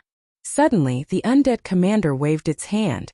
Icicles sprouted from the ground and pierced the Thundercloud Tiger's massive body, forcing a pained cry from the Lord. 32, 814-31, 974-32, 427. The massive icicles dealt horrific damage. This scene sent chills down the players' spines. Before the Thundercloud Tiger had even reached the undead commander, its HP had already begun to fall. Against the commander's icicles, the Thundercloud Tiger's 9 million HP was a joke. What kind of skill is that? Is that really a Great Lord? How are we supposed to rate it with that kind of skill? Fortunately, we're 300 yards away from it. If we hadn't moved, it would have killed it before we could fight back. Everyone was stupefied when they saw the icicles. How was this a dual sword-wielding boss? It was a magical turret with infinite ammunition. Anyone that rushed at it would be throwing their lives away. They doubted that they could even land a hit before the undead commander annihilated them. It's just a Great Lord. But it possesses a domain skill? Feng was shocked. Domain skills were extraordinarily rare.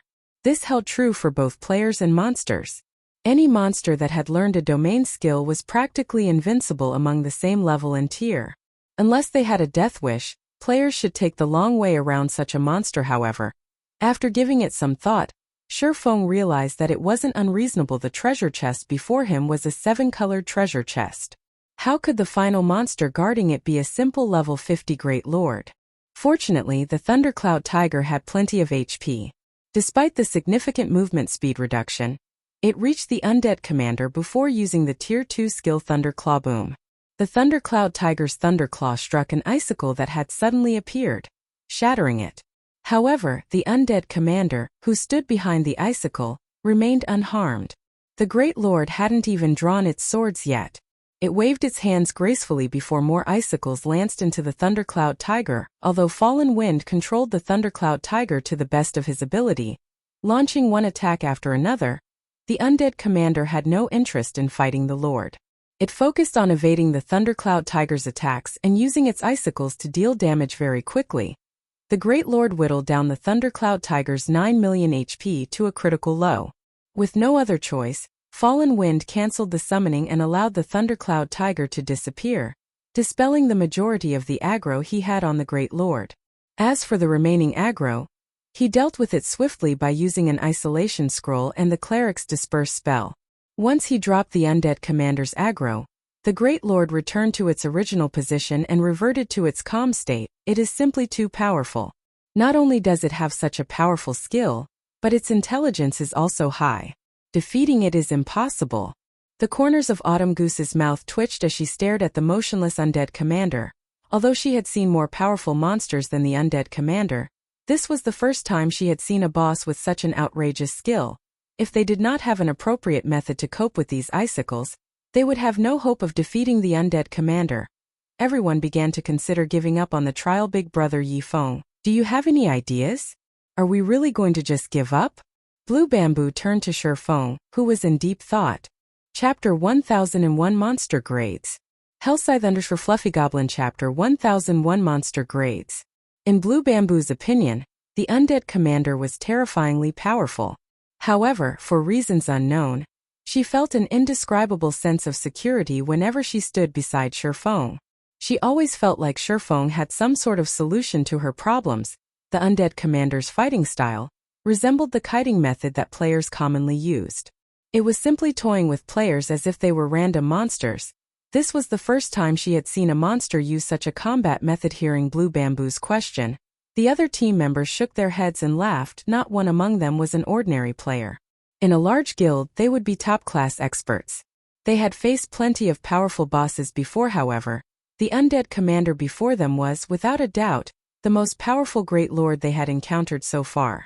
Unlike other Great Lords, which were strong in terms of attributes, the undead commander was strong in terms of combat techniques. Fallen Wind had controlled the Thundercloud Tiger personally. Even if the Thundercloud Tiger could not defeat a Great Lord of the same level, it should have been more than capable of dodging the boss's attacks with the combination of its powerful attributes and Fallen Wind's operation skills. However, even a Thundercloud Tiger under the control of Wind God Spear's #1 player had been helpless against the undead commander's icicle attacks. This point, even Fallen Wind felt helpless against the undead commander. Nobody knew more about undead commander's power than him. The undead commander was strong in both attributes and skills.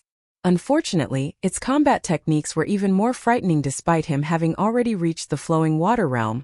Even if he couldn't control the Thundercloud Tiger as smoothly as his own body, the Tiger's combat standards should be significantly stronger than most of the team's experts.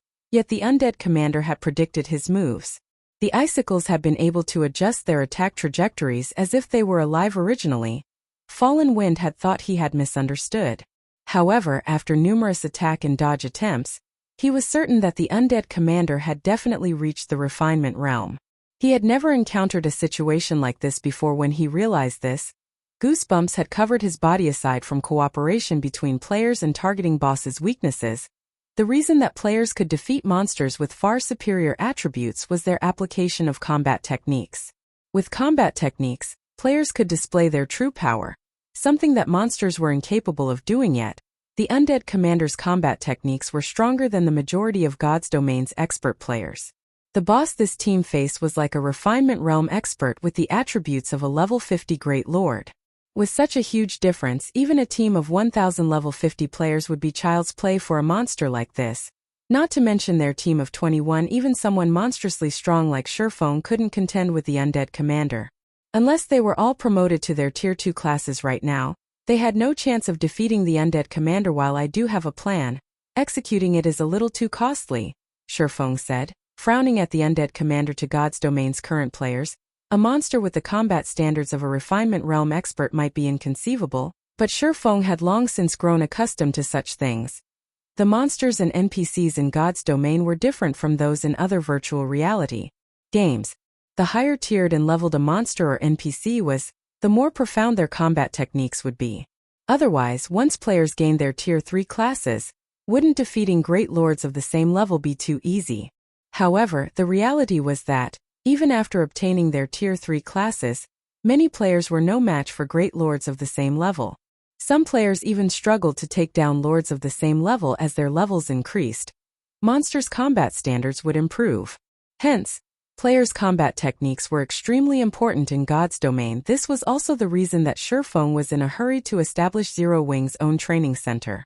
Without a sufficient number of experts, even raiding team dungeons would be a massive problem, not to mention gaining better equipment. However, encountering a level 50 boss that had reached the refinement realm was a first even for Feng. Generally, ordinary guilds only had one option when they encountered such a boss: give up.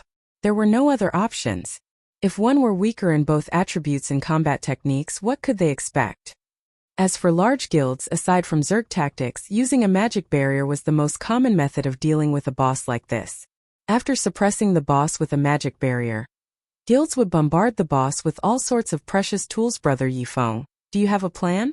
Fallen Wind turned to Feng, shocked. He even wondered if he had heard wrong. A 6-colored trial of God's punishment was no laughing matter. He would rather give up his treasures than submit his people to the system's punishment. In response, Feng nodded and asked, "Yes. May I know how many Tier 2 magic scrolls you have?" Tier 2 magic scrolls?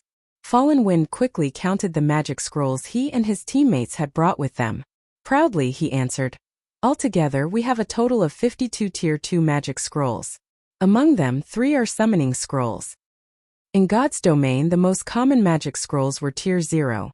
Tier 1 magic scrolls were much rarer, and Tier 2 magic scrolls were even more so.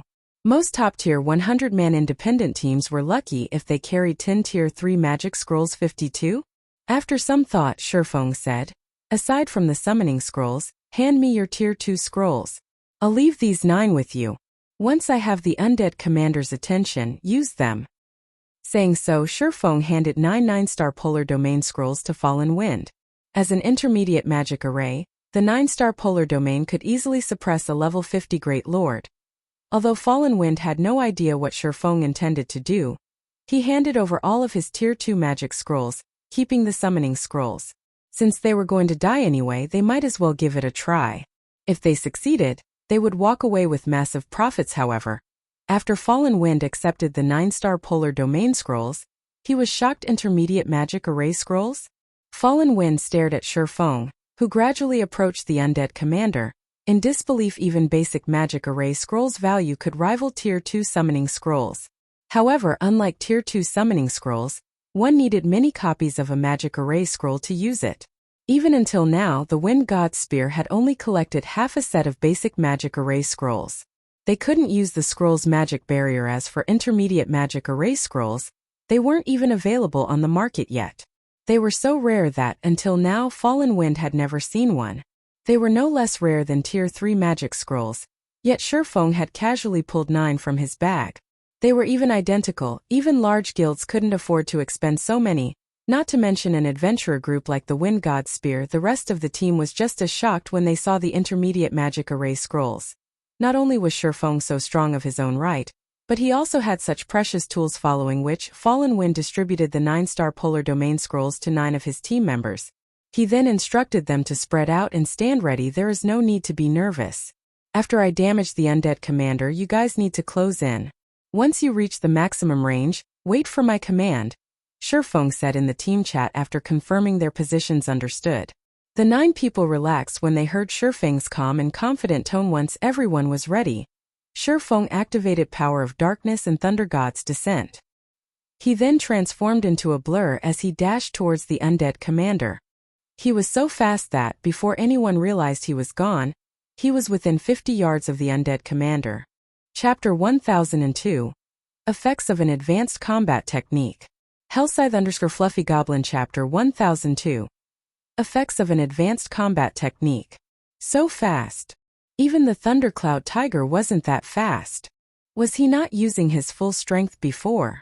Everyone was stunned by the afterimages that Feng left behind. With such speed, getting a lock on Feng would be difficult, not to mention hitting the swordsman with ranged attacks. Even the speed-type High Lords they had encountered before were not as fast as Feng. The undead commander is making its move.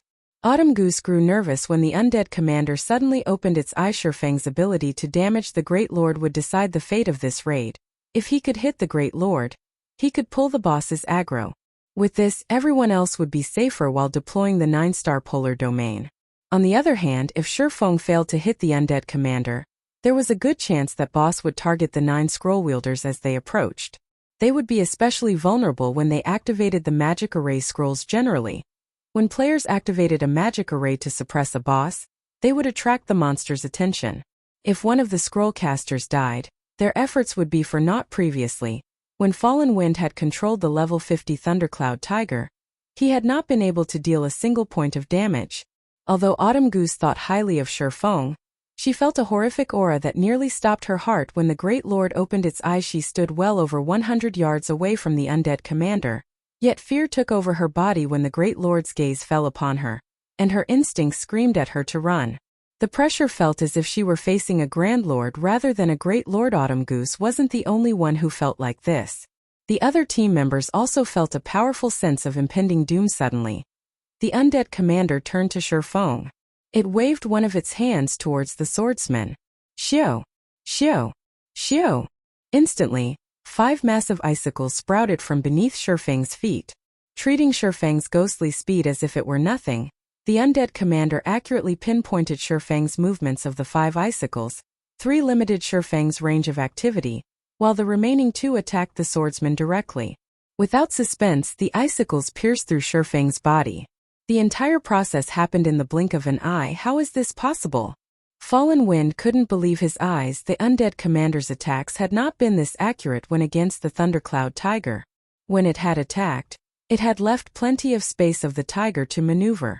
Now, however, Fallen Wind could not find any loopholes in the Great Lord's attack. Seeing the undead commander's glimmering green eyes, Fallen Wind suddenly felt as if he had been toyed with. The undead commander had not used its true strength yet. No, Feng is still alive, Thoughtful Rain firmly stated as she watched the 2 icicles where Feng had been. That's not possible, right? Those icicles hit him. There is no way he is still alive after that kind of damage, Autumn Goose said as she shot Thoughtful Rain an odd look. She couldn't understand Thoughtful Rain's determination. Look at the team's status window. Thoughtful Rain explained. What? How is he unharmed? Everyone was surprised when they looked at the team's status window. As Thoughtful Rain had said, Feng was still alive. In fact, his HP was full. As the team members wondered what had happened, the undead commander began to gesture with its hands rapidly. Icicles shot from the ground, one after another. The Great Lord's attack rate much faster than it had been against the Thundercloud Tiger. After a moment, the originally barren terrain had transformed into a forest of ice. Yet the undead commander's gestures didn't stop. It was even starting to retreat. Can anyone tell me what is happening? Blue Bamboo asked, watching the boss with wide eyes. All she could see is the undead commander launch random attacks, filling the battlefield. She refused to believe that such a powerful boss had suddenly lost its mind, while the other team members wanted to answer Blue Bamboo's questions. They didn't know what was going on either. Brother Feng is fighting the undead commander. Only our eyes can't perceive him, Fallen Wind said uneasily as they were relatively far away. He couldn't see the battle clearly either. However, based on the undead commander's movements, he could tell that the Great Lord could sense Feng. I get it. He's using void steps, Thoughtful Rain declared. After hearing Fallen Wind's explanation, realization dawned on her. Void steps was a footwork technique that only Zero Wing's core members had an opportunity to learn. It was also the specialty technique of Zero Wing's guild leader, Black Flame. However, this advanced footwork technique was complex. Even now, she didn't even understand a fraction of the technique. Void steps? Thoughtful Rain's explanation confused the players from the Wind God's spear. Even Autumn Goose felt as if she and Thoughtful Rain lived in different worlds. Hadn't she been the one to guide Thoughtful Rain in the past? Following which, Thoughtful Rain explained the footwork technique as best as she could. What? Zero Wing's core members get to learn an advanced technique like that? Wind God Spear's members were flabbergasted. To them, learning combat techniques was a dream. They had no access to that kind of training. And yet, in Zero Wing, the guild's core members were handed the opportunity to learn such powerful maneuvers. Wind God Spear's members suddenly envied Thoughtful Rain and Blue Bamboo to battle maniacs like them. Nothing was more tempting than improving their combat standards. Even legendary weapons and equipment were not as valuable as void steps in their opinion. After all, weapons and equipment were external. As long as one was strong enough, they would sooner or later obtain these items. However, combat techniques were a different story. As everyone from the Wind God's spear admired Thoughtful Rain and Blue Bamboo, the undead commander stilled its hands abruptly. It unsheathed the 2 swords from its waist and appeared to swing one of them at empty air. Boom. Suddenly, the clang of metal on metal echoed throughout the battlefield. The resulting shockwave unbalanced Fallen Wind and the others from over 100 yards away. Meanwhile, a figure appeared where the undead commander had aimed its attack. This figure was none other than Feng. Sent its strength a little too high. Feng was inwardly shocked. He had used parry to block the undead commander's attack. Although he had not received any damage, the sturdy stone floor beneath him had shattered. The shock of the impact had also numbed his hands. The undead commander had far more strength than a level 50 Great Lord should have. Based on Feng's estimation, it has as much strength as a Grand Lord at the very least. Fortunately, he had activated Power of Darkness before engaging the boss. Without the boosted attributes, he would have been dead on the floor. However, he had achieved his goal. Scram. Feng then launched Dragon Breath at the undead commander. A beam of silver light devoured the Great Lord. Caught by surprise, the undead commander failed to evade the attack and received over -30,000 damage.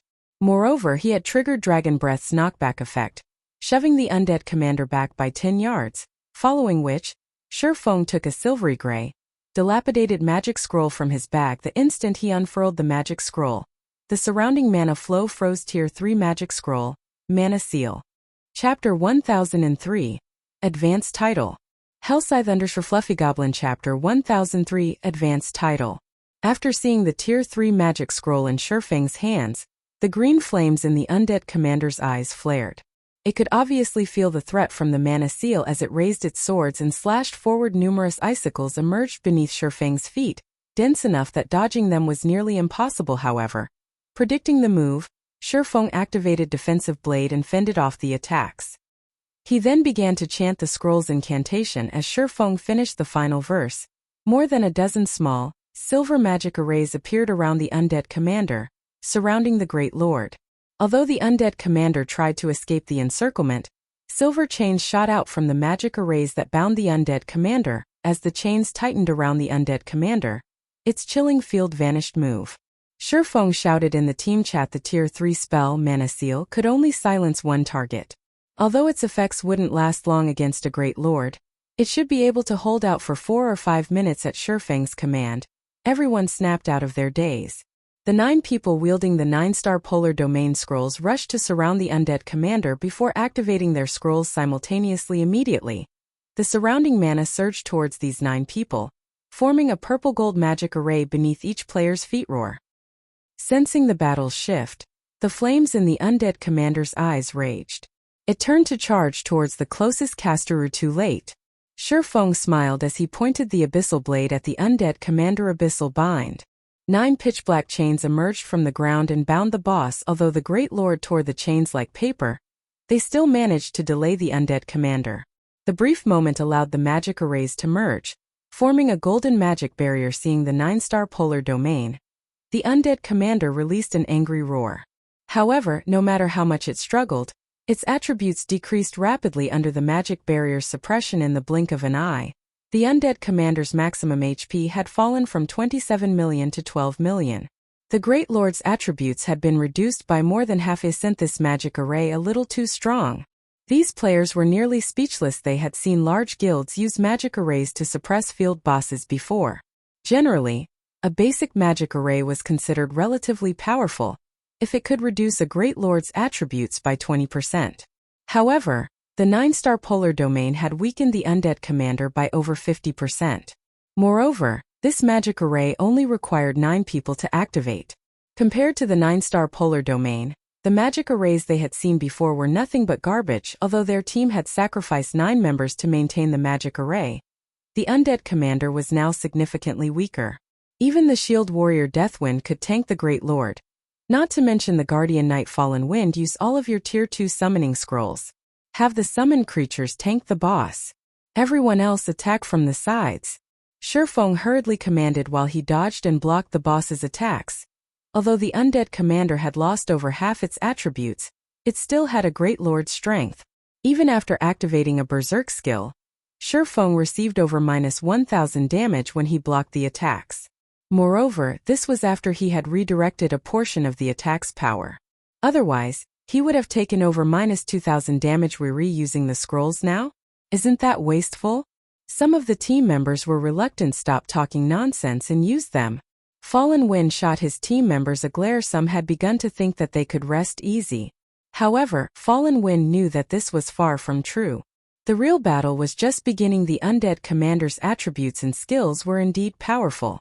However, what made this boss truly powerful was its combat standards.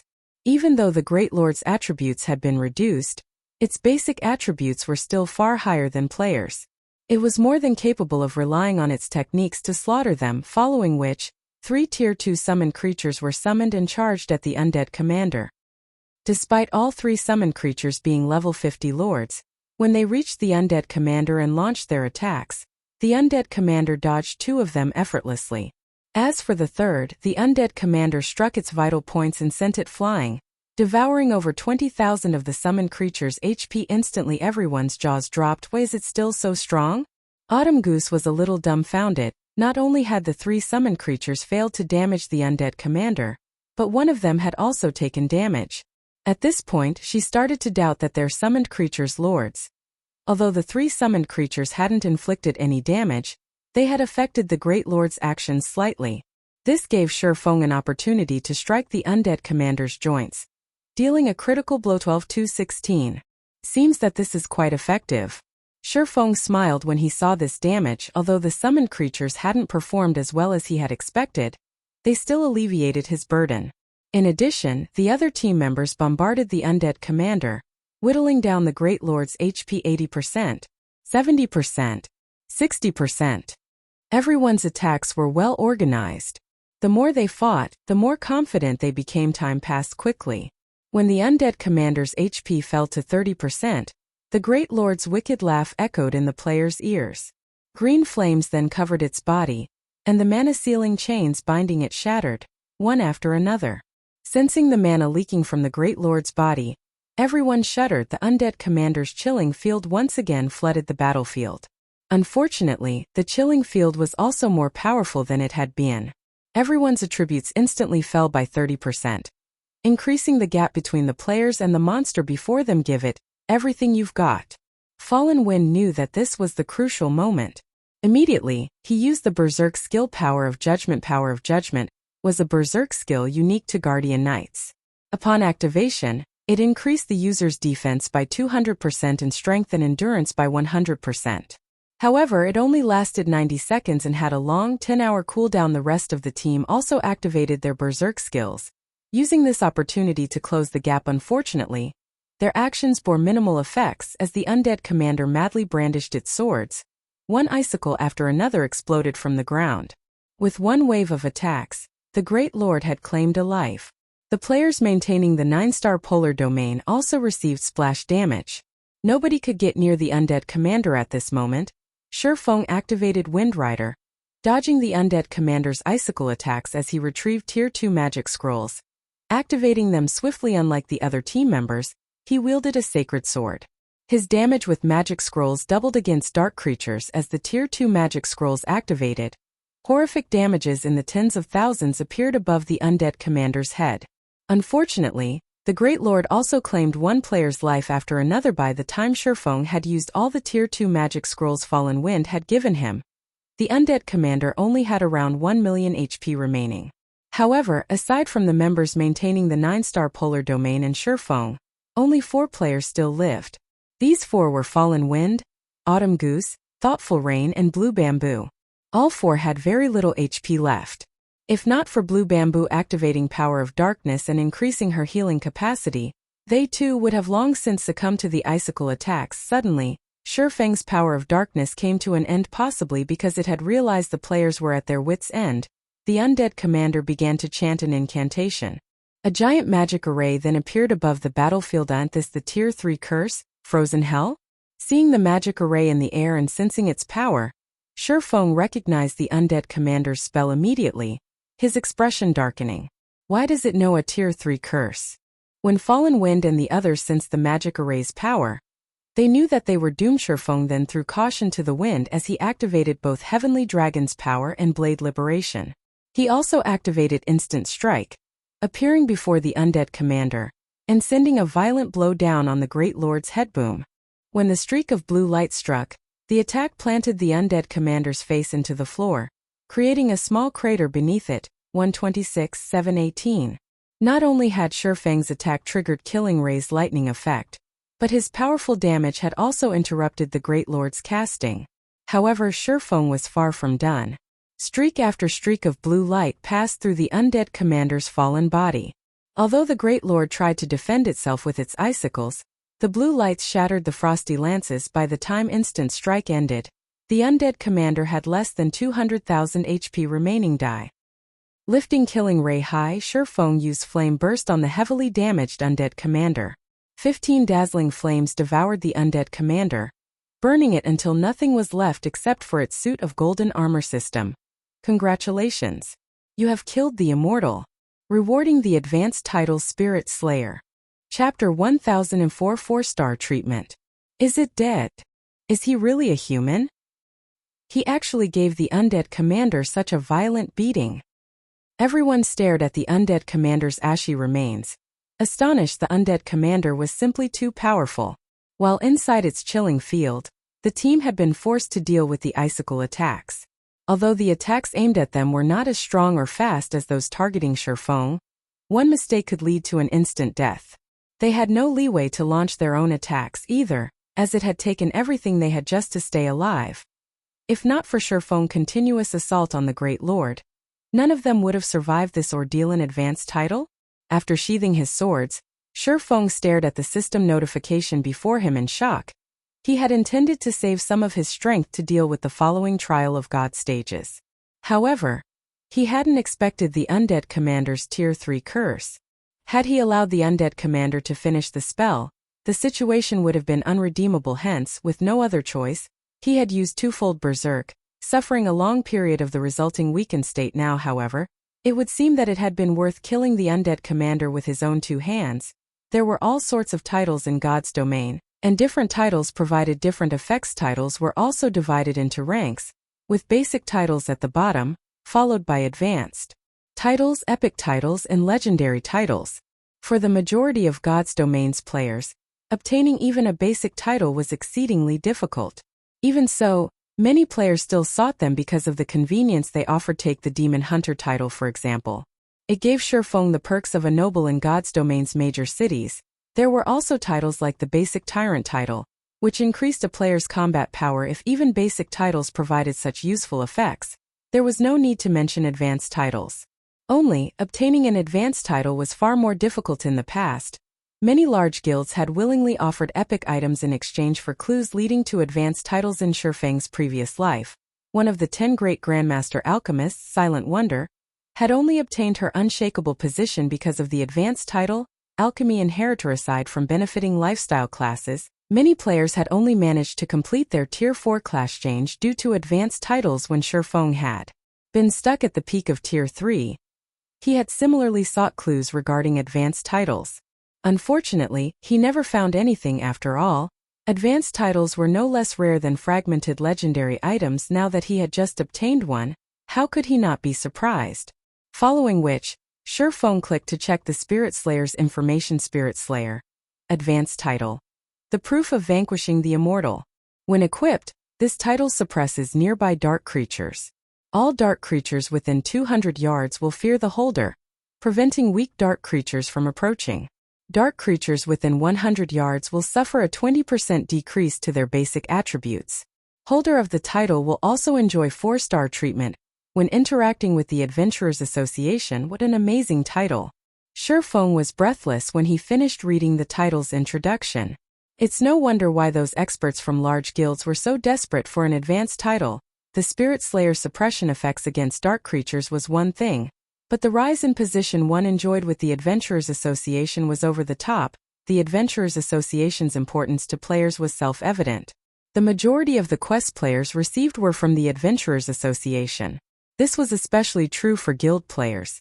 As players received and completed more quests from the Adventurers Association, they gained more reputation with the association. Only after obtaining 500 reputation points would one be considered an official member of the Adventurers Association.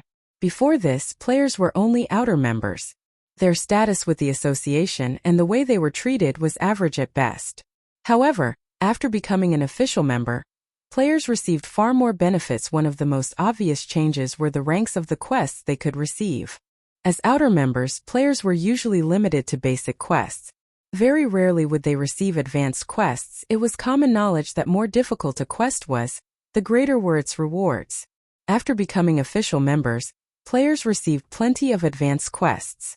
This was also why many independent players had been able to manage in God's domain relatively well without joining a guild. Also, after becoming an official member, players activated the Adventurers Association's star rank system. Official members started in the 1-star position. Only after completing a sufficient number of 1-star quests could they challenge the promotion test to become 2-star adventurers. 2-star adventurers were the equivalent of Adventurers Association's elite members. Needless to say, they enjoyed far more benefits. 3-star adventurers were equivalent to corps members, while 4-star adventurers were equivalent to the Vice Branch Association Masters, and 5-star adventurers were equivalent to Branch Association Masters in the Adventurers Association. The Branch Association Masters were the equivalent of the War Gods Temple's branch temple leaders and the magistrates in major NPC cities. Meanwhile, the Spirit Slayer title allowed him to enjoy a 4-star position in the Adventurers Association. In the past, the furthest Feng had gotten was the 3-star status. After all, gaining a rank promotion in the Adventurers Association took more than completing quests. One also needed to be strong enough to pass the association's test. Now that he was considered a 4-star adventurer, even NPC cities' major nobles would have to treat him with great respect. He could even enter a palace freely. Feng was inspired, thinking of new plans for the future. Although he knew many of God's domain's secrets, uncovering these secrets required sufficient standing and special conditions. Now that he had the Spirit Slayer title, he could do more. As the battle with the undead commander came to an end, Blue Bamboo and the other healers began to resurrect the dead in the Trial of God. Players would not be sent out of the trial upon death. If no healers were available to resurrect them, the system would respawn them at the trial's starting point after 30 minutes. While Feng carefully considered his future plans, Blue Bamboo walked over and asked eagerly, "Big brother Feng, we've mostly recovered. Should we activate the treasure chest now?" Now that the guardian boss was dead, the magic barrier protecting the 7-colored treasure chest had vanished after the long fight to defeat such a powerful boss. The team was eager to learn what rested in the treasure chest that this boss guarded. Feng had contributed the most to the boss's defeat. The team had also relied on Feng to get this far. Hence, the honor of opening the treasure chest fell to Feng. No one disagreed with the decision. "I'll open it, then." Feng laughed. In reality, it did not matter who opened the treasure chest, as the Trial of God tested all of them. Unlike ordinary treasure chests, which only provided a few items that players were required to share, the treasure chests at the end of each stage rewarded each player based on their contribution, following which, Feng approached the 7-colored treasure chest and slowly lifted its lid. A golden light escaped the treasure chest. A 7-colored stone tablet then floated up from the chest. As the golden brilliance dissipated, words appeared on the 5-meter-tall 7-colored tablet. This tablet would evaluate players' performances in the stage. Everyone stared, entranced, as the first name appeared on the stone tablet: Team Leader Fallen Wind Evaluation. B rank reward: 1 basic strength fruit, 1 secret silver mastery book, and 1 fine gold treasure chest. Chapter 1005. Divine Artifact. Hellscythe under Fluffy Goblin. Chapter 1005. Divine Artifact. Holy crap! As expected of the commander, everyone gasped when they saw their team leader's evaluation. Aside from the rarity of a fine gold treasure chest, the secret silver mastery book alone was a treasure that many experts dreamed of. Players usually only obtained 8 mastery points every 5 levels. Meanwhile, if players wished to raise their basic weapon damage, they could only do by increasing their weapon mastery. However, aside from the few points they earned when they leveled, there were very few means to obtain mastery points. Even Wind God Spears members, who frequently accepted all sorts of dangerous quests, could only earn 1 or 2 mastery points from super rare quests or unique quests, or by obtaining a bronze mastery book if they were lucky. Hence, even now they possessed few mastery points. Only a few among their adventurer team had reached the advanced standard, which allowed them to deal 20% more weapon damage. Meanwhile, the majority of the team's level 35 players were only at the intermediate standard. If their weapon mastery reached 150 points, they would reach the basic master standard, increasing their weapon damage by 30%. A bronze mastery book provided anywhere from 5 to 25 points. In reality, however, most of the books only awarded mastery points in the single digits. Very few awarded more than 10 points. A secret silver mastery book gave between 20 and 100 points. Even if Fallen Wind were unlucky, he should earn at least 30 or so points. If he were lucky, he might get enough points to raise his weapon mastery from the advanced standard to the basic master standard, gaining a 10% boost to his damage. Commander, what are the strength fruit's effects? Autumn Goose asked curiously, seeing as the fruit had been included with a secret silver mastery book and a fine gold treasure chest. It should be roughly as valuable as these 2 items. Let me take a look. Fallen Wind as he opened his bag. Examining the basic strength fruit's introduction, he was shocked. This fruit can actually raise its consumer strength attribute permanently. Basic strength fruit upon consumption. Player permanently gains anywhere from 5 to 20 points in the strength attribute. A maximum of 5 basic strength fruits can be consumed. This reward is so awesome. Everyone's jaws hit the floor when they saw the fruit's introduction. Tier 1 players only gained 8 free attribute points with each level up. Upon consuming the basic strength fruit, a player could gain at least 1 level's worth of attributes. The team's gazes shifted back to the floating tablet. Anticipation filling their eyes. Feng was also slightly surprised. He had never imagined that the 7-colored treasure chest's rewards would be this abundant. Moreover, that had only been a B-rank evaluation. The system's evaluations were not fast. After Fallen Wind's name, evaluation, and reward were displayed, it took quite some time before the next person's name appeared. Deathwind evaluation. C-rank reward. 1 mysterious iron mastery book, and 1 secret silver treasure chest. Gunfire evaluation. C-rank pass reward. 1 mysterious iron mastery book, and 1 mysterious iron treasure chest. Autumn Goose evaluation. C-rank excellent reward. 1 mysterious iron mastery book, and 1 fine gold treasure chest. Thoughtful rain evaluation. C-rank peak reward. 1 basic intelligence fruit, 1 mysterious iron mastery book, and 1 fine gold treasure chest. The system was quite meticulous in its evaluations. The majority of the team's players only received C-rank pass evaluations. Among the 20 players who had been evaluated thus far, only 2 had received fruits. Although these players were slightly disappointed by their evaluations, they still watched the stone tablet. Currently, only Feng's evaluation remained unknown. However, even after a long time, the system still evaluated his performance. With his performance, he should get an A-rank evaluation at the very least, right? That is my guess as well. He might get an A-rank excellent or even peak. I wonder what kind of rewards he will get? If the reward for B-rank is a fine gold treasure chest, the reward for A-rank should be a dark gold treasure chest. Ever since I started playing God's Domain, I've never seen a dark gold treasure chest. I have heard that dark gold treasure chests have a chance of containing epic items. If I had an epic item, I could brag to my friends in the real world for an entire year. Oh, everyone looked forward to seeing Feng's evaluation and rewards. Finally, after 5 minutes, the stone tablet displayed the name, Feng. Feng evaluation. S-rank peak reward. 1 rainbow fruit, 1 dark gold mastery book, 1 epic treasure chest, and 1 skill book for the tier 4 sure kill skill. Chilling Fields peak? What? An epic treasure chest. I actually got to see the rumored epic treasure chest. This is too much for my heart to take. The reward Feng had earned stupefied everyone.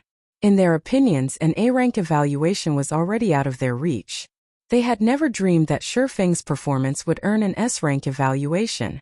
The difference between their strengths was truly massive. Even Feng was a little surprised. He had heard of S-rank evaluations before. However, he never imagined he would, one day, obtain such an evaluation.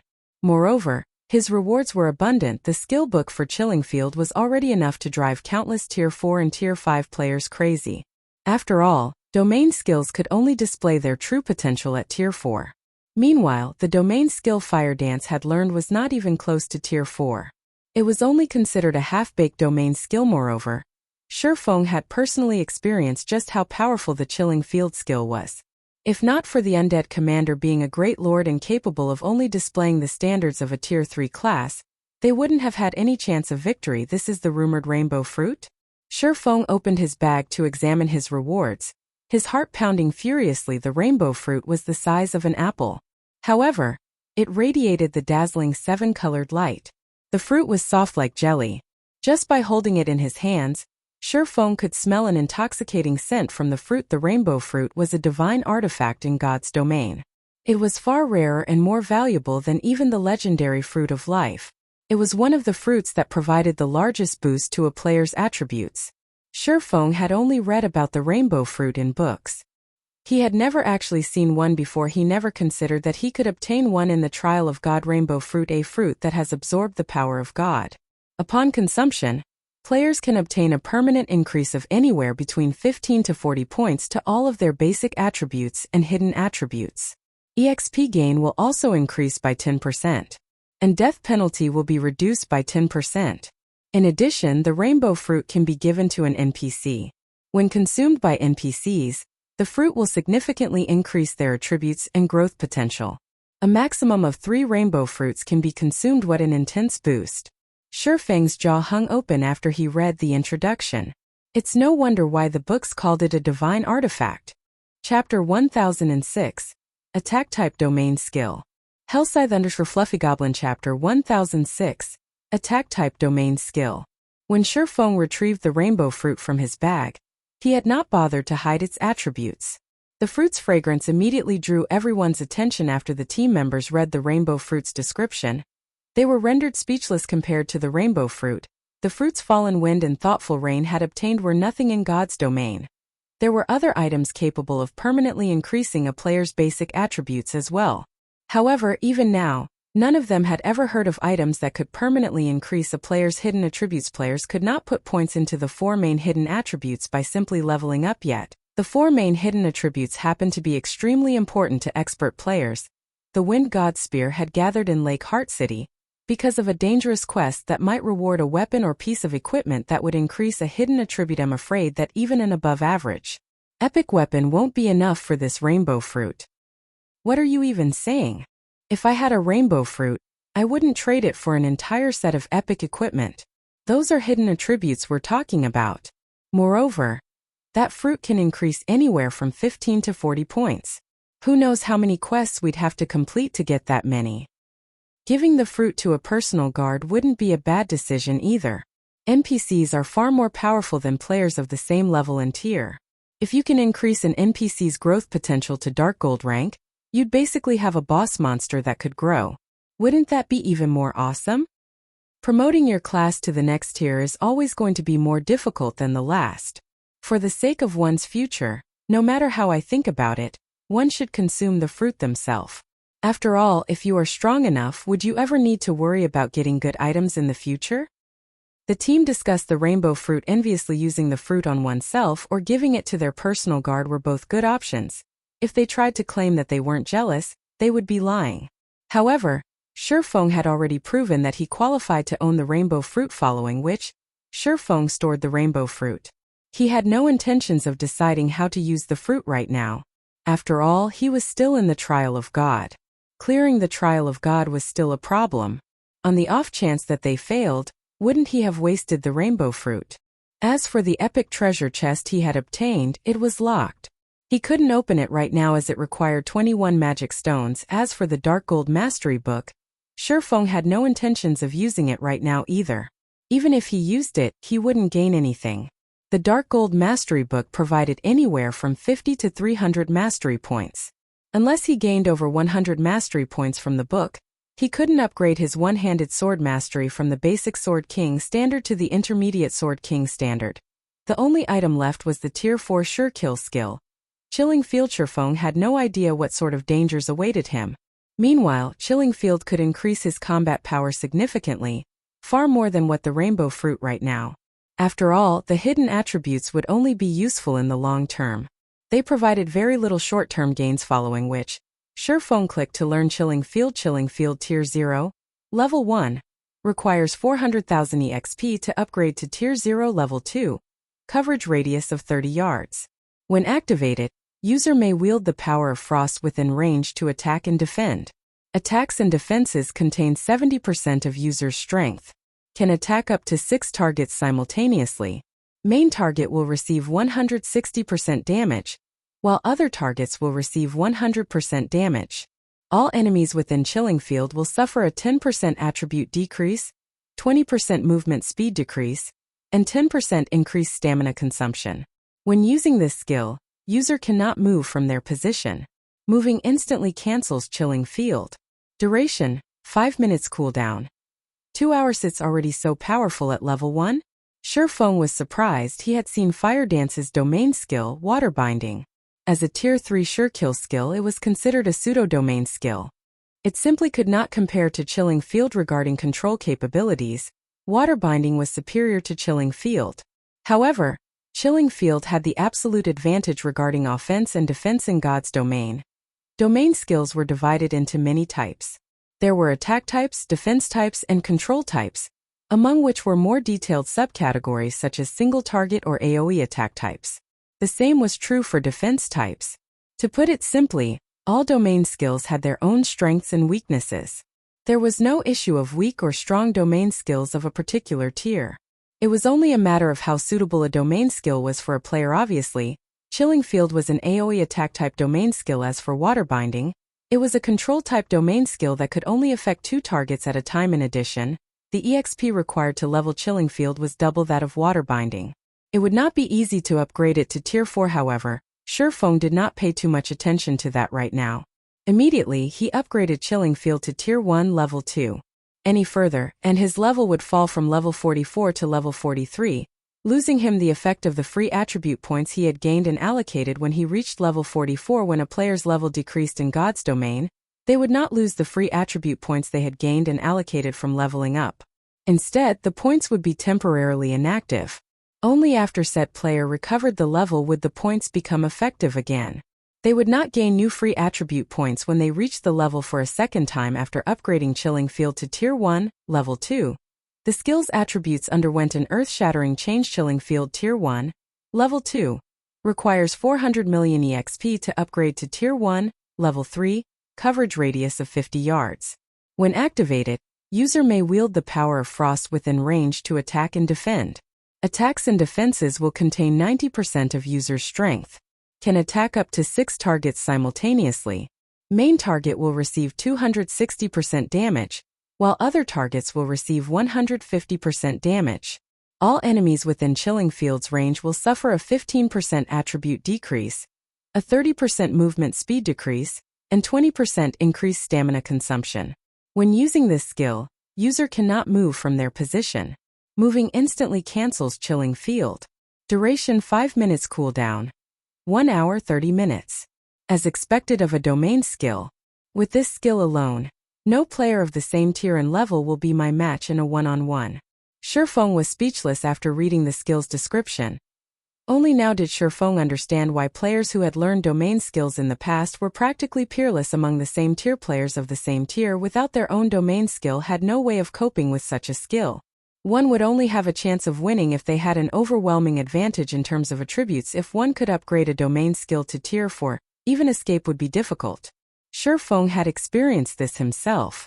After all, domain skills would no longer restrict the player's movements after reaching Tier 4. After Feng learned the domain skill, he instructed the team to rest for a few hours. In any case, the trial of God didn't have a time limit. He could also use this opportunity to recover from the weakened state he had earned from activating twofold Berserk. After the team recovered and had prepared to challenge the next stage, they approached a massive teleportation array in front of the stone altar. Suddenly, they heard the sound of a system notification system. You have completed the first stage. Do you wish to leave the trial of God? If you leave, you will be teleported out of the trial and will not incur any punishment. If you continue, you will be teleported to the second stage's individual challenge. Chapter 1007. Lively White River City. Hellscythe _ Fluffy Goblin. Chapter 1007. Lively White River City. Hearing the system notification, everyone was stunned. What's going on? Isn't this the trial of God? Didn't the information say that we won't be able to leave without clearing all of the stages? Oh, they had found a lot of information on the trial of God on the official forums. Until now, every person that had challenged the trial of God had only had 2 options to leave the trial. Either they gave up, or they cleared it. This sudden development made everyone wonder if this were a trap set by the system. They could not help but hesitate in making a decision. Big brother Feng, do you think this is a trick? Blue Bamboo asked Feng instinctively.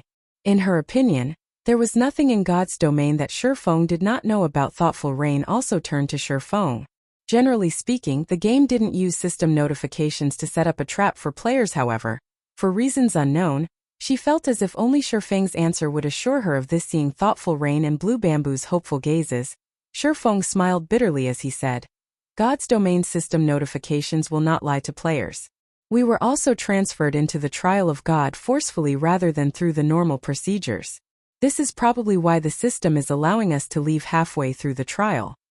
In reality, when Countess Katie Green had teleported them into the trial of God, Feng had been shocked. The trial of God was like an otherworld. Moreover, the gods had created this otherworld.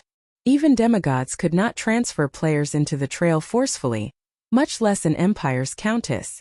Normally, players could only enter the trial of God through a spatial connection point. Moreover, this spatial connection point was unstable. Not only did it appear randomly, but it would also disappear after a certain amount of time. Regardless of whether or not players had entered, only gods could transport a player into the trial of God by force. How could the countess of a mere empire achieve such a feat? According to Feng's conjecture, the countess must have used some kind of item. Take the Bible of Darkness for example. The Bible could activate a gate of darkness, allowing players to travel to the Dark Denver. However, such an item should have some flaws. For example, they could leave the trial of God after completing one stage. Commander, do we leave? Or continue? Autumn Goose asked hesitantly as she looked towards Fallen Wind. The trial of God's rewards were abundant. After obtaining the secret Silver Mastery book, Fallen Wind had finally pushed his shield mastery to the basic master standard, which significantly increased his damage reduction and defense capabilities. If they continued clearing the six-colored trial, they would emerge transformed. At that time, no one within the Dark Knight Empire would be able to afford to underestimate the Wind God's spear. Even those super guilds and super first-rate guilds would have to be cautious when dealing with the adventurer team we're leaving. Fallen Wind declared. If not for Brother Yifeng's help, we wouldn't have even cleared the trial's first stage. We are lucky that it's giving us the chance to leave. Although the trial of God awarded more with each cleared stage, the same was also true for the stage's difficulty. Accurately determining one's strength was one of the basics of being an expert. Moreover, the system had clearly stated that the next stage would be an individual challenge. They would not find any more loopholes to exploit and would have to rely on their own strength. If he had to guess who on his team could clear the second stage, he was sure that only Feng was capable of doing so. Everyone else, including himself, had no hope of clearing the trial. Why should they risk suffering the system's severe punishment? The team agreed with Fallen Wind's proposal.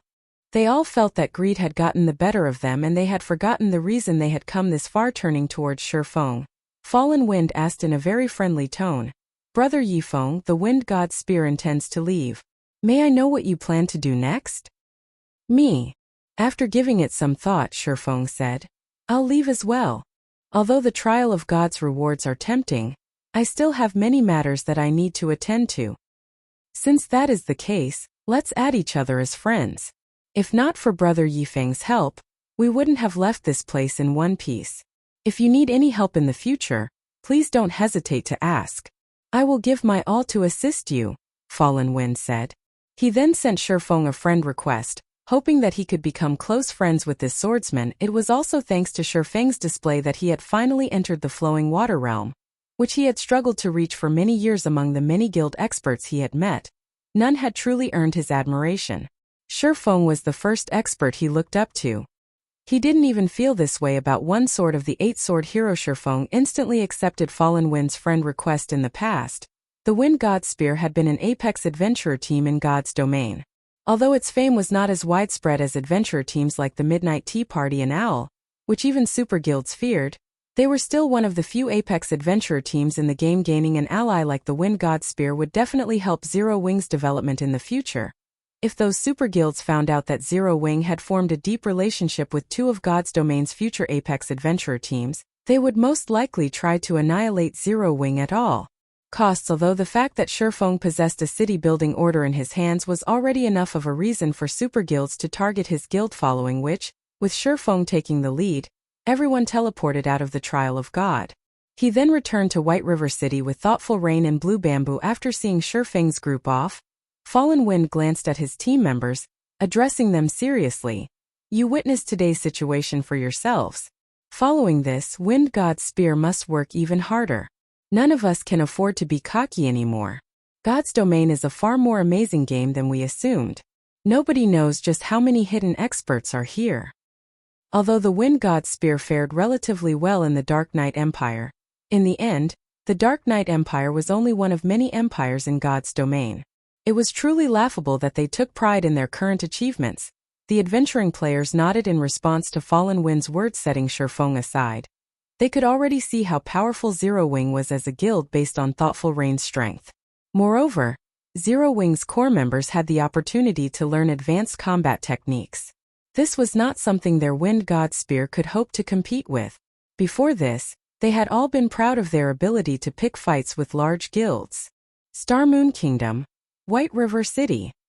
Ever since Blackwater and Heaven's Burial had declared war on Zero Wing, the atmosphere in White River City had become somewhat tense. Blackwater and Heaven's Burial's members roamed the city. There were also plenty of players hidden under black cloaks. These people had a predator's gaze when they looked at Zero Wing's members. If not for the severe consequences of attacking another player within the city, there was no doubt that these people would have already made their move. Zero Wing's guild residents. These red players are getting increasingly brazen. They are bold enough to eye Zero Wing's members openly on the streets. What can we do?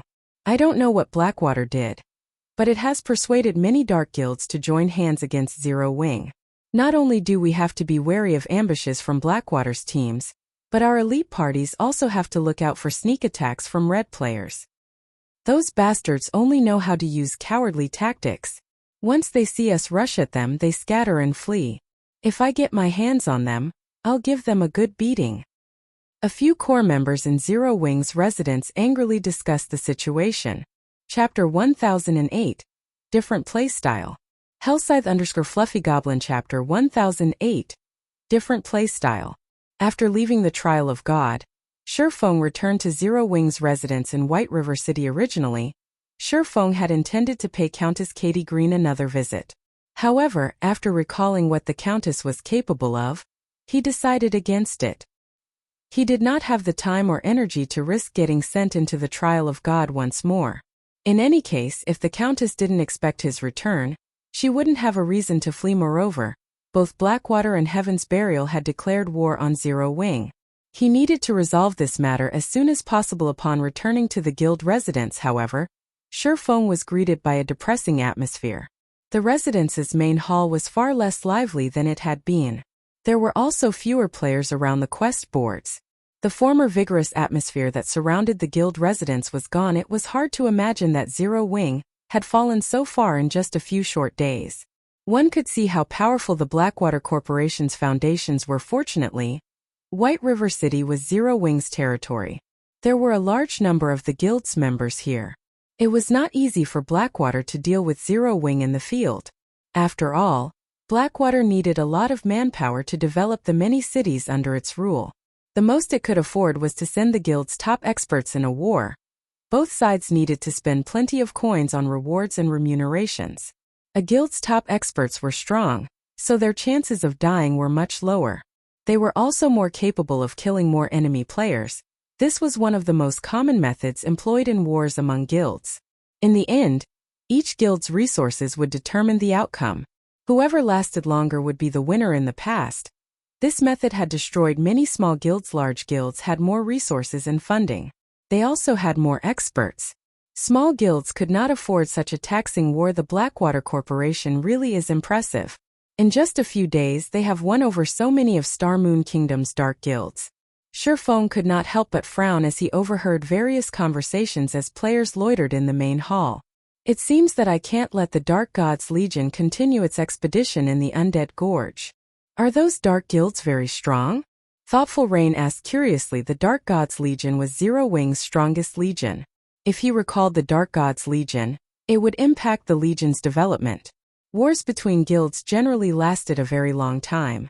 Having the Dark Gods Legion waste its time on skirmishes around White River City wasn't a good idea. They're very strong.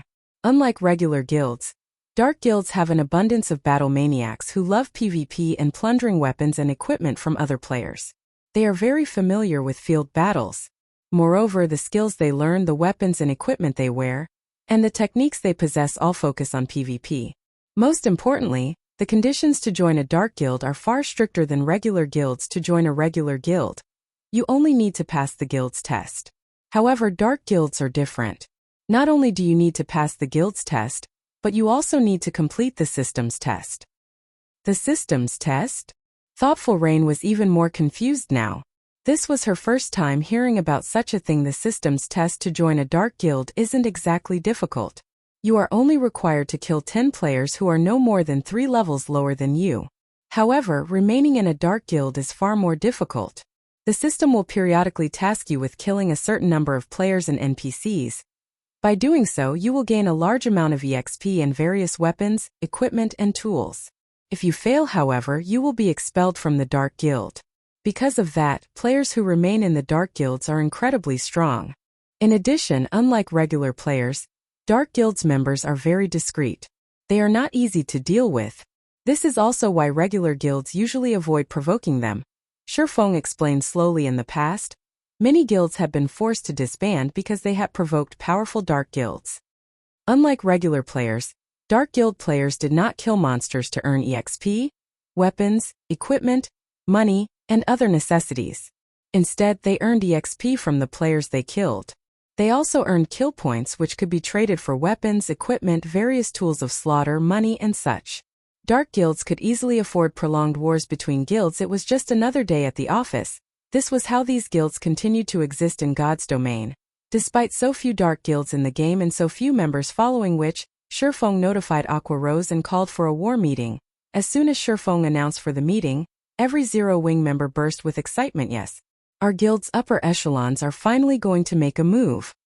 I wonder what the guild plans to do this time. I've been waiting for this moment for so long. It would be awesome if the guild leader leads us into a decisive battle. It won't be easy to find a battle like that. Haven't you seen that the other party has no intentions of starting a head-on fight? They're trying to whittle us down bit by bit. Moreover, thanks to those dark guilds, it is becoming more difficult to start a team battle in the field. Zero Wings members expressed their opinions as they discussed Feng's call for action. Some were hopeful while others worried.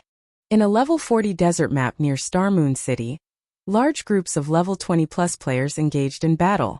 Every one of these players wore the Blackwater emblem. Surrounding these level 20+ players was over 100 level 35+ players. Currently, roughly 30 level 35+ MTs stood side to side, blocking in advance of demonic ants and great demonic ants. At the rear, groups of elementalists, cursemancers, and summoners launched AoE attacks at the monsters. The scene was spectacular. Demonic ant. Common. Level 45. HP 50,000/50,000. Giant demonic ant. Special elite. Level 46.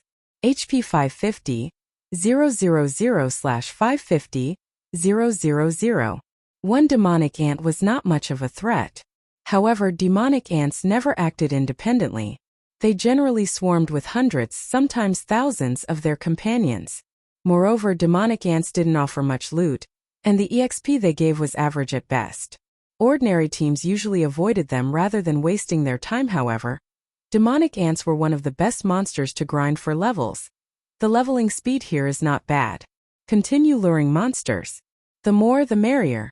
Abandoned Wave commanded as he sat leisurely behind the wall of players, enjoying a glass of wine as he watched his experience bar rapidly rise. A short moment later, the level 20+ players behind him leveled up again.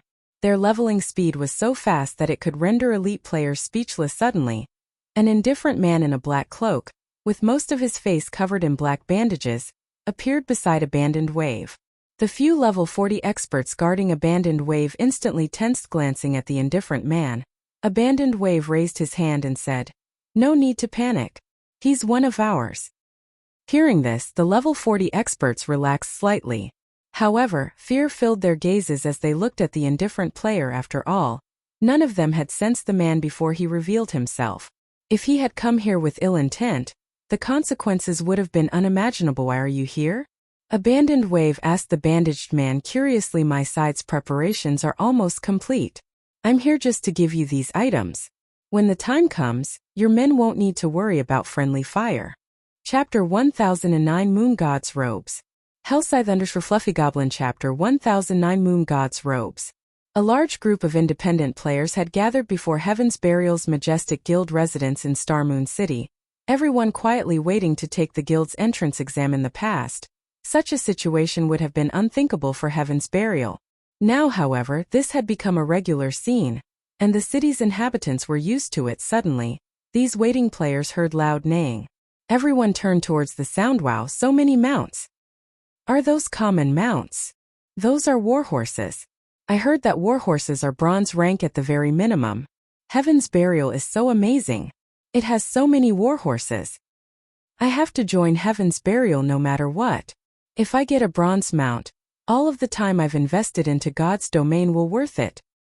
In the next moment, over a dozen players atop various kinds of warhorses entered Heaven's Burial's residence, arousing the crowd's envy. Particularly, the sight of the valiant, heroic beauty leading the group etched itself into everyone's minds. Not only was this beauty fully geared with top-tier equipment, but her white warhorse also wore a set of silver armor. She looked like a war goddess as she rode into the residence. All throughout Star Moon City knew this goddess's name, the Ice Witch, Daybreak Fog. Daybreak Fog had earned this title by defeating one of the Star Alliance's 100-man elite teams in front of a dungeon by herself. The Star Alliance had sent many experts to deal with her, including Red Feather, a player on the God's Domain's experts list. In the end, however, Daybreak Fog had defeated all of these experts single-handedly. Even Red Feather, while she killed the Star Alliance's members, she had displayed her exceptional technique with ice-type spells. She had transformed the dungeon's entrance into a winter wonderland with an ice-type, large-scale destruction spell. After she used the spell, not one player, aside from herself, had lived to see that snowy world. As a result, some players had started calling her the Ice Witch over time. As the tale of that battle had been retold, all of Star Moon City's players had begun to refer to her as the Ice Witch. She's too beautiful. If I get into Heaven's Burial, I want to work under my goddess. Keep dreaming. Lady Fog is the commander of Heaven's Burial's Ice Fog Legion. Only the elites among elites are allowed to join that legion. It's not even certain that you'll be accepted into the guild with your standards, much less joining the legion. Among the many independent players crowded before the residence, many only sought to join Heaven's Burial because they had been captivated by Daybreak Fog's charm. Otherwise, they would have joined Blackwater instead. After all, Blackwater's guild was backed by the famous Blackwater Corporation. Upon entering Heaven's Burial's meeting room, Daybreak Fog directed her gaze towards Singular Burial, who sat in the guild leader's seat, and asked curiously, "Guild leader, why have you recalled us so suddenly?" Many of the guild's upper echelons were also present in the meeting room. Aside from the several lifestyle class masters, these members were mostly level 40. If an ordinary player were here, they would tremble with fear. Among the level 40 experts present, everyone was considered a top tier in Star Moon Kingdom. Even the guild leaders of other large guilds had to treat them with respect. Take a seat. I'll explain soon, Singular Burial said as he pointed towards the vice guild leader's seat. Hearing Singular Burial's words, Daybreak Fog's confusion grew. Practically every upper echelon was here. Only a few preoccupied members were missing.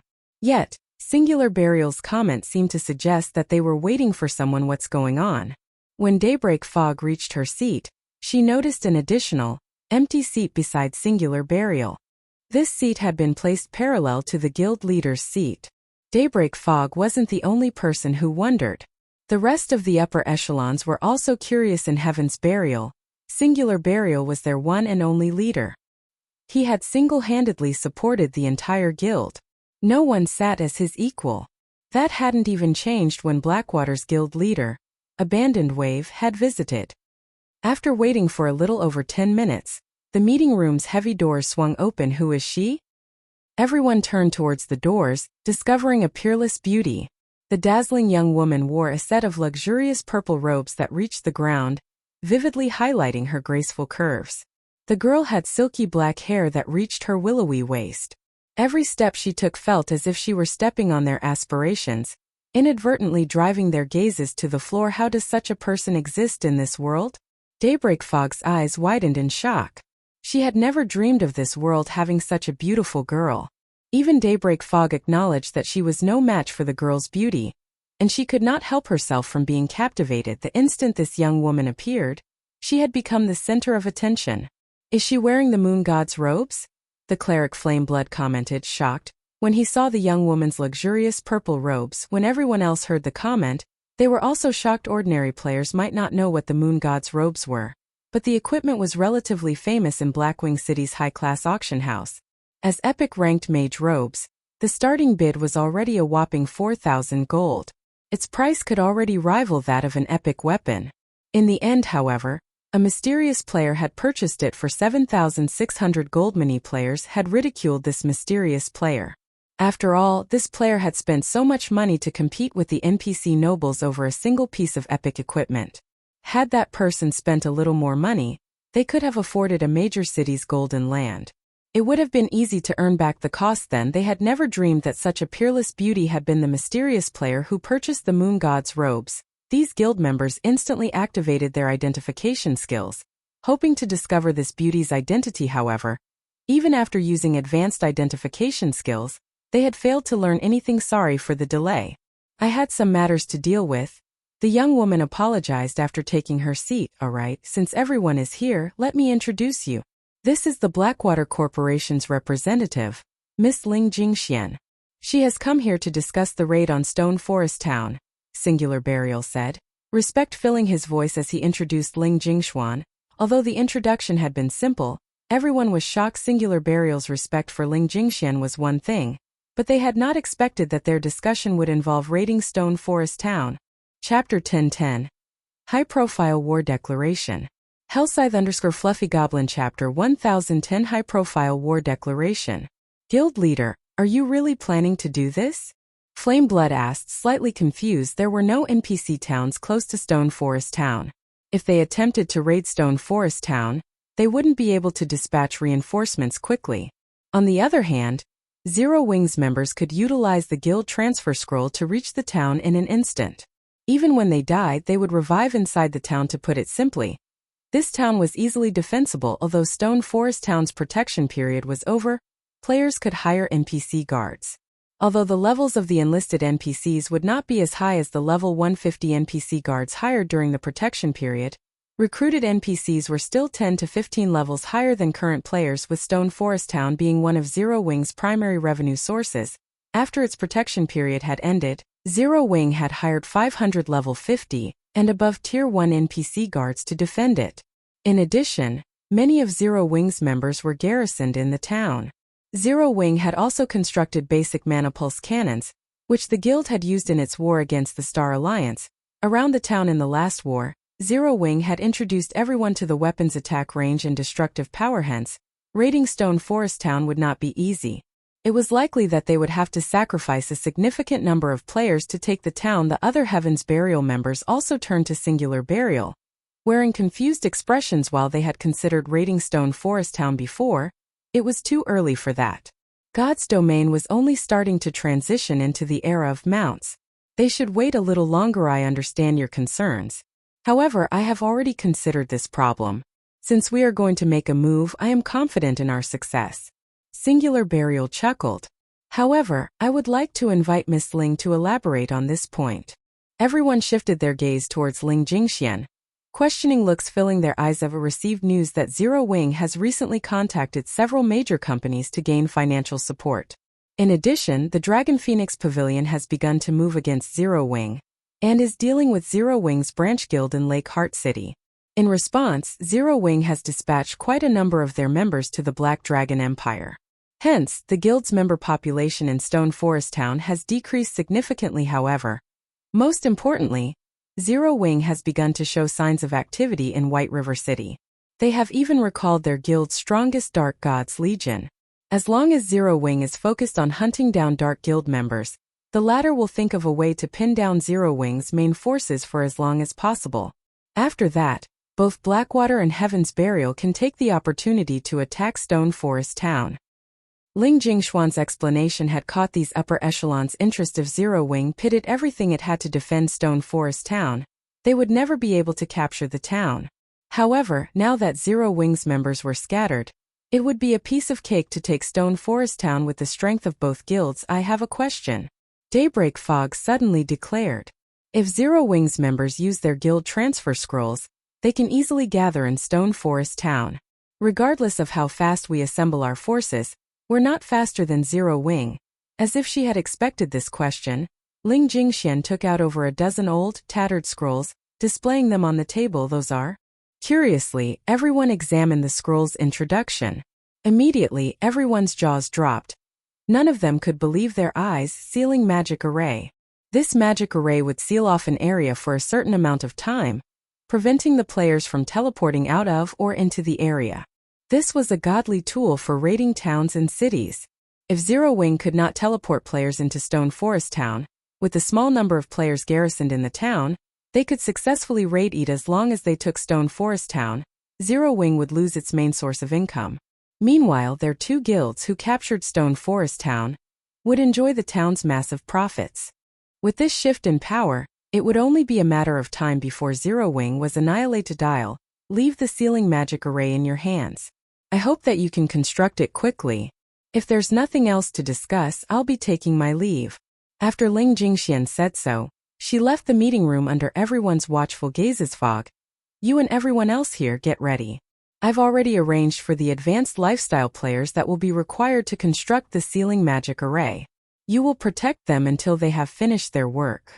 Do not let anyone disrupt them. Singular Burial commanded sternly. Guild leader, leave it to us. Everyone excitedly replied. The sealing magic array was powerful. However, it possessed major flaws. Players needed to construct the magic array's cores in various locations of a map. Moreover, the magic array cores would disturb the surrounding mana, which would, in turn, cause nearby monsters to gather and attack the cores. Hence, players were needed to defend the cores. This was why Singular Burial had called Heaven's Burial's upper echelons back to seal a map as large as Stone Forest Towns.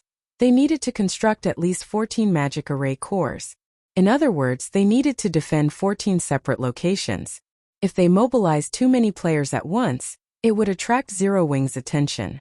Hence, dispatching experts to defend these locations was the best option. When the time came, they simply needed to replace these experts with a large number of elite players. Meanwhile, inside Zero Wing's residence in White River City, after Feng recalled the Dark Gods Legion, he had Fire Dance rally the guild's experts and elites, officially announcing their crusade against the Dark Guilds in Star Moon Kingdom that targeted their guild. Every player in Star Moon Kingdom noticed this sudden announcement. In a few short minutes, Feng's post rose to the very top of Star Moon Kingdom's official forums. This is insane. Zero Wing has gone insane. Zero Wing is awesome. It has openly declared a crusade against Star Moon Kingdom's dark guilds. With their temper, these dark guilds won't let this rest. All hail Zero Wing. Zero Wing's latest declaration dazzled God's Domain's ordinary players. Not only was Zero Wing at war with two of the kingdom's giants, but it had also declared war on the dark guilds, which most players tried to avoid. Only a lunatic would make a move like this. The various guilds were even more shocked by Zero Wing's declaration of war. Ordinary players might not realize the truth about dark guilds, but they were perfectly aware. Although dark guilds had very few members, these people were extremely obstinate. Dealing with large guilds like theirs was just another day at work for these people. Moreover, even if these players died, their dark guilds wouldn't compensate them for any losses. They would only have themselves to blame for not being strong enough. Speaking of the survivability of dark guild players, they were much stronger than regular guild members. Most importantly, unlike regular guilds, dark guilds did not possess a permanent base of operations such as a guild residence. Instead, they operated like independent players. A simple bar was enough of a base for them. They could easily move between towns controlled by the forces of darkness. Hence, it was very difficult to launch a concentrated attack against dark guilds. Regarding sustainability, regular guilds were even less of a match for their dark cousins. Dark guilds players could level up by killing other players. This was not an option for regular guild players. If an extended war occurred between a regular guild and a dark guild, the latter would only exhaust their enemy to death.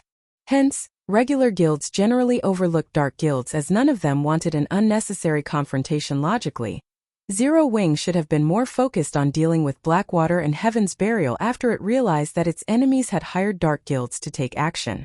After all, dark guilds were merely hired guns. It was easy enough to hold them at bay.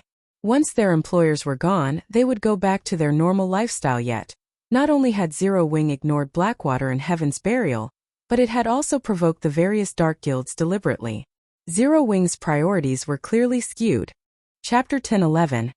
High Alert Mode. Hellscythe_Fluffygoblin Chapter 1011 High Alert Mode. A measly guild like Zero Wing dares provoke all of our dark guilds? They must be tired of living. If we don't annihilate Zero Wing, the other guilds will start to think that we're weak. I had only planned to humor the Blackwater Corporation. However, now it's personal. Our dark guilds will not rest until Zero Wing's name has been erased from Star Moon Kingdom. Shortly after Zero Wing announced its crusade, the various dark guilds' upper echelons issued their response. Originally, there hadn't been many dark guild players in White River City.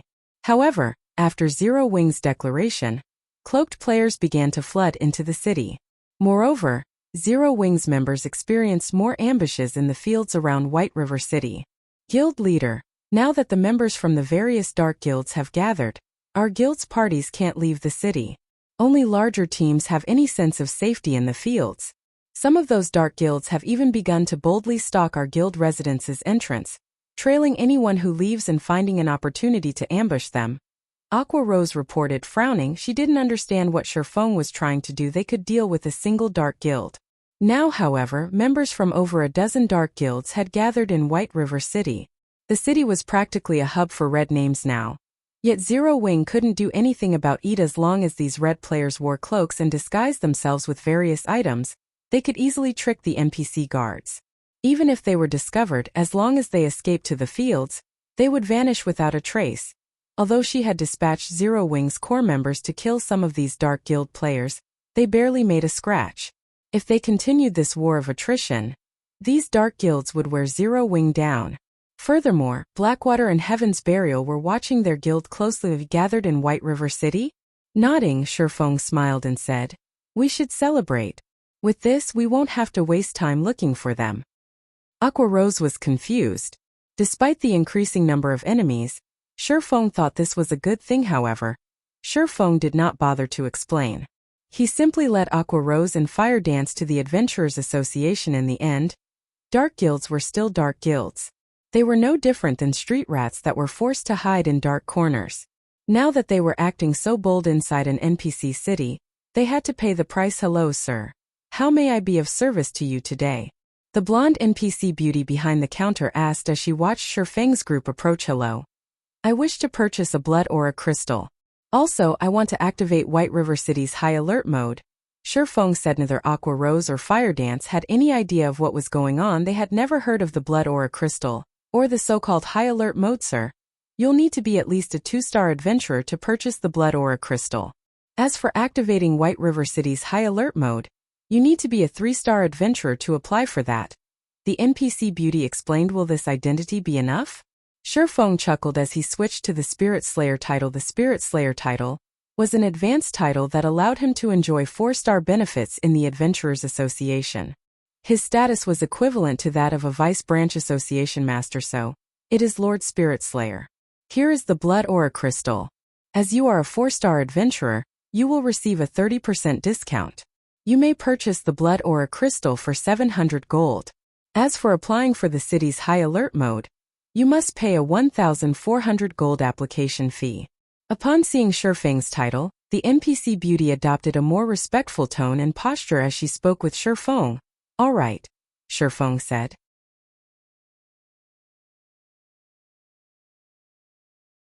It also took a long time for a player to get rid of their blood aura. In the past, the blood aura crystal had been commonly used to target dark guilds.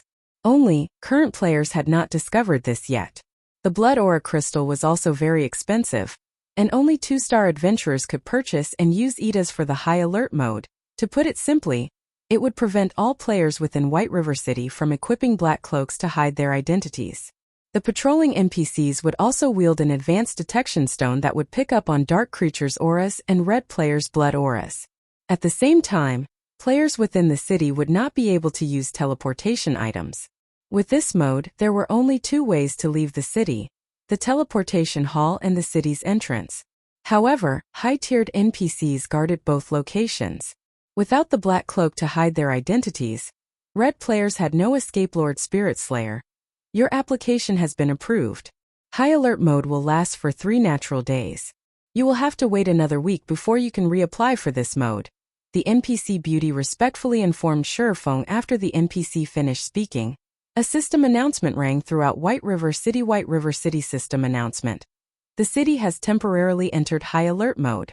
All teleportation tools will no longer function within the city. The system announcement repeated 3 times. Dazing White River City's players. What's this high alert mode? Did somebody trigger a special quest? As the city's players wondered about the system announcement, every player wearing a black cloak was revealed. What's going on? Why isn't my black cloak working?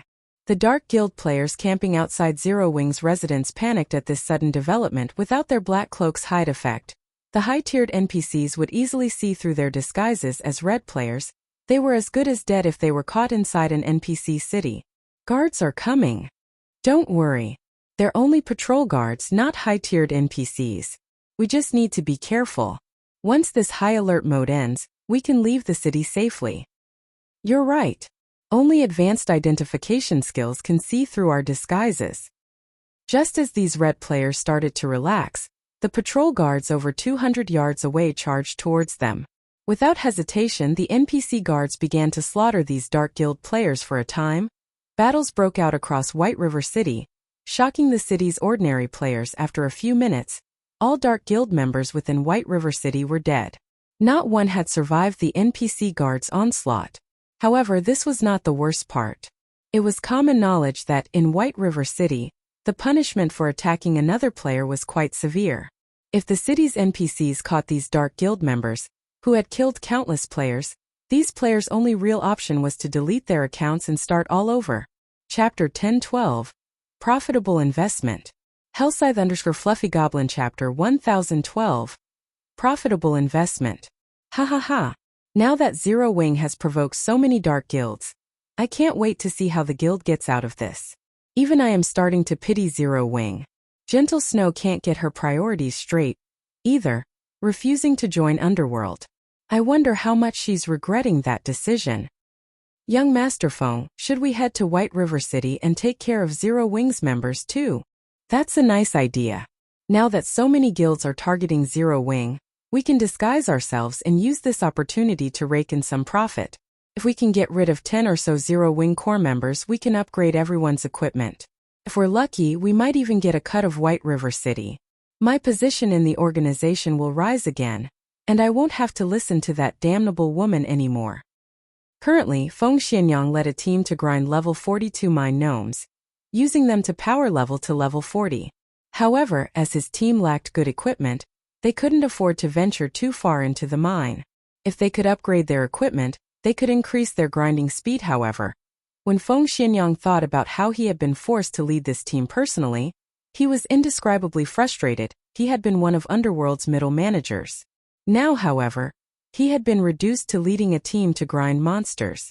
This was all due to Underworld's upper echelon's sudden focus on Yulan. They had even transferred Maple City's management, as well as 5 other major cities, to Yulan. This was a nightmare. Just you wait. When Zero Wing falls, I'll poach Zero Wing's top players and regain possession of Overwhelming Smile. Feng Xianyang inwardly chuckled. Zero Wing's elite members and experts were extraordinarily strong. If Zero Wing were defeated, these people would refuse to join guilds like Blackwater or Heaven's Burial. At that time, he simply needed to offer an appropriate price to recruit them. After making these people his own, Underworld's upper echelons would have no choice but to focus on him. When Feng Xianyang and his team reached White River City, they were astounded by what they saw. The NPC guards were slaughtering numerous players inside the teleportation hall. In the face of the level 180 guards, level 40 expert players were infants. The NPCs only needed one hit to defeat each player.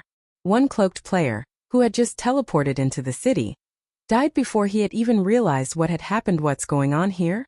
Chills ran down Feng Xianyang's spine as he looked down at the Dark Guild player corpse beside him. Feng Xianyang wasn't the only player who wondered what was happening.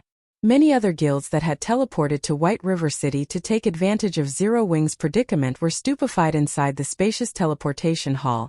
Several hundred disguised red players had died. The scent of blood lingered in the air. White River City had become a forbidden ground for red players previously. Everyone had thought that these Dark Guild players were too arrogant in the city. Now, however, they pitted these players. Any red players the NPC guards killed would be jailed in White River City's confinement room to await their punishment after they resurrected. With the crime values these Dark Guild members possessed, it would be a miracle if they were not locked up for over a month. Rescuing these players from White River City's confinement room was nothing more than a dream. Level 200, Tier 3 NPCs guarded that room, and they would instantly kill any and all players that didn't belong. However, if these players weren't rescued, mainstream players would have long since surpassed these players' levels and equipment by the time their prison sentence was over. It would be very difficult to catch up. At the very least, they would need to spend several months grinding endlessly as for deleting their accounts and starting all over again. Although they could level up quickly if high-level players power leveled them, they would never catch up to mainstream players in a month without some leveling secret. Of course, regaining their levels was one issue, but what about their reputation? What about their weapons and equipment? What about the wealth they had accumulated? Young Master Feng, are we still going to take on Zero Wings members? Southwolf, who was currently level 38, asked hesitantly. Zero Wing was definitely involved in White River City's sudden development, and anyone that said otherwise was lying. If Zero Wing was already capable of this, who knew what else the guild could do? Let's investigate the situation first. Feng Xianyang felt somewhat unsteady at this moment. He could not forget the level 40 expert who had teleported in beside him, dying after a single strike. Elsewhere, the various dark guilds' upper echelons were dumbfounded when they heard the news of this sudden development. Can someone tell me what is going on? Why are White River City's NPCs slaughtering our members like madmen? This was the first time these dark guilds had encountered a situation like this. The NPC city that they had been able to move through freely was now a forbidden land. Over half of the members they had dispatched to White River City were dead. Only a small minority were still active in the fields near White River City. This was an unprecedented blow to their dark guilds. The death of their members was nothing to them. However, if their members were confined for over a month, this would severely wound their guilds. Damn it. Zero Wing set us up. Contact the other dark guilds immediately. From now on, we cannot let anyone from Zero Wing survive. If they show themselves, kill them all. Star Moon Kingdom's various dark guilds swore to fight Zero Wing until the bitter end. What did you say? Over half of the dark guild members have been locked up in White River City's confinement room. How is that possible? Didn't they have their disguise tools? Abandoned Wave's expression froze when he received the news. He could not bring himself to believe it. While dark guilds were not strong in a head-on battle, their survivability and ambushing capabilities in the fields were top-notch. This was precisely the reason that he had paid a massive price for these dark guilds to whittle down Zero Wing's strength. Yet now over half of them had been killed and jailed in White River City. With this, it had become far more difficult to deal with Zero Wing's members. Guild leader, what should we do now? Now that over half of the dark guild players have been locked up, the threat on Zero Wing has been reduced significantly. Moreover, some of the regular guilds that intended to strike Zero Wing have decided on the wait-and-see approach. The middle-aged, bald man asked after some thought. Abandoned Wave commanded. This development has affected our plans slightly, but no matter. Contact the dark guilds immediately. Tell them that we'll send some of our top players to assist. If they can delay Zero Wing's top players, we'll reward them. Heaven's Burial had already begun to construct the sealing cores around Stone Forest Town. If they could not pin Zero Wing's core members down in White River City, taking Stone Forest Town would become far more troublesome. Understood. After hearing this, the middle-aged man retreated to contact the various dark guilds. Meanwhile, inside White River City, Feng was in a very good mood. He had simply spent some money to exterminate the pests in White River City. He had never expected such a huge windfall. After he had activated the city's high alert mode, over 10,000 red players had died and were captured.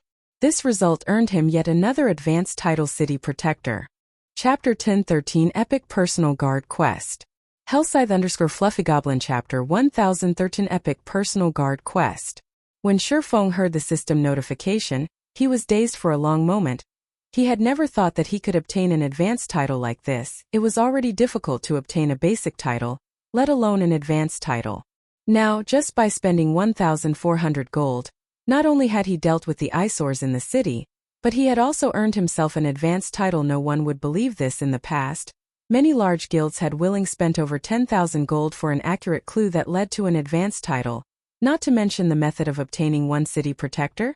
While Feng was relatively familiar with the basic titles throughout God's domain, his understanding of advanced titles was quite shallow. After all, advanced titles were extraordinary. Nobody would casually reveal information about them. City Protector. Advanced title. A hero that has protected the city from the dark forces' influence. Wielder enjoys the benefits of a major noble in every human city. At the same time, personal guards can accept one epic quest per week. In addition, personal guards receive a 5% increase to quest success rate as expected of an advanced title. It actually allows my personal guards to pick up one epic quest each week. Feng could not help his surprise. Personal guards' development speeds depended on the quests they accepted from the Adventurers Association. The higher the quest rank was, the better the EXP and items it would award. However, there were not many personal guard quests to choose from in the Adventurers Association. Even Dark Gold quests only appeared about once a week, much less epic quests.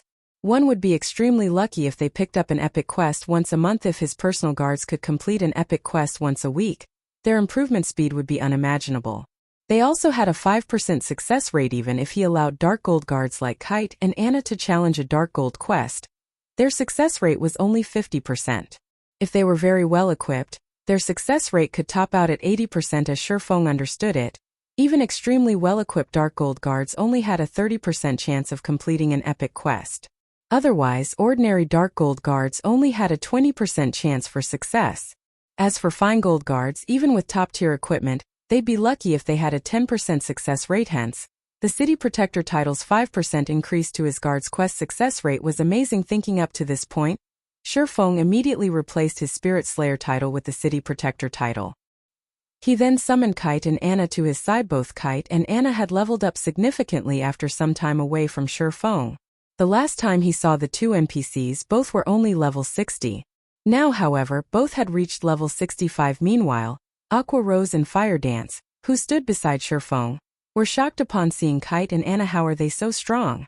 Aqua Rose asked curiously. She had long since become a Viscount of White River City, and could recruit her own personal guard. After mobilizing the guild's strength and Feng's guidance, she had managed to recruit a Fine Gold guard. Moreover, this Fine Gold guard was a Guardian Knight, which was an excellent match for her class.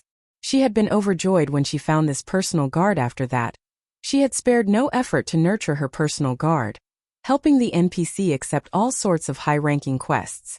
Her personal guard had only recently reached level 60. Who knew how many more quests the NPC had to complete to reach level 65? However, the NPC was already considered very high level. After all, the personal guards that other guilds' upper echelons recruited were usually around level 55 to 58. In terms of strength, those personal guards were nowhere near a match for hers yet. Right now, not only had both of Feng's personal guards reached level 65, but the NPC's auras felt like that of two level 65 Great Lords. Aqua Rose felt as if she were suffocating in their presence after summoning his two personal guards. He spent 200 gold for both of them to accept an epic quest together. The Adventurers Association's epic personal guard quests could be completed by more than one person. Moreover, by forming a party, the guard's success rates increased. However, only personal guards that belonged to the same player could form a party. Multiple players' personal guards could not form parties together. With both Kite and Anna challenging the epic quest, the displayed success rate had increased substantially. Including the benefits from Feng's title, their current success rate was 37%. That percentage was high enough to excite many players, but Feng was not satisfied. Although a 37% success rate seemed relatively high, Feng knew that Kite and Anna might only succeed one of 5 attempts, rather than the theoretical one of 3. However, these NPCs could only accept one epic quest each week. In other words, it could take 5 weeks for Kite and Anna to complete one epic quest to Feng, who started in God's domain with nothing and had not had the support of any corporation. This efficiency wasn't favorable. It seems that I'll have to use it. Feng opened his bag and looked at the rainbow fruit that sat quietly inside as a divine artifact. The rainbow fruit could increase a player's potential, setting a sturdy foundation for challenging their Tier 4 and Tier 5 promotions. The boost might even help with one's Tier 6 promotion. After all, the 4 major hidden attributes were incredibly important. It was extremely difficult to increase any of those attributes by 1 point, not to mention improving all 4 by 15 points or more. However, using the rainbow fruit to nurture a near-invincible personal guard was also not a bad idea in the past. Despite Kite's growth potential of 92 points, He had been practically invincible among Tier 5 classes. Only Tier 6 God rank players could take him down a notch if Feng nurtured a Tier 6 personal guard. He could stroll through God's domain unhindered. However, getting an NPC to Tier 6 was far more difficult than getting a player to Tier 6. It was not a problem that could be solved with money alone. Luck, opportunity, and strength were all necessary to raise a personal guard to Tier 6. Kite's potential is at 94, while Anna's is at 96. Although Anna is no match for Kite in a head-on fight, it will be safer to let Anna use the fruit. After giving it some thought, Feng decided to let Anna consume the rainbow fruit. After Anna ate the fruit, the room's mana grew rampant. However, this phenomenon was different from a high-tiered spell. It felt as if someone were deliberately controlling the surrounding mana. Right now, various elemental mana had come together to form a 7-colored mist that rapidly melded with Anna's body soon. The 7-colored mist formed a giant cocoon that enveloped Anna. The mist flashed again and again, releasing a 7-colored radiance and a frighteningly powerful aura with each burst. Feng paled in the face of this mighty aura, and even moving a finger was difficult. As for Aqua Rose and Fire Dance, they were as stiff as statues. They could not move whatsoever if not for them being in the VIP hall on the Adventurers Association's second floor with a magic array separating them from the outside world. Feng did not doubt that every player in the association would have been thrown to the floor after a minute passed. A crack formed in the 7-colored cocoon. When the cocoon shattered, Anna slowly emerged from within. However, unlike before, Anna seemed to have dominated elemental mana. The surrounding mana could not help but submit to her. Was it a success? Feng anxiously examined Anna's statistics. Chapter 1014, Promotion to Epic Guard. Hellscythe_Fluffy Goblin Chapter 1014 Promotion to Epic Guard. The frightening mana circulating in the room drove everyone's gazes to Anna. Despite having the same level and items, Anna's aura had undergone an earth-shattering change. What's going on? Guild leader, what did you do? Aqua Rose's eyes widened in shock as she looked between Feng and Anna. She had no idea what Feng had done to transform his personal guard previously. She had felt Anna radiate a powerful pressure. Now, however, she felt nothing from the woman. This was not the first time she had experienced such a situation, so she knew full well what had caused the change. The greatest danger was one that you couldn't sense. To put it simply, Anna's new strength was outside her range of perception. While Aqua Rose and Fire Dance were shocked, Feng was extremely anxious. The rainbow fruit was a divine artifact. It was likely that he would never obtain another. If Anna remained a dark gold guard after consuming the fruit, the loss would be tremendous. Feng took a deep breath before taking a look at Anna's statistics. Anna, Yifeng's personal guard. Level 65 Loyalty. 95 Growth Potential. 105.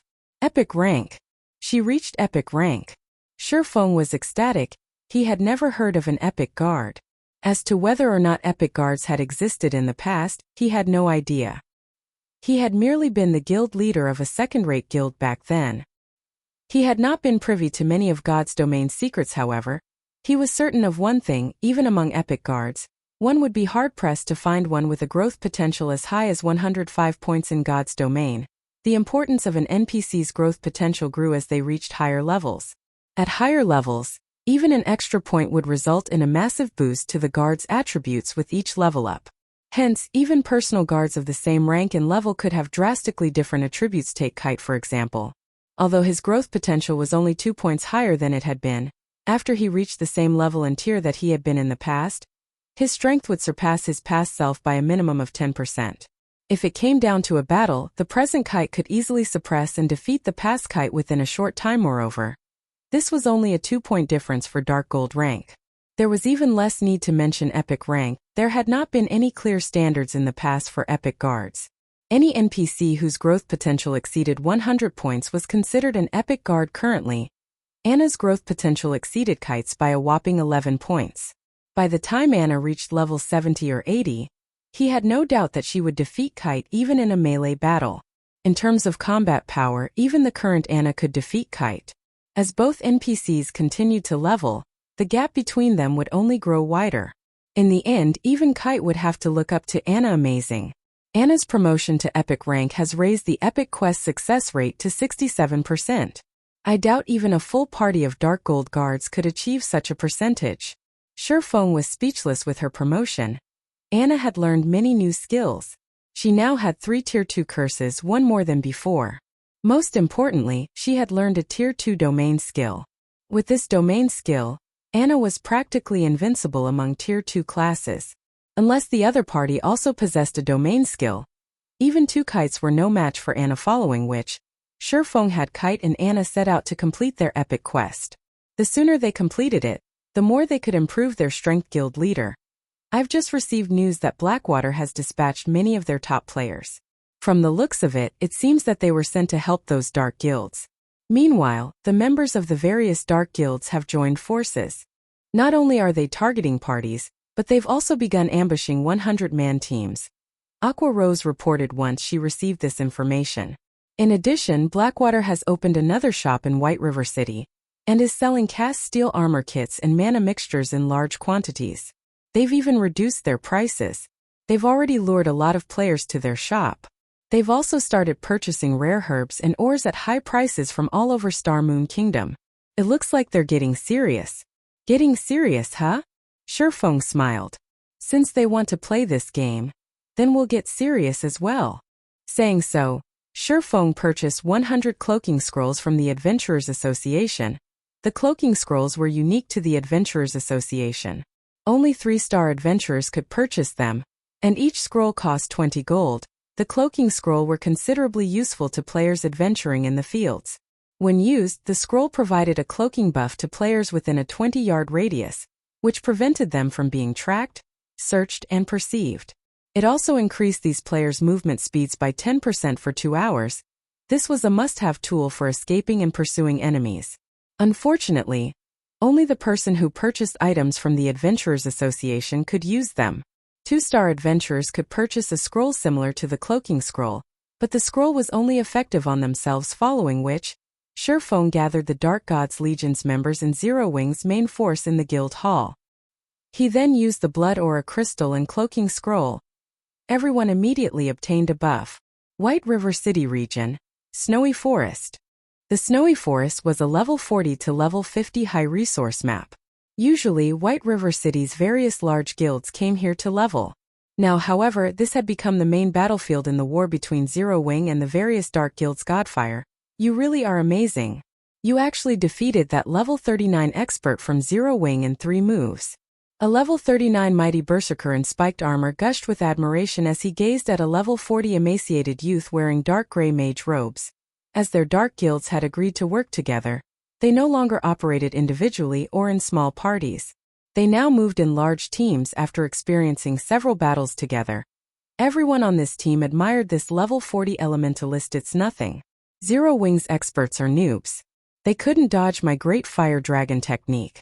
If I were fighting our guild's experts, they would have easily dodged an attack like that rather than succumbing to my chain attacks. The youth named Purgatory Godfire said, laughing. Godfire, you're too humble.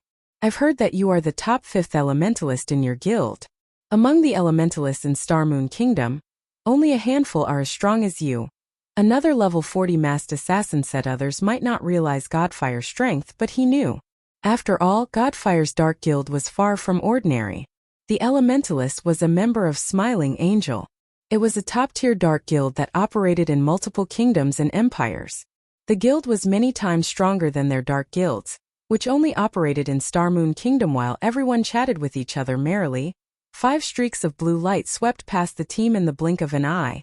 5 of the team's 50 players died, transforming into light particles before vanishing and leaving behind a few pieces of weapons and equipment. Who? The Dark Guild players finally reacted.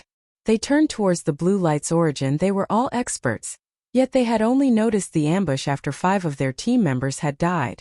This was unprecedented. Don't even think that you can escape with your lives after killing Zero Wing's members. Chapter 10-15, Initial Display of Strength. Hellscythe Fluffy Goblin Chapter 1015 Initial Display of Strength.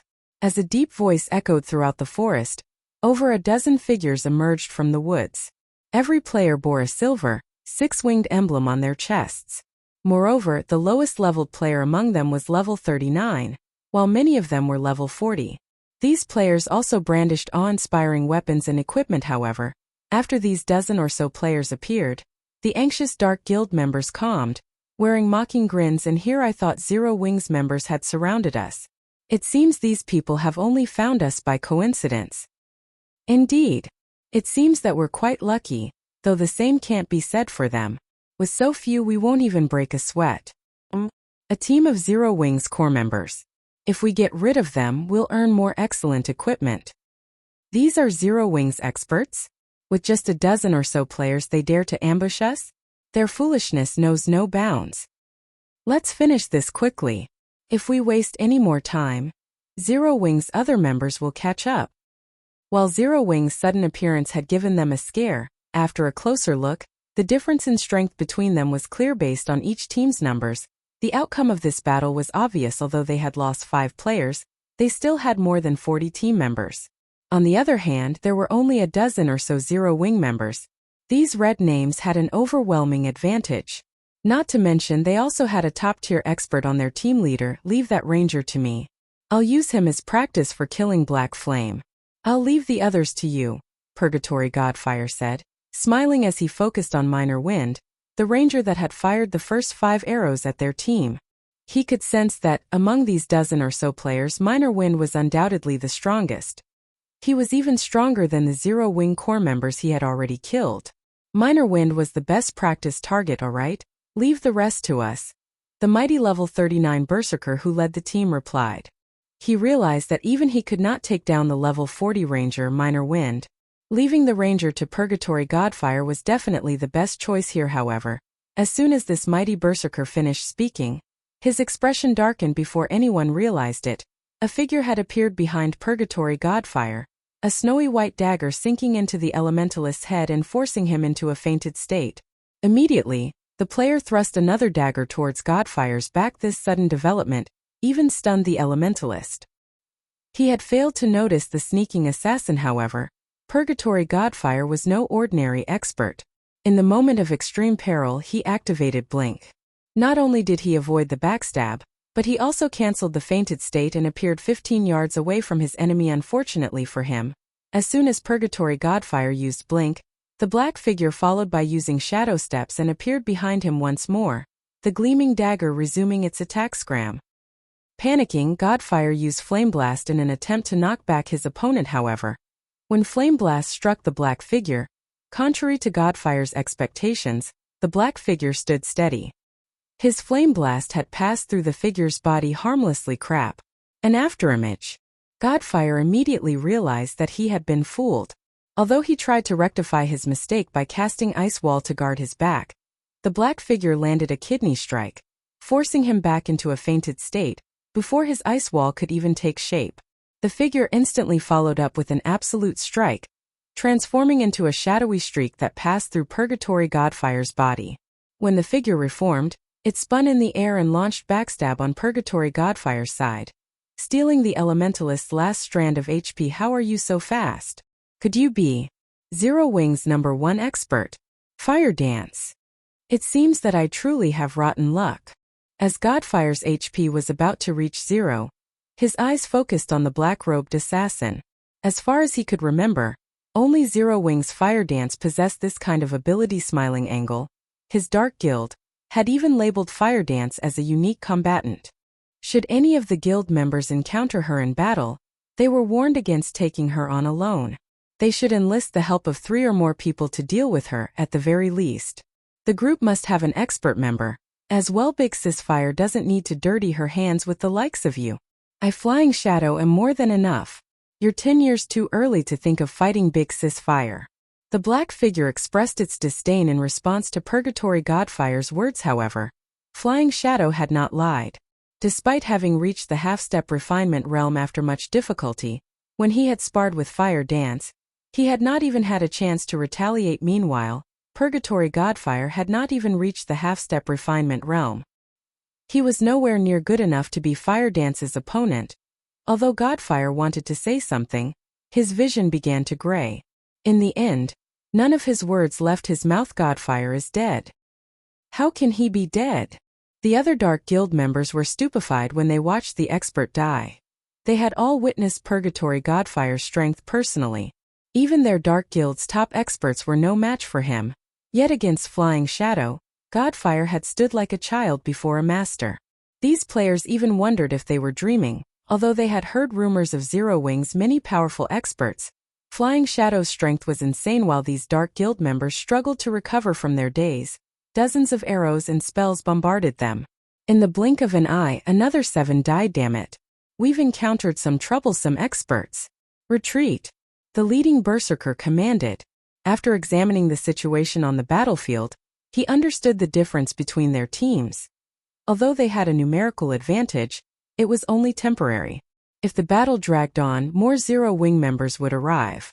This was an extremely unfavorable situation. However, as soon as he issued his command, Minor Wind fired 9 blue arrows from a distance, sealing his path of retreat. Don't even think about killing me that easily.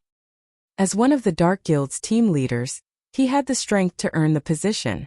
Immediately, he activated Whirlwind Slash to block the incoming arrows. Pung. Pung. Pung. However, when the Berserker's battle axe collided with the 4th arrow, the weapon was repelled. The remaining arrows then struck this team leader, eliminating his HP. Without a leader, the surviving Dark Guild members fell into chaos. After all, most of them were from different Dark Guilds. They were barely familiar with each other, much less in sync. Not that they lacked someone in command, Zero Wing's members swept them down like flies. Although some had tried to escape, none could outrun Flying Shadow and Minor Wind. After a short moment, the Dark Guild team consisting of nearly 50 players died at the hands of Zero Wing's team. At the same time, inside Snowy Forest, a large number of teams formed by the various Dark Guilds were also being ambushed by Zero Wing's Dark Gods Legion and main force. As the Dark Guild members died, Feng posted their death count on the official forums in less than an hour. A total of 3,586 Dark Guild members operating near White River City died. Moreover, this number continued to climb by the minute. Chapter 10:16. Unsealing the Advanced Book of Magic. Hellscythe _ Fluffy Goblin Chapter 1016. Unsealing the Advanced Book of Magic. Shortly after Feng publicized the death count on the official forums, players throughout Star Moon Kingdom were in an uproar. The various guilds, who watched from the sidelines and planned to take advantage of Zero Wing's misfortune, were particularly stupefied. Dark Guilds were famous for their abstinence and resilience. Although they had few members, taking down a Dark Guild in a field battle was extremely difficult for regular guilds, unless they wanted to invest far more players and resources into the endeavor. Unfortunately, that was just too costly. Furthermore, on the off chance that the operation failed, the guild would suffer. This was why most regular guilds avoided provoking Dark Guilds. Yet, not only had Zero Wing lured over half of the Dark Guild members into a death trap, but the guild had also begun to plow over the remaining members like a bulldozer. These Dark Guilds were toothless and clawless beasts against Zero Wing. They posed no threat to the guild whatsoever. Zero Wing's methods were truly incredible. Most importantly, until this point, Zero Wing had suffered little to no losses during its hunt for the Dark Guild members. At the end of the day, strength decided the field battle's victors. If the teams Zero Wing had dispatched were not strong enough, they would never achieve such frightening results. This development inspired the various large guilds to re-evaluate their opinions of the strength of Zero Wing's Dark Gods Legion and main force. However, compared to Star Moon Kingdom's various large guilds and players, the Dark Guild's upper echelons were fighting a headache over this situation. They could not understand how this had happened. They were famous for their stealth and evasion techniques in the fields. Yet Zero Wing had arbitrarily slaughtered their forces. Moreover, according to the reports they received from their subordinates, Zero Wing's members moved like ghosts, capable of approaching, giving away their presence. Zero Wing must have possessed some sort of tool that could target them. Anyone that said otherwise was lying. If this were the only problem, they could deal with it. The crucial issue was how few members Zero Wing had dispatched. The guild had accomplished this terrifying win with only a fraction of its power. To Dark Guilds like theirs, who usually won their fights through quality over quantity, this was humiliating. They had become a laughingstock throughout the kingdom. What should we do now? Do we continue fighting Zero Wing? What else can we do? Don't forget our agreement with Blackwater. If we pull back now, everything we've done will be for nothing. Indeed. Our only choice is to continue the operation. However, we don't actually need to fight Zero Wing. Our job is simply to keep them busy. As long as we pin down Zero Wing's Dark Gods Legion and main force, we will have fulfilled our part of the bargain. When the time comes, we simply need to watch as Zero Wing loses Stone Forest Town. Without Stone Forest Town, Zero Wing can't afford to sustain its development. We can strike then. I want to see just how they plan to fight our dark guilds. That's right. We'll let Zero Wing maintain its arrogance for now. I want to see their faces when they realize we're only bait. The various Dark Guild's upper echelons held a secret meeting to discuss their current predicament. As for facing Zero Wing head-on, that was just a dream. Although Blackwater had dispatched quite a few expert and elite players to assist them, White River City was Zero Wing's territory. A direct confrontation with the guild here was suicidal. Even if the Blackwater Guild were willing to pay the price for such a confrontation, it would only result in heavy damage to Zero Wing's strength and reputation. If Zero Wing wanted to stage a comeback, it had everything it needed. However, if Blackwater captured Stone Forest Town and severed Zero Wing's main source of income, Blackwater would only need to suppress Zero Wing financially, and it would eventually collapse into itself. When the Dark Guild representatives concluded their meeting, the various Dark Guild members around White River City split up, acting independently.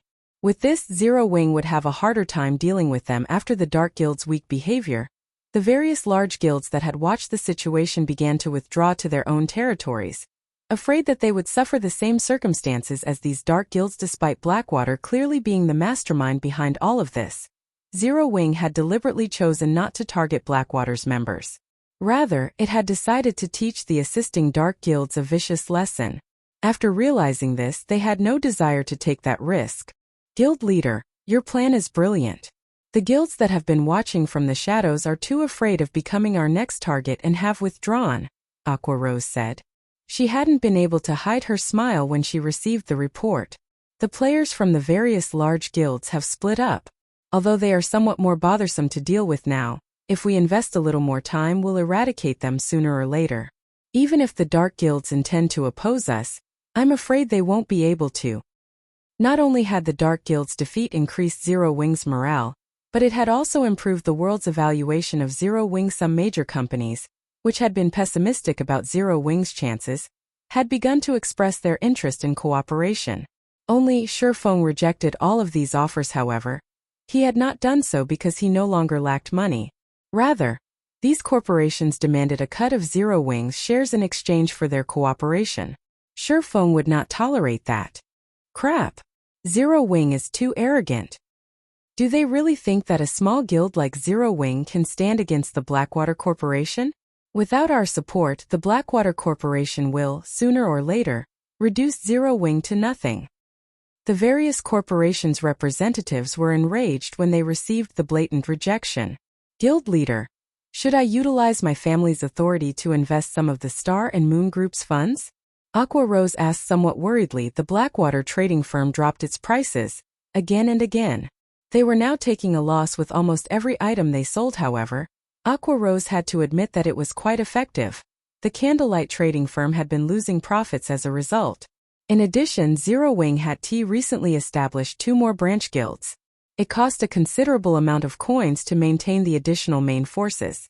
Furthermore, a battle raged in Lake Heart City. No need. I'll find a way to earn more coins. Feng shook his head. He had already upgraded Icarus's heart to epic rank. He had even filled the necklace's life force storage. This was a good opportunity to show what the necklace was capable of if he became a master forger. Not only would he have a higher success rate when forging the fine gold ranked magic light set equipment, but he would also unlock the next item in the Advanced Book of Magic, the Advanced Mana Armor Kit. Previously, the strongest armor kit Feng had been able to produce was the Intermediate Mana Armor Kit. One of these kits could increase the wearer's attributes by over a dozen points. With 3, the total attribute boost was the equivalent of an additional piece of dark gold equipment. However, the Advanced Mana Armor Kit was more astounding. It was also the strongest item one could learn from the Advanced Book of Magic. In the past, countless players had gone crazy over the Advanced Mana Armor Kit. This kit was precisely the reason that a small guild had risen in the massive world of God's domain. Chapter 1017. Advanced Mana Armor Kit. Hellscythe _Fluffy Goblin Chapter 1017. Advanced Mana Armor Kit. Star Moon City. Heaven's Burial's residence. Although the Dark Guild's defeat had significantly increased Zero Wing's prestige in Star Moon Kingdom, this outcome had not affected Heaven's Burial in the slightest. There was still a long line of players queued up outside the guild's residence.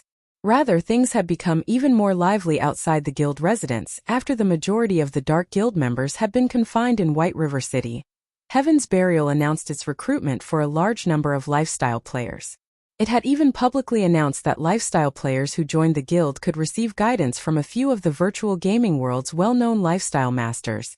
Easing the difficulty of reaching the master rank in the future, the master rank was every lifestyle player's goal. It was also an opportunity for countless lifestyle players to get rich overnight after God's domain joined the virtual gaming world. The various large guilds had begun to place greater importance on lifestyle players. After all, many things in God's domain required lifestyle players. This increased the value of well-known lifestyle players in the virtual gaming world. In God's domain, some lifestyle players' status could even rival that of top-tier experts. Many super guilds even began to compete to recruit lifestyle players who had a list of achievements in previous virtual reality games among them. The super guild Battle Wolves had paid an astronomical price to recruit one player who had been known as one of the top 5 Grandmaster lifestyle players in the virtual gaming world. Moreover, the Battle Wolves had made this Grandmaster their chief forger. Becoming one of a super guild's forgers was already quite difficult, much less becoming the chief forger. A chief forger's status was the equivalent of the vice guild leaderess, although they did not dream of such a lofty position. If they could become master lifestyle players in God's domain, they would be set for life. However, reaching the master rank in God's domain was easier said than done. If they were guided by someone with experience, though, it would be easier to become masters in the future. This was precisely the reason that Star Moon Kingdom's lifestyle players had flocked to join Heaven's Burial. Not only that, but other kingdoms' lifestyle players also began to rush towards the guild after hearing about its recruitment. Uncle 7, why are you in such a hurry to meet me? If you had something urgent to say, couldn't you have just called me? Why make the trip back? Singular Burial asked, chuckling as he looked at the 50-plus-year-old man as he frantically rushed into the guild leader's office. If this were something that could have been conveyed in a call, I would have done so. This is important enough to make the trip. I also have a surprise for you, Seven Treasures said, laughing. Surprise? Singular Burial responded skeptically. I knew you wouldn't believe me. Here, take a look. What do you think this is? Seven Treasures retrieved a design from his bag and placed it on the table. This is... Singular Burial was stunned after reading the design's introduction. Although the design was very common, the words Lightstone attracted Singular Burial's attention. As the guild leader of Heaven's Burial, not much surprised him. Even an epic weapon wouldn't faze him. However, he had to admit that the Lightstone forging design that Seven Treasures had laid before him had been a surprise. The Lightstone was practically the Candlelight trading firm's symbol. Despite Heaven's Burial and Blackwater working together, neither of their guilds had been able to damage the Candlelight trading firm overmuch. This was due to the Lightstones, who in God's domain did not want to level up faster. However, when darkness fell over God's domain, the fields became much more dangerous. If one were not an elite or expert player, they would struggle. And if one were unfortunate enough to lose their life, their progress would go to waste. Hence, Lightstones were a must-have item to level up at night in God's domain. In addition, as the Lightstone's price was quite low, it became a must-have tool for ordinary players. This secured the Candlelight trading firm's position, leaving no room for competition. However, now that Heaven's Burial had the Lightstone forging design, the Candlelight trading firm would no longer hold the monopoly over the Lightstones. Uncle 7, where did you find these? Singular Burial asked. Only one forging player could learn from a single forging design, and the number of Lightstones one person could produce was limited. The Heavenly trading firm still wasn't a threat to the Candlelight trading firm. This would barely impact Candlelight's business in the Towers of Death. One of our guild's teams obtained one by accident while grinding monsters there, Seven Treasures said, laughing merrily. After obtaining this design, I immediately notified the guild's elite teams to grind in the Towers of Death. Soon we'll have far more Lightstone forging designs. Wonderful. This is simply wonderful. Uncle 7, I'll leave the rest for you. If you lack manpower, just say the word. Singular Burial was ecstatic. As long as they knew which monsters dropped the design, with Heaven's Burial's strength, it would only be a matter of time before they had a stockpile. Once we have enough designs, we will extinguish Candlelight. Without the financial support from both the Candlelight trading firm and Stone Forest Town, Zero Wing will be finished. Isn't that why I'm here, trying to borrow some of the Funeral Legion's members? The monsters are too high-leveled. Our ordinary elite's grinding speed is too slow. They need experts to lead them. Seven Treasures explained, nodding. The Funeral Legion was Heaven's Burial's strongest player force. It was similar to Zero Wing's Dark God's Legion. Heaven's Burial had invested the majority of its resources into nurturing this legion, and every member was extremely powerful. In the eyes of ordinary players, they were definitely experts. However, only the guild leader could command the Funeral Legion. They would ignore anyone else's orders. Sure, no problem.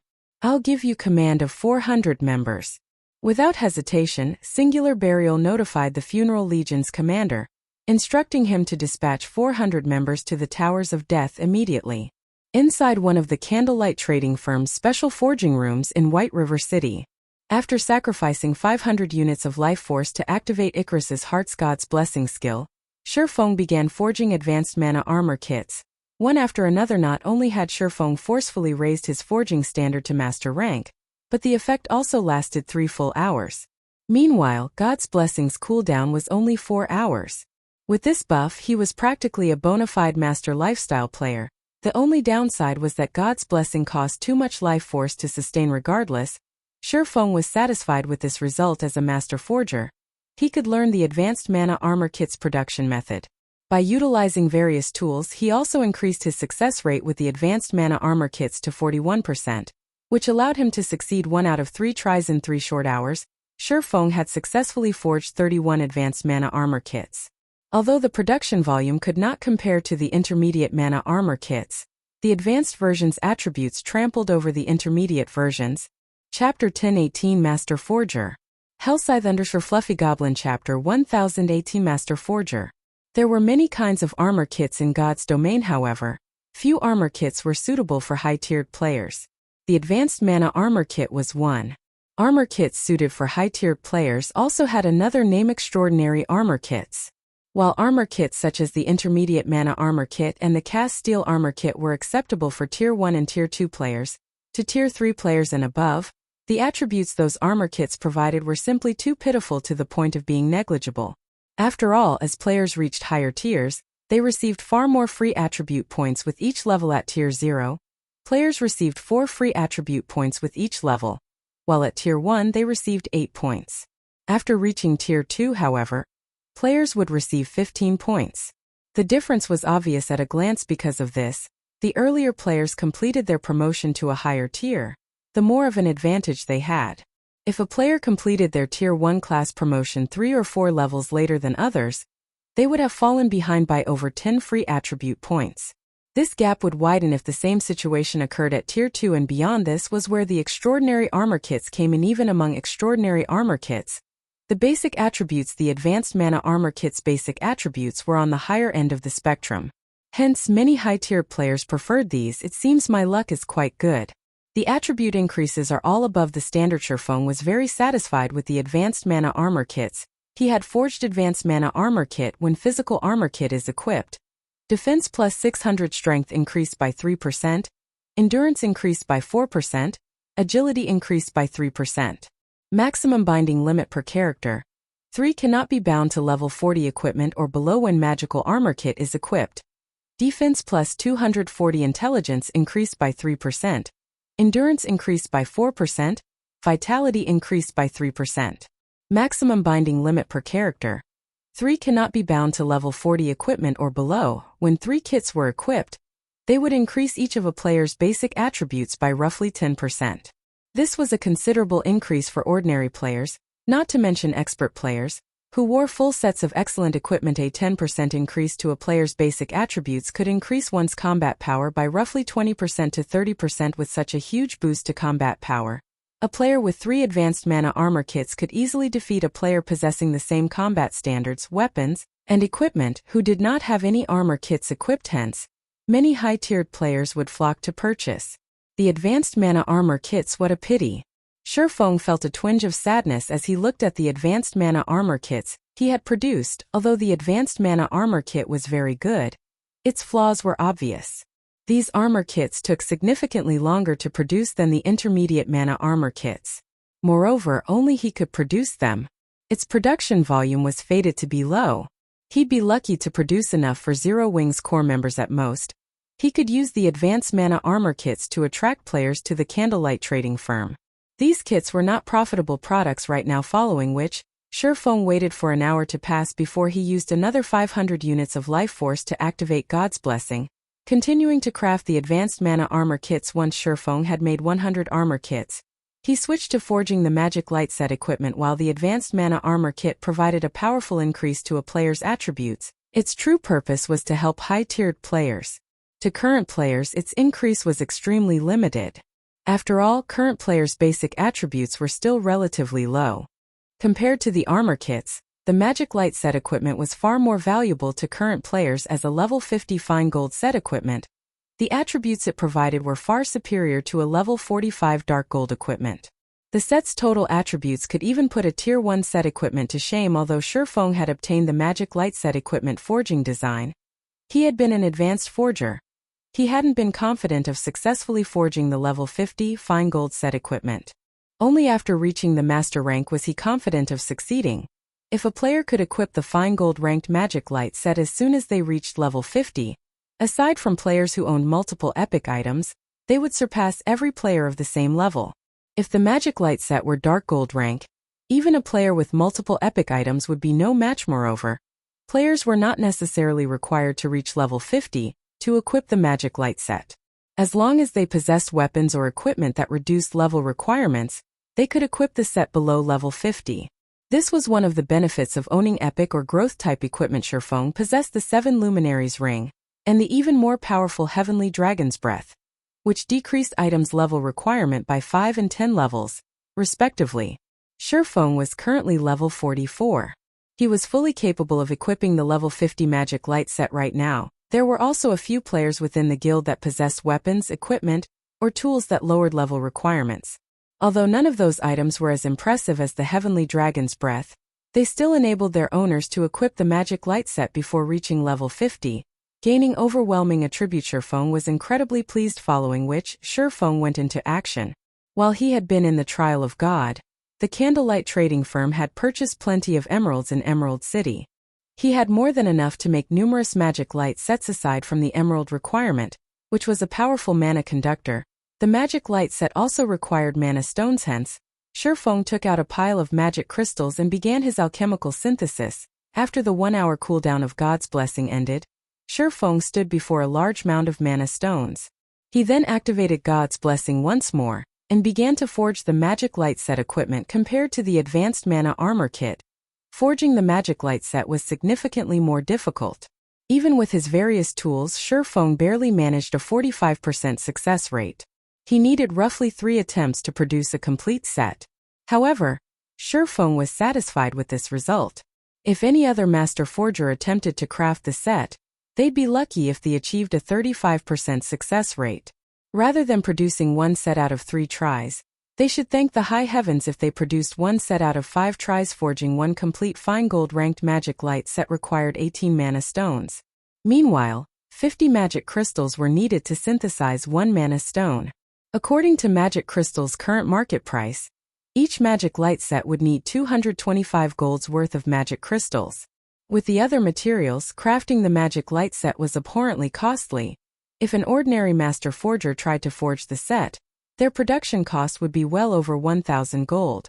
There were not many guilds throughout God's domain who could afford such a steep price. Fortunately, Feng had a sufficiently high success rate.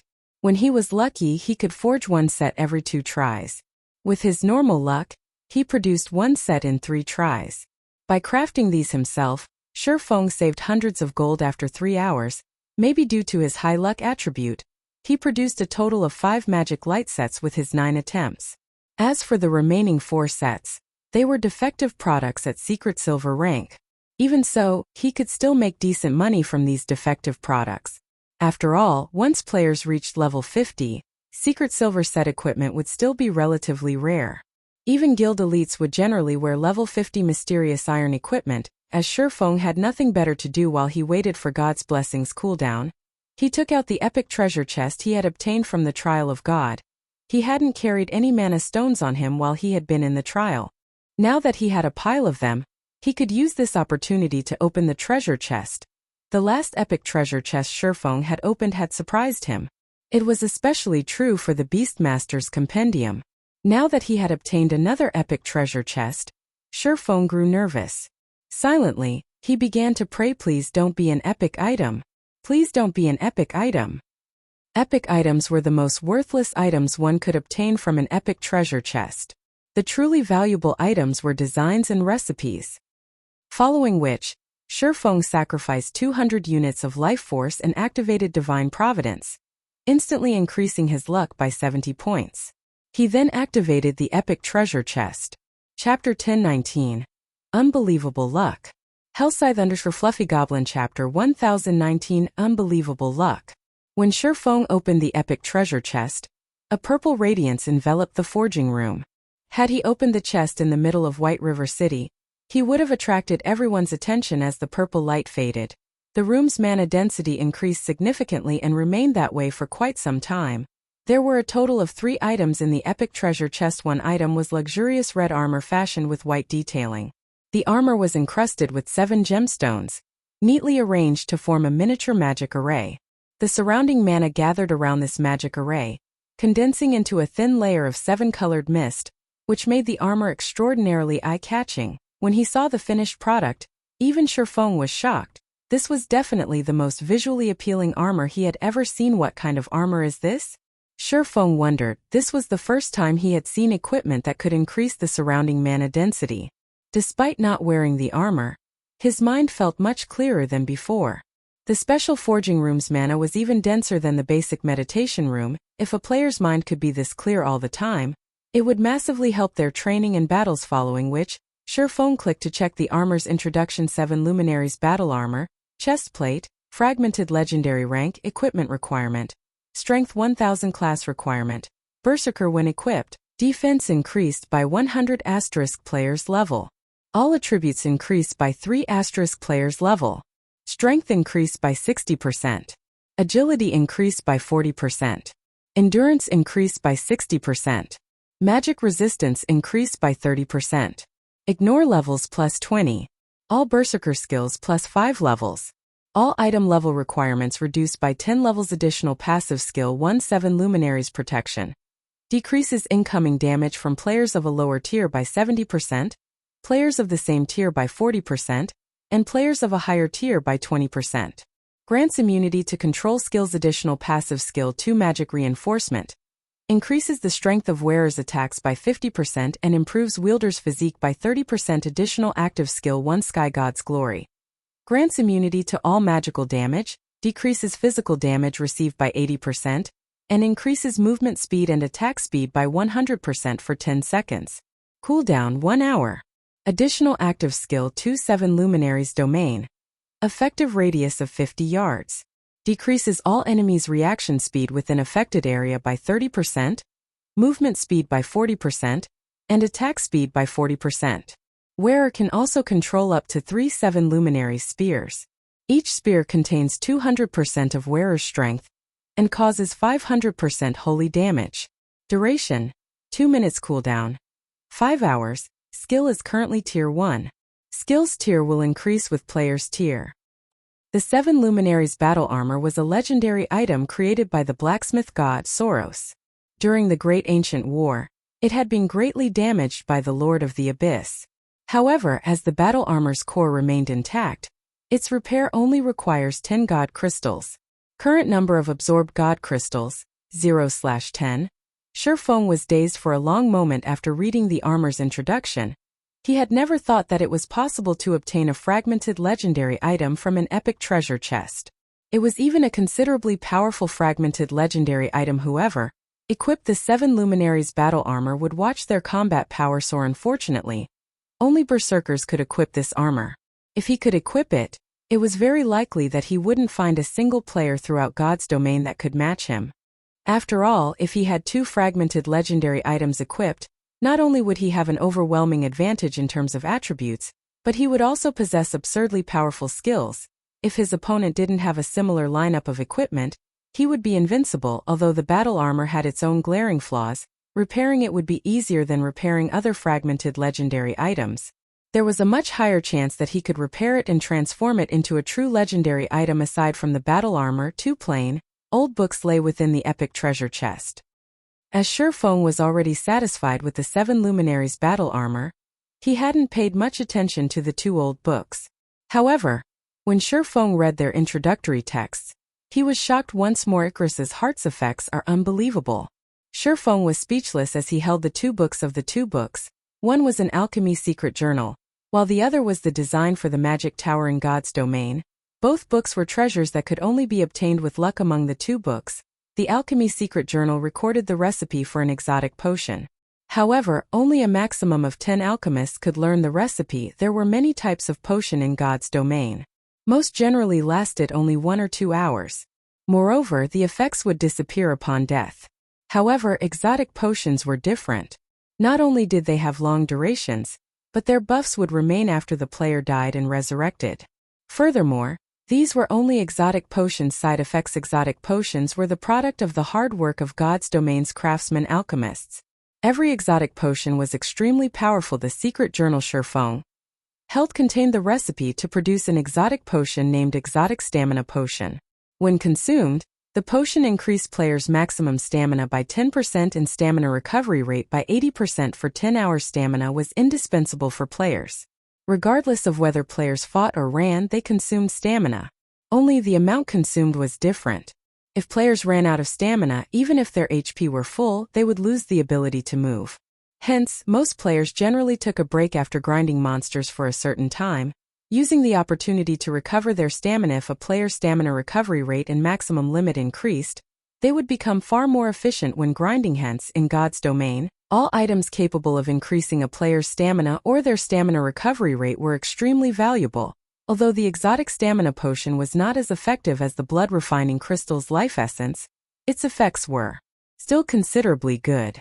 It was useful to both expert and ordinary players. With this alchemy secret journal, the Candlelight trading firm's business would reach a whole new level. However, compared to the alchemy secret journal, the magic tower construction design was truly useful to Zero Wing. Right now in God's domain, players could purchase defensive weapons in the Adventurers Association after capturing a town successfully or while constructing a town. Defense turrets were one of the most common defensive weapons. Not only did they possess massive firepower, but their attack range was also relatively large. However, turrets were the most basic defensive weapons. There were many others that players could find elsewhere.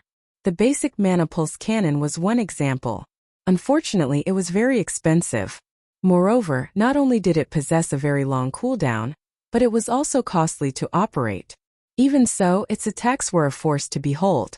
A single blast could almost rival the might of a Tier 4 large-scale destruction spell. The defense turrets could not compete with it. However, there was something even more advanced than the 2 aforementioned defensive weapons.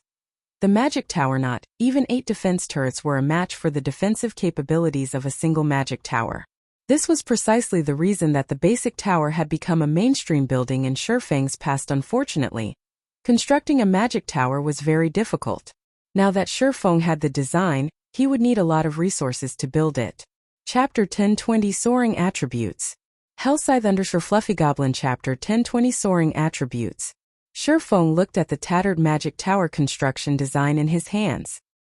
He would be lying if he said he wasn't excited right now. In reality, the magic tower was not very valuable to God's domain's current guilds. It wasn't even worth as much as the alchemy secret journal. To Feng, however, its value far surpassed that of a fragmented legendary item. If he constructed a city in Star Moon Kingdom, the city's potential profits would even be enough to tempt super guilds to strike against them, disregarding all costs to themselves. After all, a city was much larger than a town. No measly town could compare to the population a city could hold. One could also construct a larger variety of buildings in a city. Most importantly, players seeking entertainment would flock to the city, which could impact its economy in a massive way. Then there was the Mana Tower, which would allow resident players within the city to accumulate the double EXP buff with Zero Wing's current strength. Going up against super guilds was suicidal. Once the city's protection period ended, Zero Wing wouldn't be able to defend the city with its own strength. When the time came, others would take the city from them. Feng didn't want to see that happen. That was the reason that Feng wouldn't construct the city right now. Regardless of whether or not he could afford to without sufficient strength, excessive wealth only invited disaster. He would not naively believe that those super guilds would kindly offer to cooperate with Zero Wing. To begin with, these existences were playing virtual reality games to earn money, not to have fun. If they were fully capable of reaping the benefits by themselves, why would they share? If Zero Wing wanted to cooperate with super guilds, there was a precondition. The guild needed to be able to protect the city it constructed. Otherwise, there was no point. It was similar to the encounter with the Dragon Phoenix Pavilion. Feng had been worried about his city's defense. Acquiring the magic tower design was undoubtedly good news. Once he constructed his city, he simply needed to construct a few magic towers to protect it. At that time, with Zero Wing's constantly rising strength, defending a single city should not be a problem. However, like a teleportation magic array forging design, the magic tower design had limited uses. Up to 5 magic towers could be constructed with one design. This was enough for Feng. I had planned to add several more turrets to stabilize Stone Forest Town's safety. It seems that won't be necessary now. Feng smiled. He then contacted Aqua Rose, instructing her to collect the necessary materials and lifestyle players to construct the magic tower in Stone Forest Town. Unlike other items production, the magic tower's construction did not require specific lifestyle classes. In fact, any player could construct the magic tower. It was only a matter of speed and efficiency. However, to construct the magic tower's core, players needed to be capable of drawing an intermediate magic array. After all, the tower's most important components were the magic array and the mana circuit. For Feng, who was capable of manufacturing intermediate magic arrays, constructing the magic tower's mana circuit would be a piece of cake. As for the magic light set equipment, Feng put the project on a temporary hold. In any case, no one else in the guild could equip the set right now. The number of sets he had already produced was more than enough for the moment. Feng then replaced his Tier 1 set equipment with the fine gold ranked magic light set equipment. Following which, he replaced all 3 of his intermediate mana armor kits with the advanced versions. Immediately, his basic attributes soared to a new level. His strength instantly broke past the 1,200 point threshold. He was significantly stronger than a lord of the same level.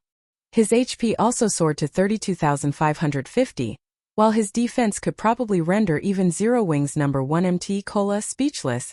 With this set of equipment, I can likely solo an ordinary level 50 lord without any berserk skills. When Feng clenched his fist, he could feel that his combat power had reached a new realm. He had to admit that there was a massive difference between level 50 and level 45 equipment in terms of attributes. After Feng switched into his new equipment, he used the demon mask to alter the magic light set's appearance, using his previous appearance.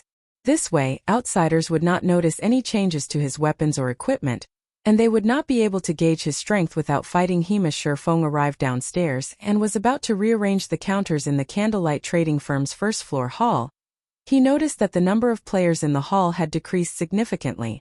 Moreover, a few of the players here scoffed at the trading firm's products. The Candlelight trading firm is unreasonable. Both the Heavenly trading firm and the Blackwater trading firm are selling their lightstones for 80 copper each. Yet Candlelight is still selling them for a silver each. I think I'll be better off shopping at the other 2 trading firms. Isn't the lightstone supposed to be the Candlelight's specialty product? What? You don't know? Not long ago, both the Heavenly trading firm and the Blackwater trading firm announced that they are selling lightstones. Moreover, they're selling each stone for only 80 copper and have declared that they will never raise its price, unlike a certain Blackheart trading firm, who only wants to wring us dry. What? They're so cheap. If I had known, I wouldn't have purchased so many lightstones from Candlelight. Oh. While these several players chatted loudly, the surrounding players that overheard their conversation promptly changed their minds about purchasing lightstones from the shop. They began to filter out of the Candlelight trading firm in search of a better deal. It was obvious that they were going to investigate the Heavenly trading firm and Blackwater trading firm's new products. Even 20 copper coins was a significant sum of money to ordinary players. If they used 5 lightstones in a day, they could save up to 1 silver coin each day. That was enough money for independent players to buy themselves several drinks at the bar. If they saved up for a few days, they could also afford a nice piece of bronze or mysterious iron equipment. They sure are quick to extend their hands. Feng glanced at the several independent players who conversed with each other. He then called up the shop system interface and teleported these players out of the shop. He banned them permanently from all of Candlelight's shops. It was very obvious that these people had no intentions of purchasing anything from Candlelight. They were either hired by Heaven's Burial or Blackwater to come here and steal customers. Otherwise, why would these people bother coming to Candlelight if they knew that the Heavenly Trading Firm and Blackwater Trading Firm sold lightstones? Instead of blabbering on in the shop, showing no signs of leaving, anyone who heard the news would likely rush out of the shop as the previous customers had crap. Why can't I enter the shop? What kind of trading firm is this? They dare to chase away their customers. I'm never coming back. Oh. After Feng banished several independent players from the Candlelight trading firm, those players stood outside the shop, cursing in indignation. Very quickly, they attracted passersby's attention. The Candlelight trading firm is outrageous. How can they randomly kick people out of their shop? Isn't there some saying stating that customers are akin to God? They dare to kick God out of their shop. They must want to go out of business. In my opinion, Candlelight is no longer a friend to players. Hearing those words, the crowd on the street began to discuss the Candlelight trading firm, their discontent rising as the discussion stretched on. However, Feng didn't pay any attention to the situation outside of the shop.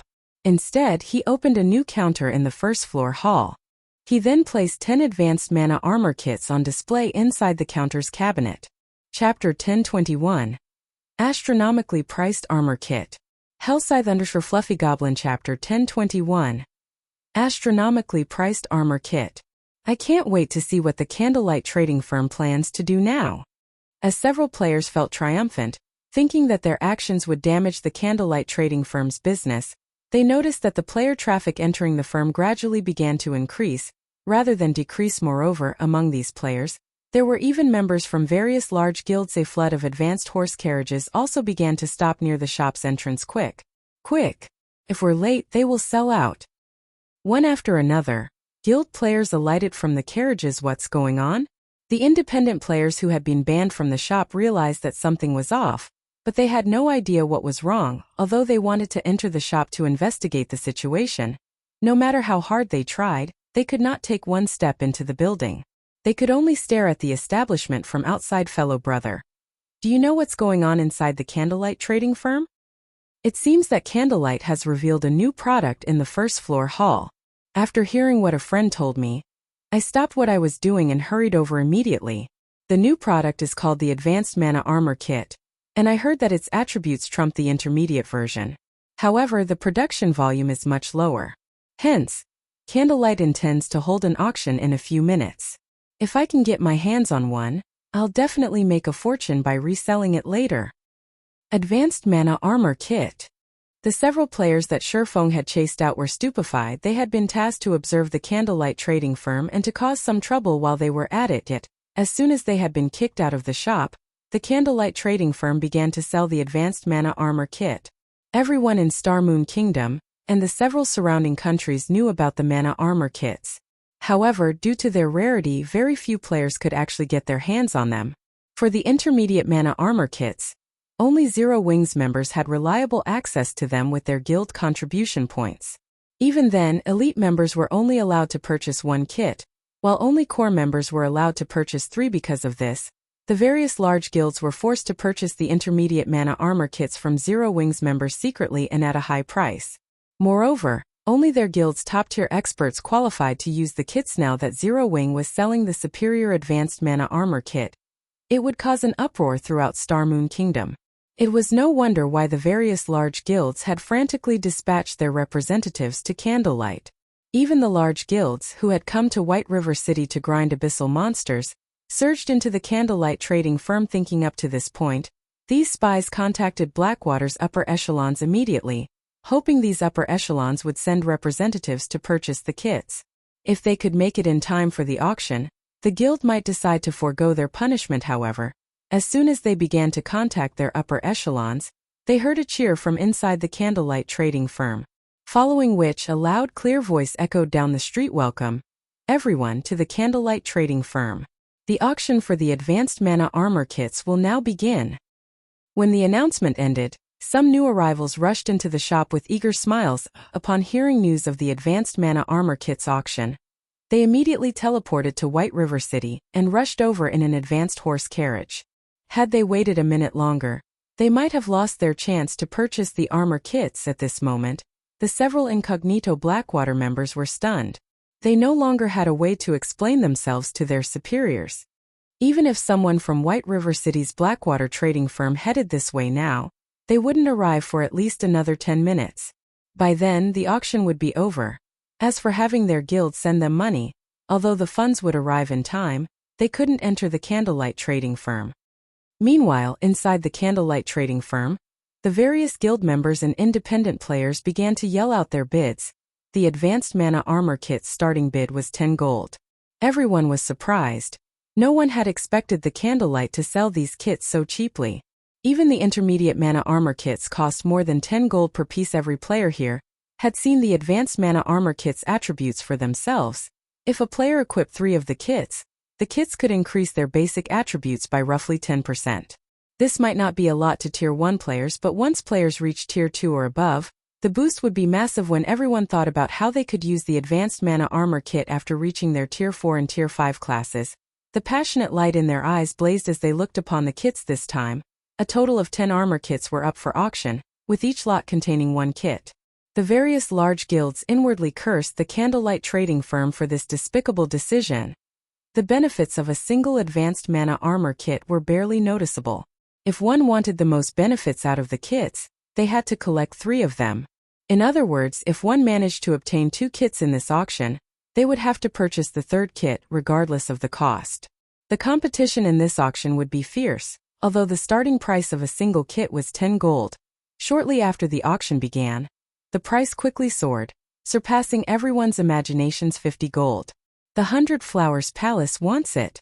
Cleansed Rue, who wore vermilion red mage robes, declared softly. Everyone instantly shifted their gaze towards Cleansed Rue, gasping. However, their shock was not due to Cleansed Rue's beauty or elegance, but her bid. With 50 gold coins, one could purchase a relatively valuable piece of level 35 dark gold equipment.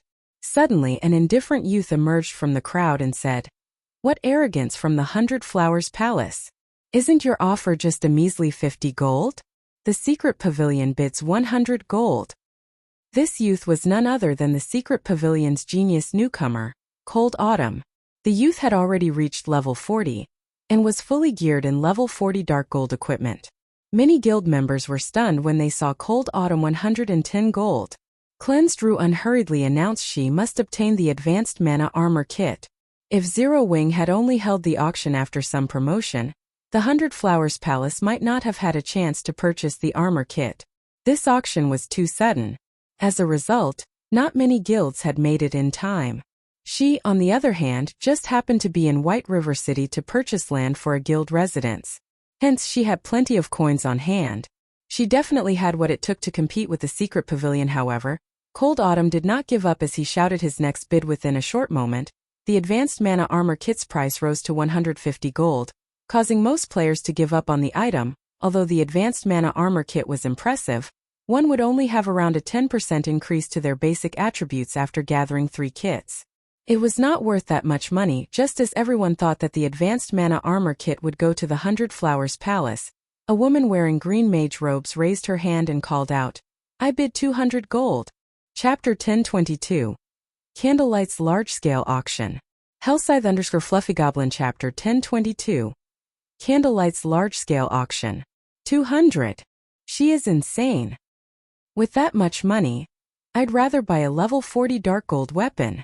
Everyone inside the hall looked towards the woman who had placed the latest bid.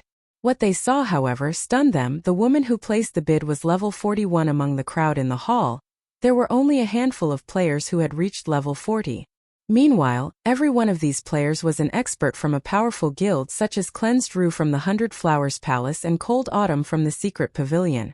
Even among their own guilds, these people were top-ranking personnel. Even so, they were relatively far from level 41, yet this woman had surpassed them. More importantly, such a powerful expert did not wear a guild emblem on her person, which was truly surprising. Alluring Summer. Who is she? When she saw the woman, who was no less attractive than herself, Cleansed Rue was astonished. She had practically memorized all of the well-known experts' names in Star Moon Kingdom. She also knew about many powerful experts, who hid from the public eye, in the various large guilds. However, logically, it was impossible for an ordinary expert to be able to reach level 41 at this stage of the game, much less an independent player. Cleansed Rue wasn't the only one surprised by Alluring Summer's presence. Even Cold Autumn was shocked. The secret pavilion's information network was extensive. However, despite his search, he found no information relating to Alluring Summer. Not only did this woman feel dangerous, but she was also clearly wealthy. Logically, a person like this should not be able to hide from the public. The secret pavilion's records even included the notable achievements players from some cities had accomplished, yet they included nothing about Alluring Summer. This was too strange to Cleansed Rue and Cold Autumn. 200 gold was not much money. However, neither of them was a fool. At this point, the advanced mana armor kit's price was already way above its actual value. Hence, in the end, they decided to let Alluring Summer have it, following which, the auction for the advanced mana armor kits became a bidding competition between these three players. In the end, however, Alluring Summer purchased the second and third armor kit for 200 gold each, astounding everyone who took part. It would have been fine if a guild player had purchased the armor kits for such a high price. After all, large guilds like the 100 Flowers Palace and the Secret Pavilion had many members. Naturally, they could get their hands on a lot of money. To ordinary players, however, 200 gold was undoubtedly astronomical. Even expert players could not produce that much money yet. An independent expert like Alluring Summer had spent 600 gold on just 3 advanced mana armor kits. Her wealth invoked questions about her origins. Moreover, judging by the woman's expression, it did not seem as if she particularly minded spending 600 gold. For a time, everyone was concerned about Alluring Summer's identity. They were very curious about this woman's identity. Some large guild representatives even messaged Alluring Summer secretly, stating that they wished to recruit her into their guilds, and that they were willing to offer any benefits that she wanted. However, without exception, Alluring Summer deleted every message. She showed no interest whatsoever in these guilds. After Alluring Summer bought the first 3 advanced mana armor kits, Cleansed Rue and Cold Autumn split the remaining 7. In the end, the other guilds and players had wasted a trip to the Candlelight trading firm. Just when everyone thought that the auction was over and was about to leave the premise, a voice resounded through the hall once more, arousing everyone's excitement. Our auction for today has officially come to an end. In 4 days, Candlelight will hold its first large-scale auction. This will be the venue for that auction as well. However, the auction will not be limited to the advanced mana armor kits. Many other valuable items will be available. Bronze mounts will be among those items. As for the grand finale, we will be auctioning entrance slots to the holy city of Titan.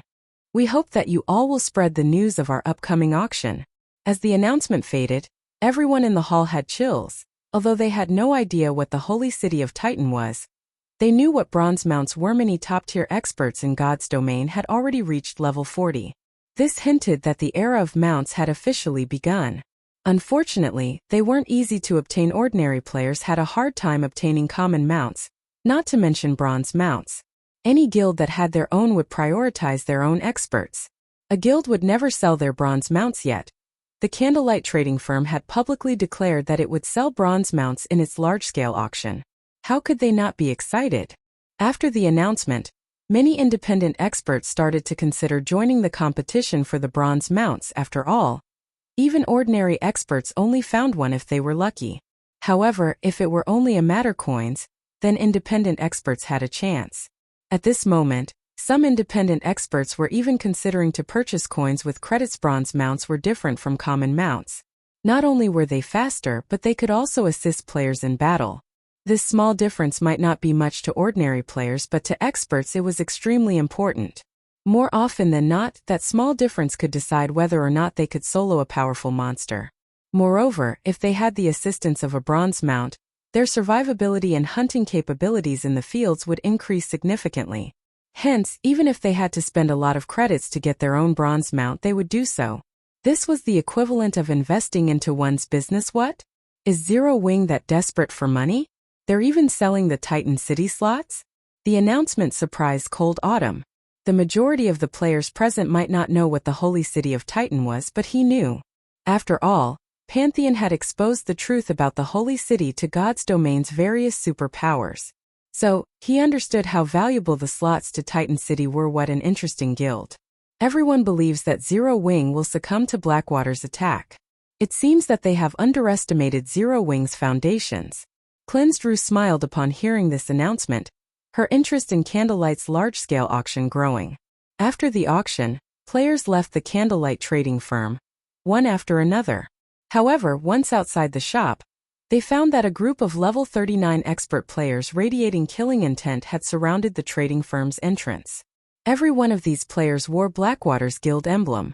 Seeing this, ordinary players moved out of these players' way, afraid of attracting their attention. Suddenly, a tall, robust man wearing silver battle armor stepped into